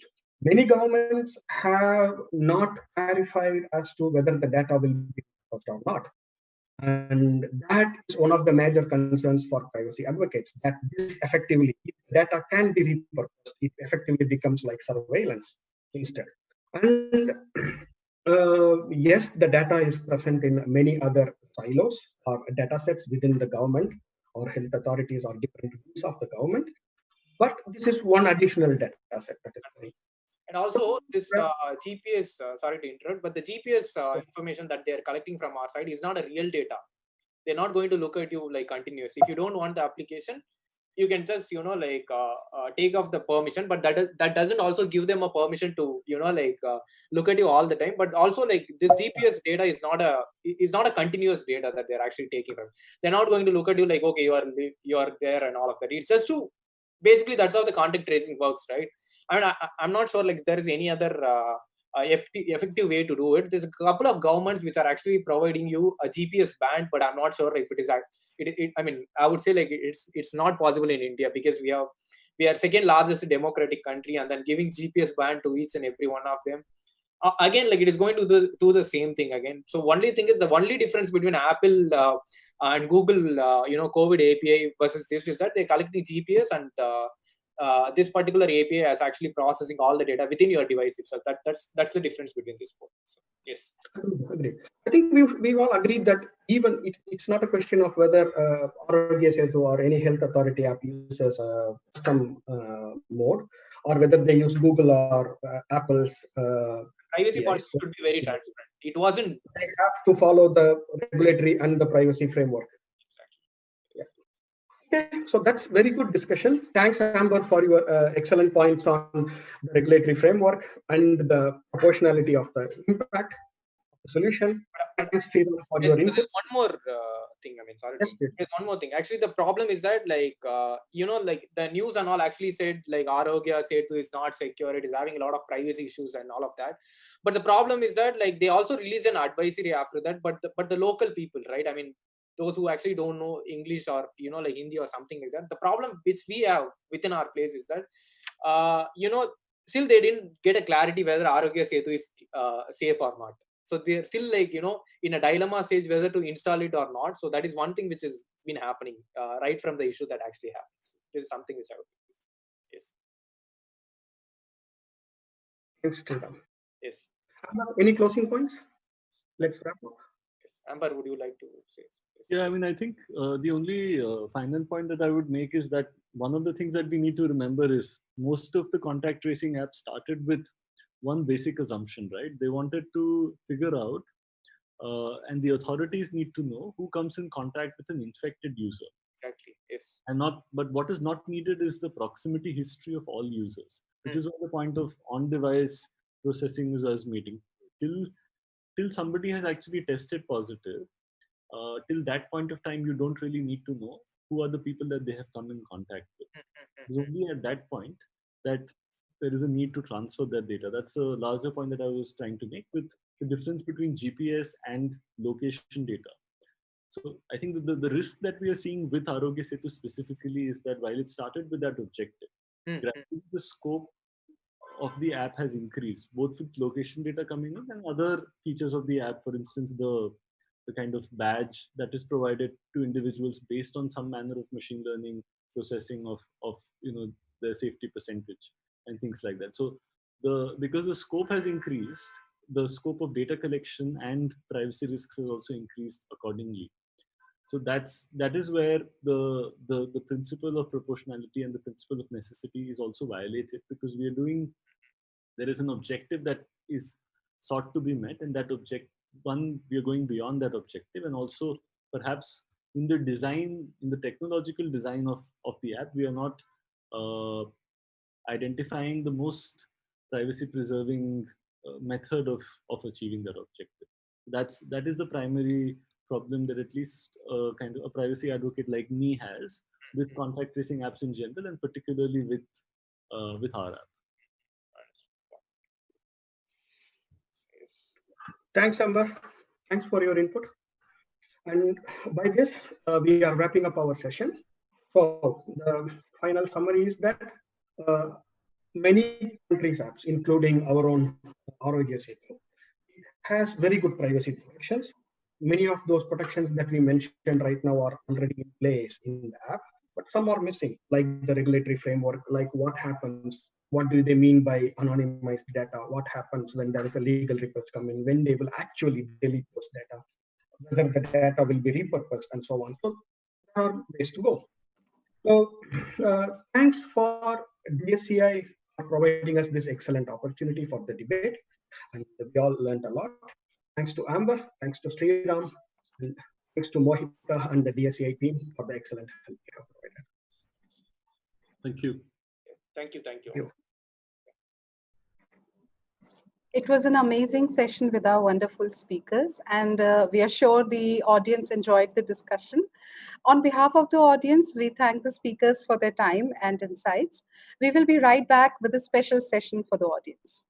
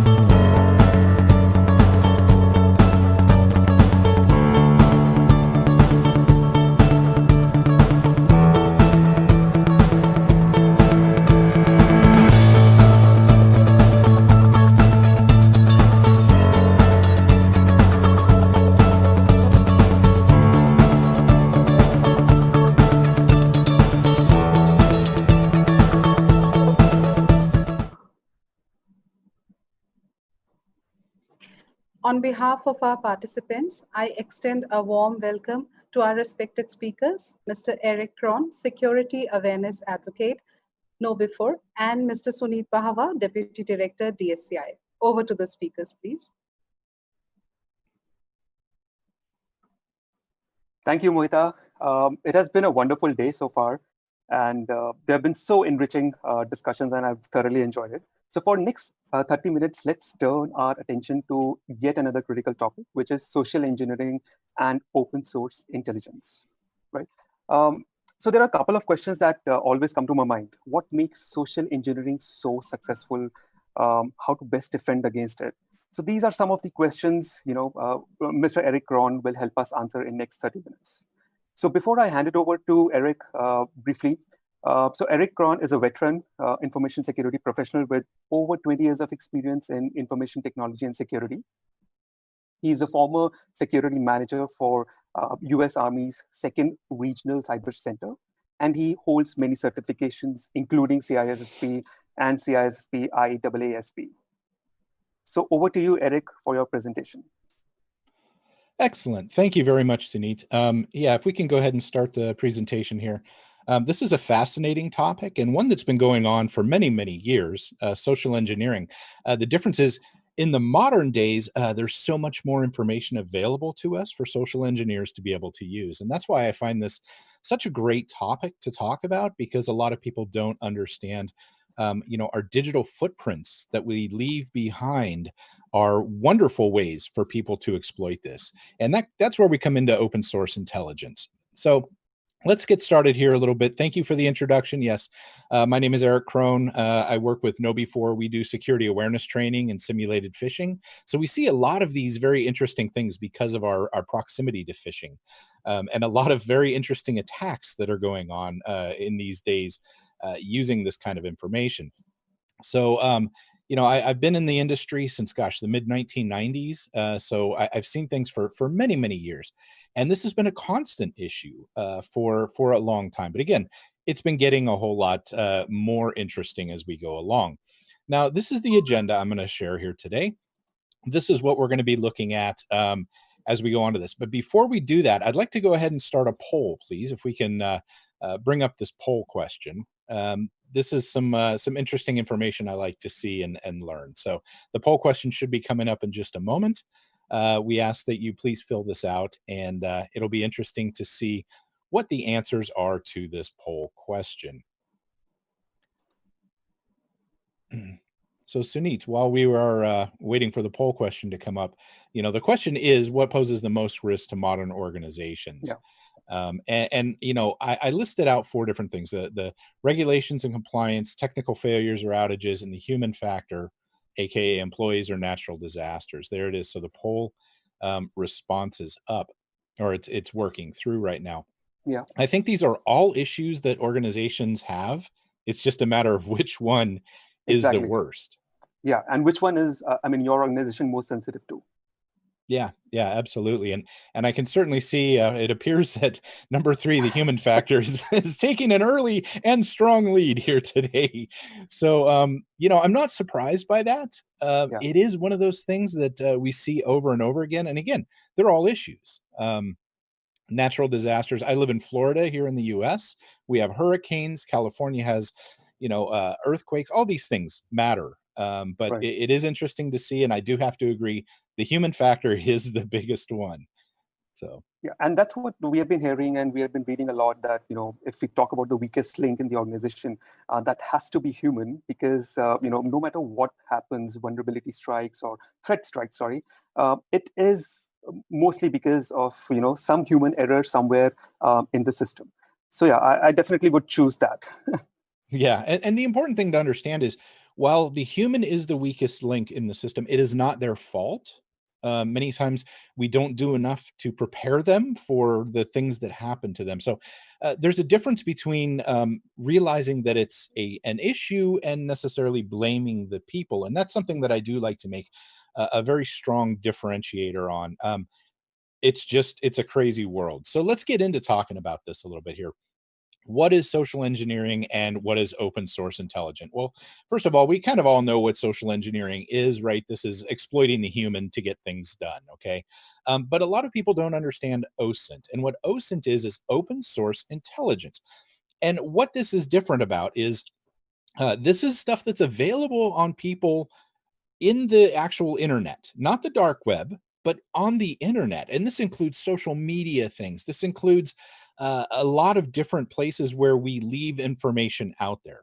It's not always bad. We use it ourselves when we're going to maybe be employed in a new company. We're going to look at that company and we're going to find out what they're about. We're going to look at the web pages and the reviews on the organization. And so it's not always a bad thing, but it is information that the bad guys use. And so, how do they tie this stuff together? Well, they use this to gather information about their targets. They find out about hobbies, political affiliations, the physical location, even family members and information like that. And that's what they build on to go after people. They build a profile on people. And then the persona that they use to attack, or the reason, the background of the attack, is what is called a pretext. And that is where they come together and they say, hey, this is a person from your school, or a person from your organization, where they're pretending to be that, or from your bank, right? That's the pretext part. And they use this information to make that pretext so it sounds believable. And so if you are interested in something, my wife is very big into gardening. You see, I'm giving you information right now. So if somebody goes to my wife, they see that she's into gardening and says, hey, here's a new gardening whatever in an email, and gives her a link. She's more likely to click on that than say, this is about, fast cars, which is my hobby. So this is why it's become so much more effective, is when they get something that's relatable to the people. It's a very, very powerful thing. So how do they get this data? This is often misunderstood, how it's collected. There are actually tools that are available to do this. Tools like, this is a Buscador, which it's no longer necessarily being maintained. However, you can see it there. And all of these are tools that are within Buscador. Buscador is kind of like, if you're familiar with Kali Linux for doing penetration testing, this is a tool that is designed to capture data on people. So it goes out to these areas, it goes out to these social media places and all these searches through Google, and it gathers and builds profiles on people. So all of these tools are still available. Even Buscador is available, although again, it's not being maintained.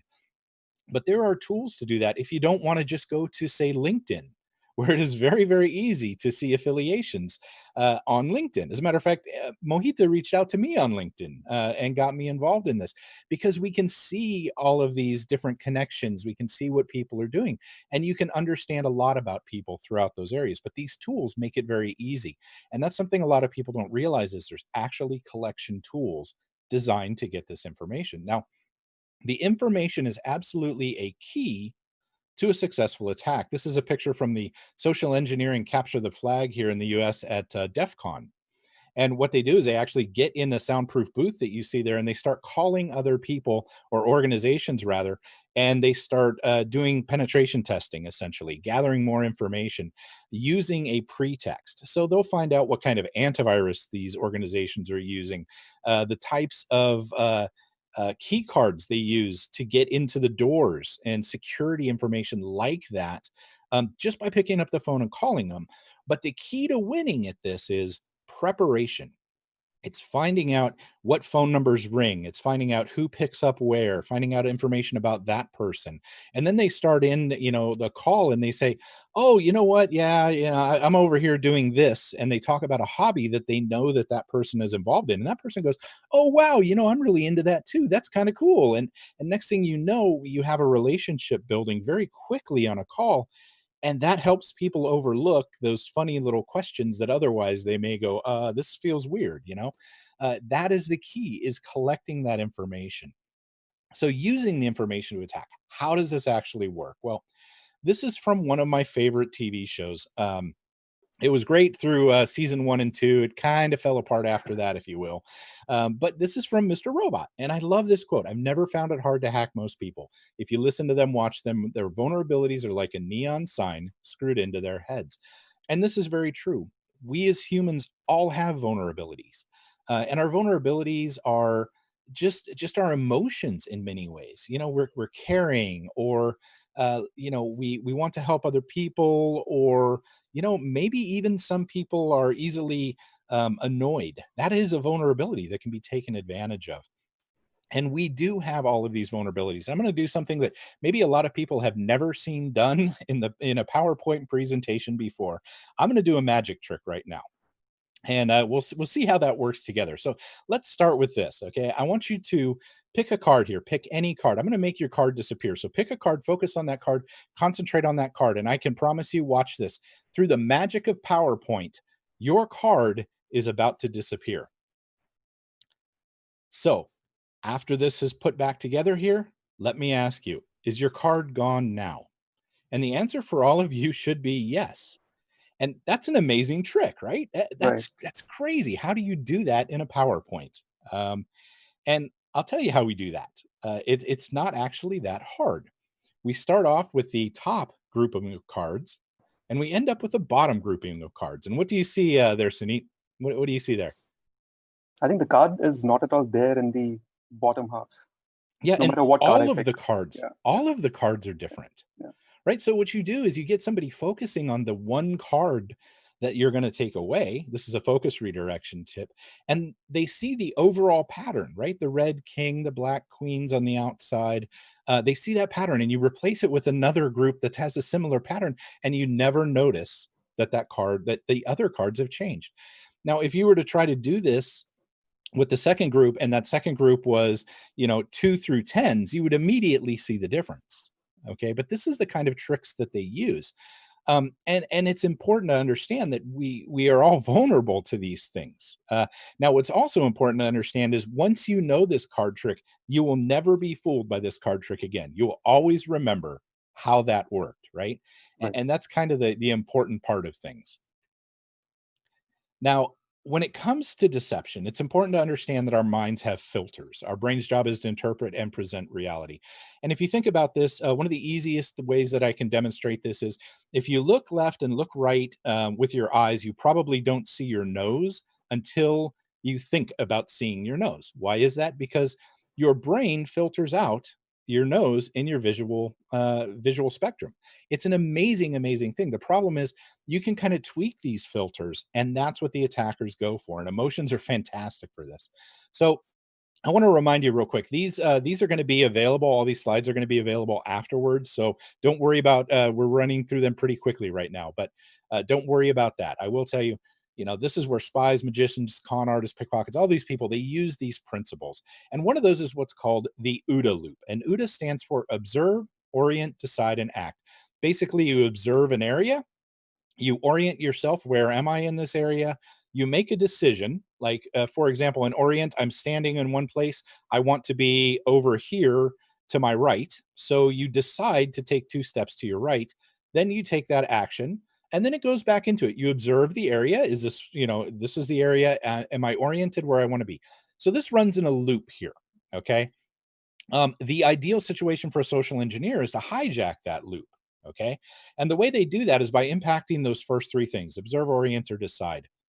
Those are the critical thinking portions of this loop. Okay. So if you can influence any of those critical thinking steps, it will impact the final action. So if you can make the room look different to somebody, or if you can make them feel like they're in a different place, or you can affect their decision, it is going to affect their activity. And this is where the bad guys will use that to affect activities such as clicking on links, et cetera, et cetera. So to give you an idea, when the COVID-19 started, we saw some huge jumps in things in the very beginning. These were things that we were looking at, emails. These are brand new COVID-19 based emails that we saw.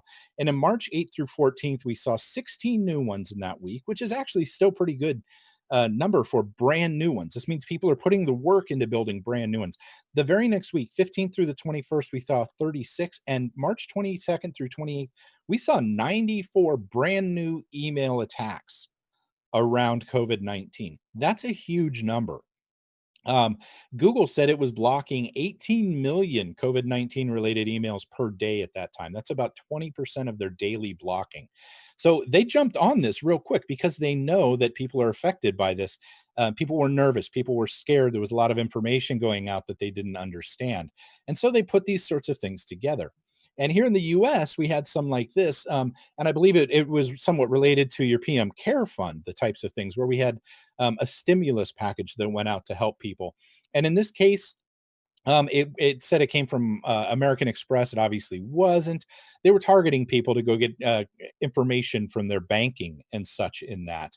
And then we also saw one. This one was very interesting. Now, this one was supposed to be from the Vice President of the United States. But what was interesting about this particular attack is there were absolutely no links in this. It was actually designed for the person to reply to this email and then open a dialogue with the scammers or the attackers. Unlike what we are used to seeing, right, where it's somebody's put a link or a malicious document in there. So this was a very, very important thing there. And then we also have some things like this. This is a whaling example. And this is another thing that they use authority figures in order to do things. This is an emotional attack too. You're afraid if you mess up with a leader. And if you look in here, the bottom part starts very simply. Are you in the office? And it's supposed to be coming from the CEO of a company to a COO. And the first thing is simply, are you in the office? So then it turns up the pressure in the second one once the reply is done. Yes, sir or ma'am, I am in the office. And then it goes into, I need this done now, blah, blah, blah, blah, blah. We've seen these actually done also in a very aggressive manner, where I asked you to do something this morning, you didn't do it, now everything's falling apart. And they use a very, very aggressive manner in that. And you know, that can be an incredibly powerful thing when it comes to the fear that people have. So now that I've told you all of these things, and again, albeit very quickly, let's move on to defending ourselves. How do we defend ourselves for these? It is absolutely key that we have multiple layers in place. So user education and training, or user training and education, I'm going to talk a little bit more about that here in a second. And I'm going to drill down into that because I think it's very misunderstood oftentimes. But processes and procedures have to be in place. Like in the wire transfer ones, you should have a process or a procedure that says, if I am going to be transferring a large amount of money, I'm going to pick up the phone and call that person on a known good number. In other words, an out of band confirmation, as opposed to email or a phone number that's included in the email, because they've gotten good about doing that too. And then that can stop a lot of those, because you find out later, a lot of times when they say, hey, I did this job, I transferred the money that you said, they go, what are you talking about? I didn't ask for that. And that's where it breaks down. So if you pick up the phone first, email and spam filters. As I mentioned before, Google was blocking 18 million COVID-19 ones a day. That was about 20% of their total. It is absolutely vital to keep most of this out of the inboxes from your people. Your organization has employees all over the place. You don't want them, spending the time having to deal with that. Our inboxes are full as it is. But the sheer volume that's going out there is bad. Now, endpoint protection on the technical piece, we got to have that. It's absolutely critical as well. Some people say we should not have antivirus anymore. I do not agree with that. But you need to make sure that your endpoint protection is more than just your traditional, here's the signatures sort of endpoint protection. There has to be some other components to there too. And data loss prevention has never been more important. In other words, watching what goes out of your network as well as what comes in, especially with the new ransomware that's going on, where they're exfiltrating data first and then locking down the data and then threatening to release it. These are all important. So let's look at the first one there, the training and education piece.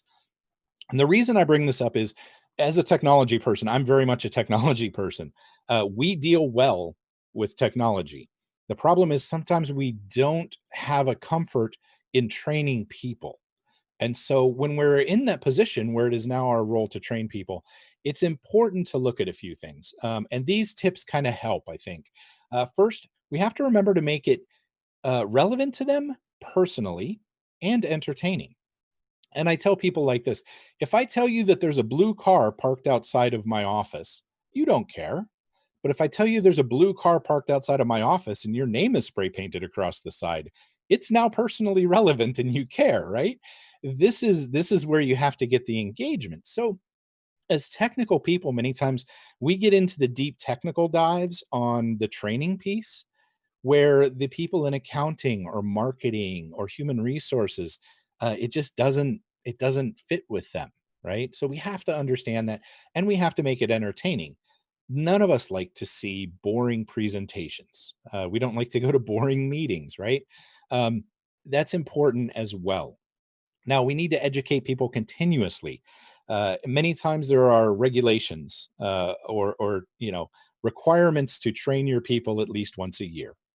And so what happens is, organizations, they put up training early in the year and they do nothing for the whole rest of the year. You can't expect that to actually have an impact, right? You have to do it continuously.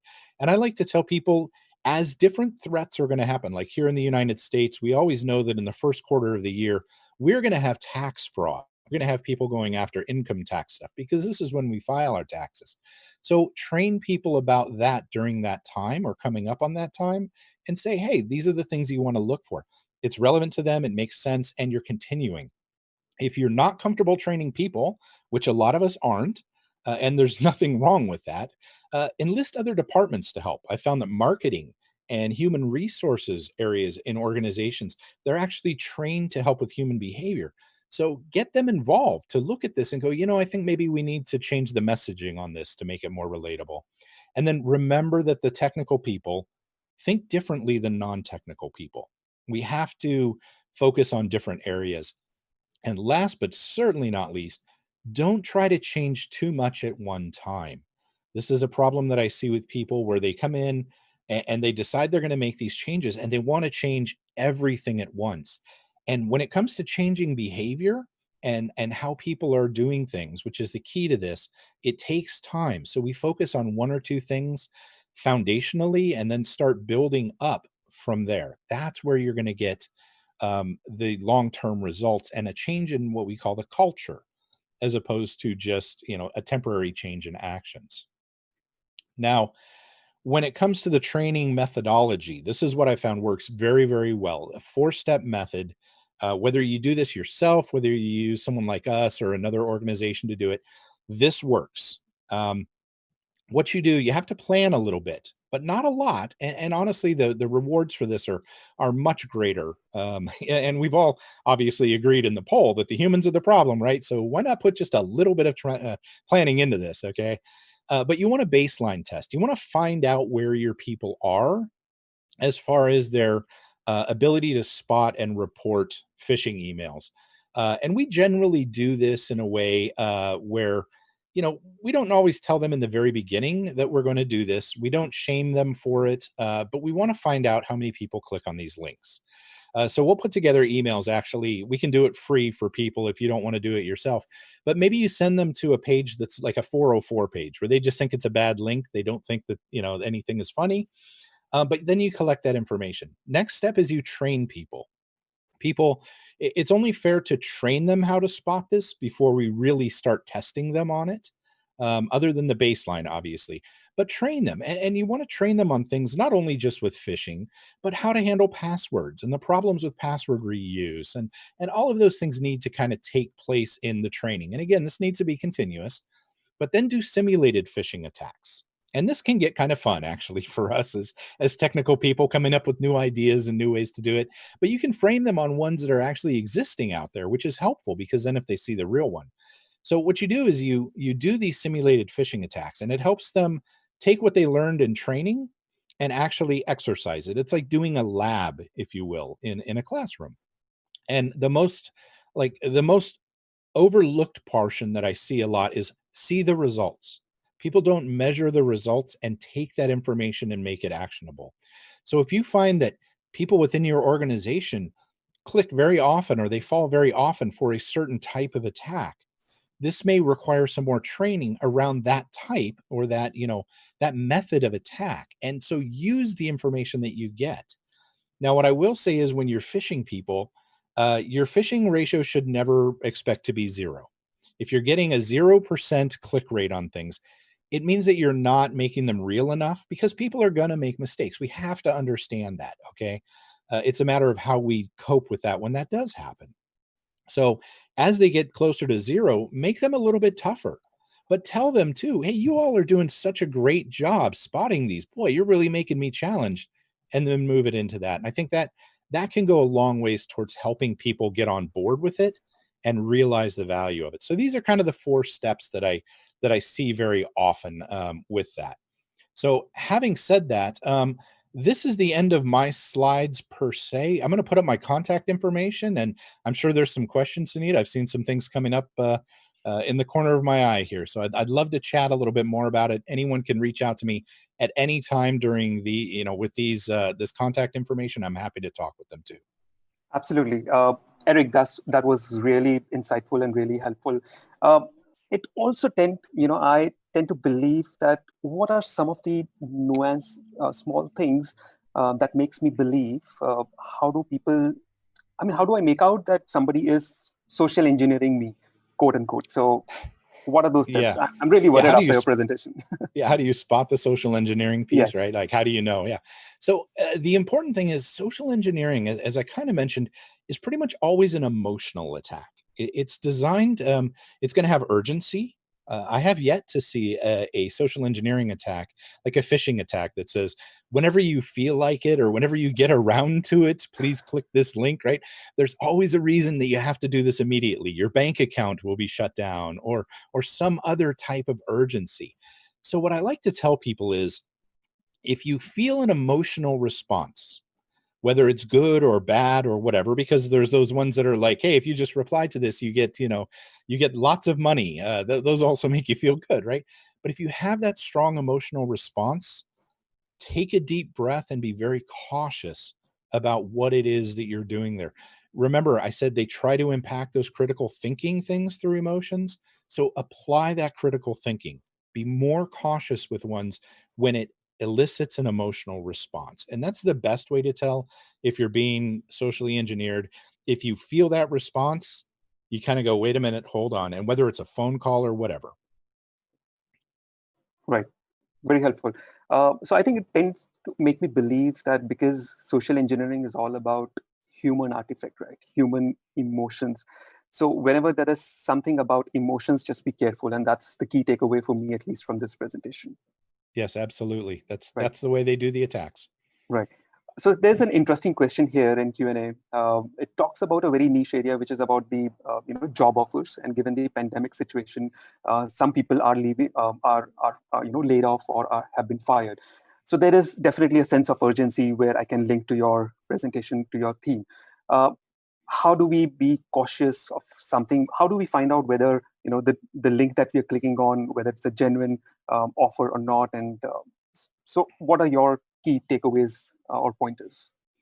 Yeah, and that's a key right now in this. There are so many people that are without work and in the middle of this, and it's just crazy. It is. So if you get one of those, first of all, if you're getting a job offer, more than likely you've already been in contact with them at some point. So if you get a job offer out of the blue, like with no previous contact, you really need to be careful with that.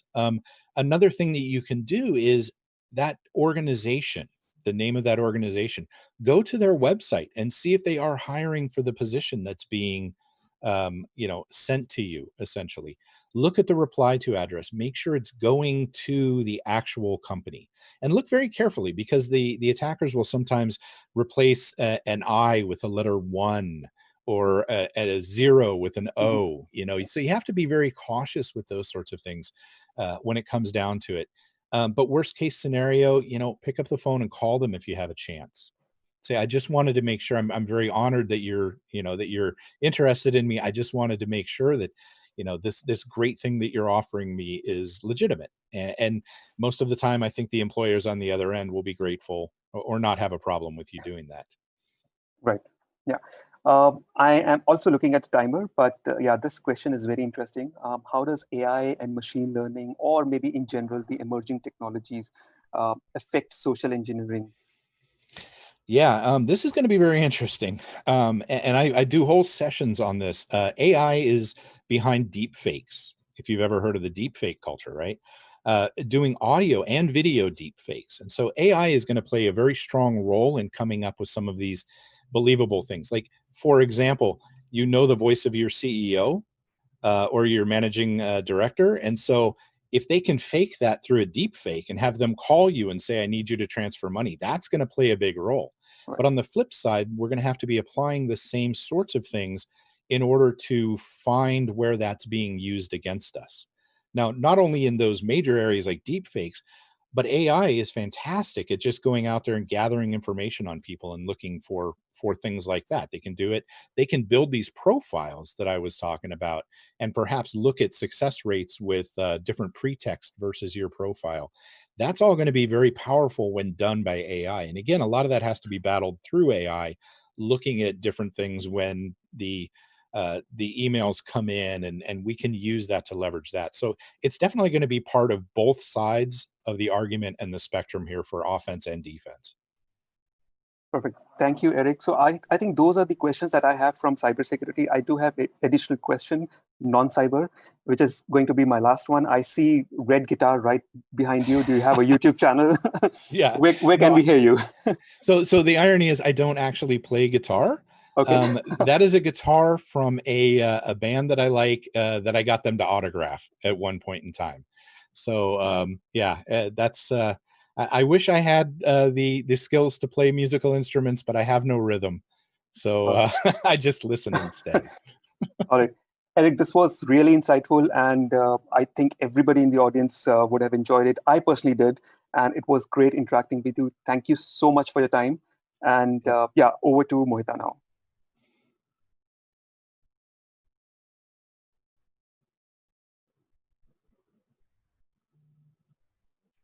We thank you, Mr. Kron and Mr. Pahawa, for your valuable time and sharing your insights with the audience. And we have now come to the end of the virtual edition of the 12th Best Practices Meet. May I kindly request Mr. Vinayak Godse, Vice President DSCI, to give the closing remarks. Over to you, sir. Thanks, Mohita.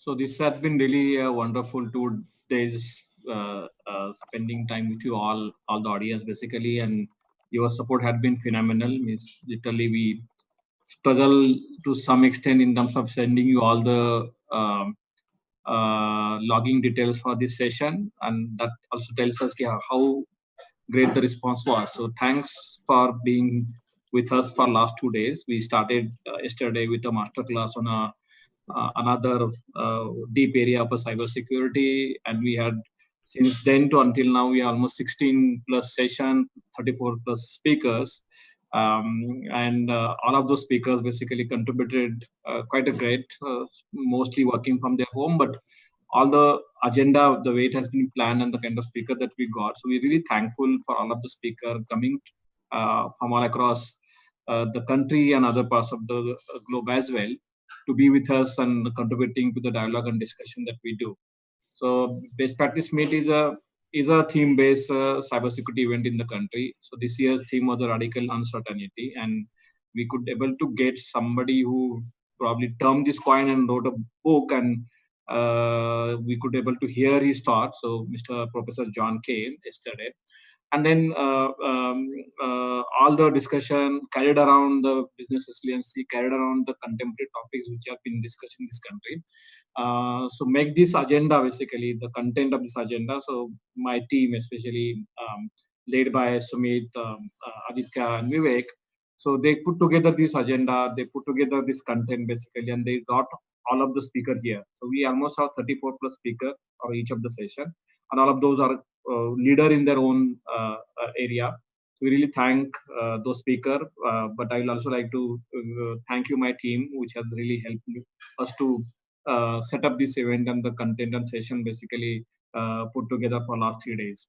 Overall, doing this virtual event is not an easy task, because we have been doing it probably the first time. We have been hosting many webinars in a DSCI, but putting an event together in which each day we engage audience in different sessions for more than 6 hours. So it was a very new experience for us. So the platform really helped us. So we really thank our partner who really helped us in last 1 or 2 weeks time to put all of this together. It was a very seamless kind of experience. And then most of the speakers could really seamlessly join and contribute to the discussion. For making this happen, the entire DSCI team, led by Mohita and Jatin, they had been instrumental for last 1 month to work on this event, the theme, the speaker, getting partners with us, engaging with you all as an audience. So really commendable job, Mohita and Jatin. And the entire DSCI marketing team, which had been very instrumental to take all of this messaging together. DSCI's creative team, there is a backend team of DSCI who takes care of the finance aspects as well, and with all entire DSCI team, with the able leadership of Rama Vidasri, CEO DSCI. So we could really do justice to this virtual format of event. We could give that experience to all of the participants here. We definitely want to get your feedback and get your views on what you would like to see from both content side and from the event experience side as well. So this is a good experiment for all of us to understand these platforms, understand where it can happen, the new way of doing things, and then probably contribute back to us how it can be improved further. I would also like to thank all the sponsors, to start with the Palo Alto, then Target, Tenable Security, the Netscope, 10 Micro, and Classify. So with their support, we could really able to provide you the great experience that we could see in last 2 days of time. So with this, we would like to close this best practice meet, 12 best practice meet, and we hope to see you more and more through our webinars, and we probably have the larger format event in month of December. That is a annual information security summit, and we promise you to do much more kind of things as a part of the event experience, and more importantly from the content side, from speaking side, and the things that you would like to see and also hear. So please feel free to give suggestion to the future event, and largely it will be December Information Security Summit. So till time we take a break here, and wishing you all the safety. Please do take care of yourself and your families. We are now probably this particular lockdown is extended. This particular virus is still with us. So please do care of that, and we wish you all the best from the DSCI team, and safety for you and your family. So with this, we'd like to close the 2 days of intense deliberation of a best practices.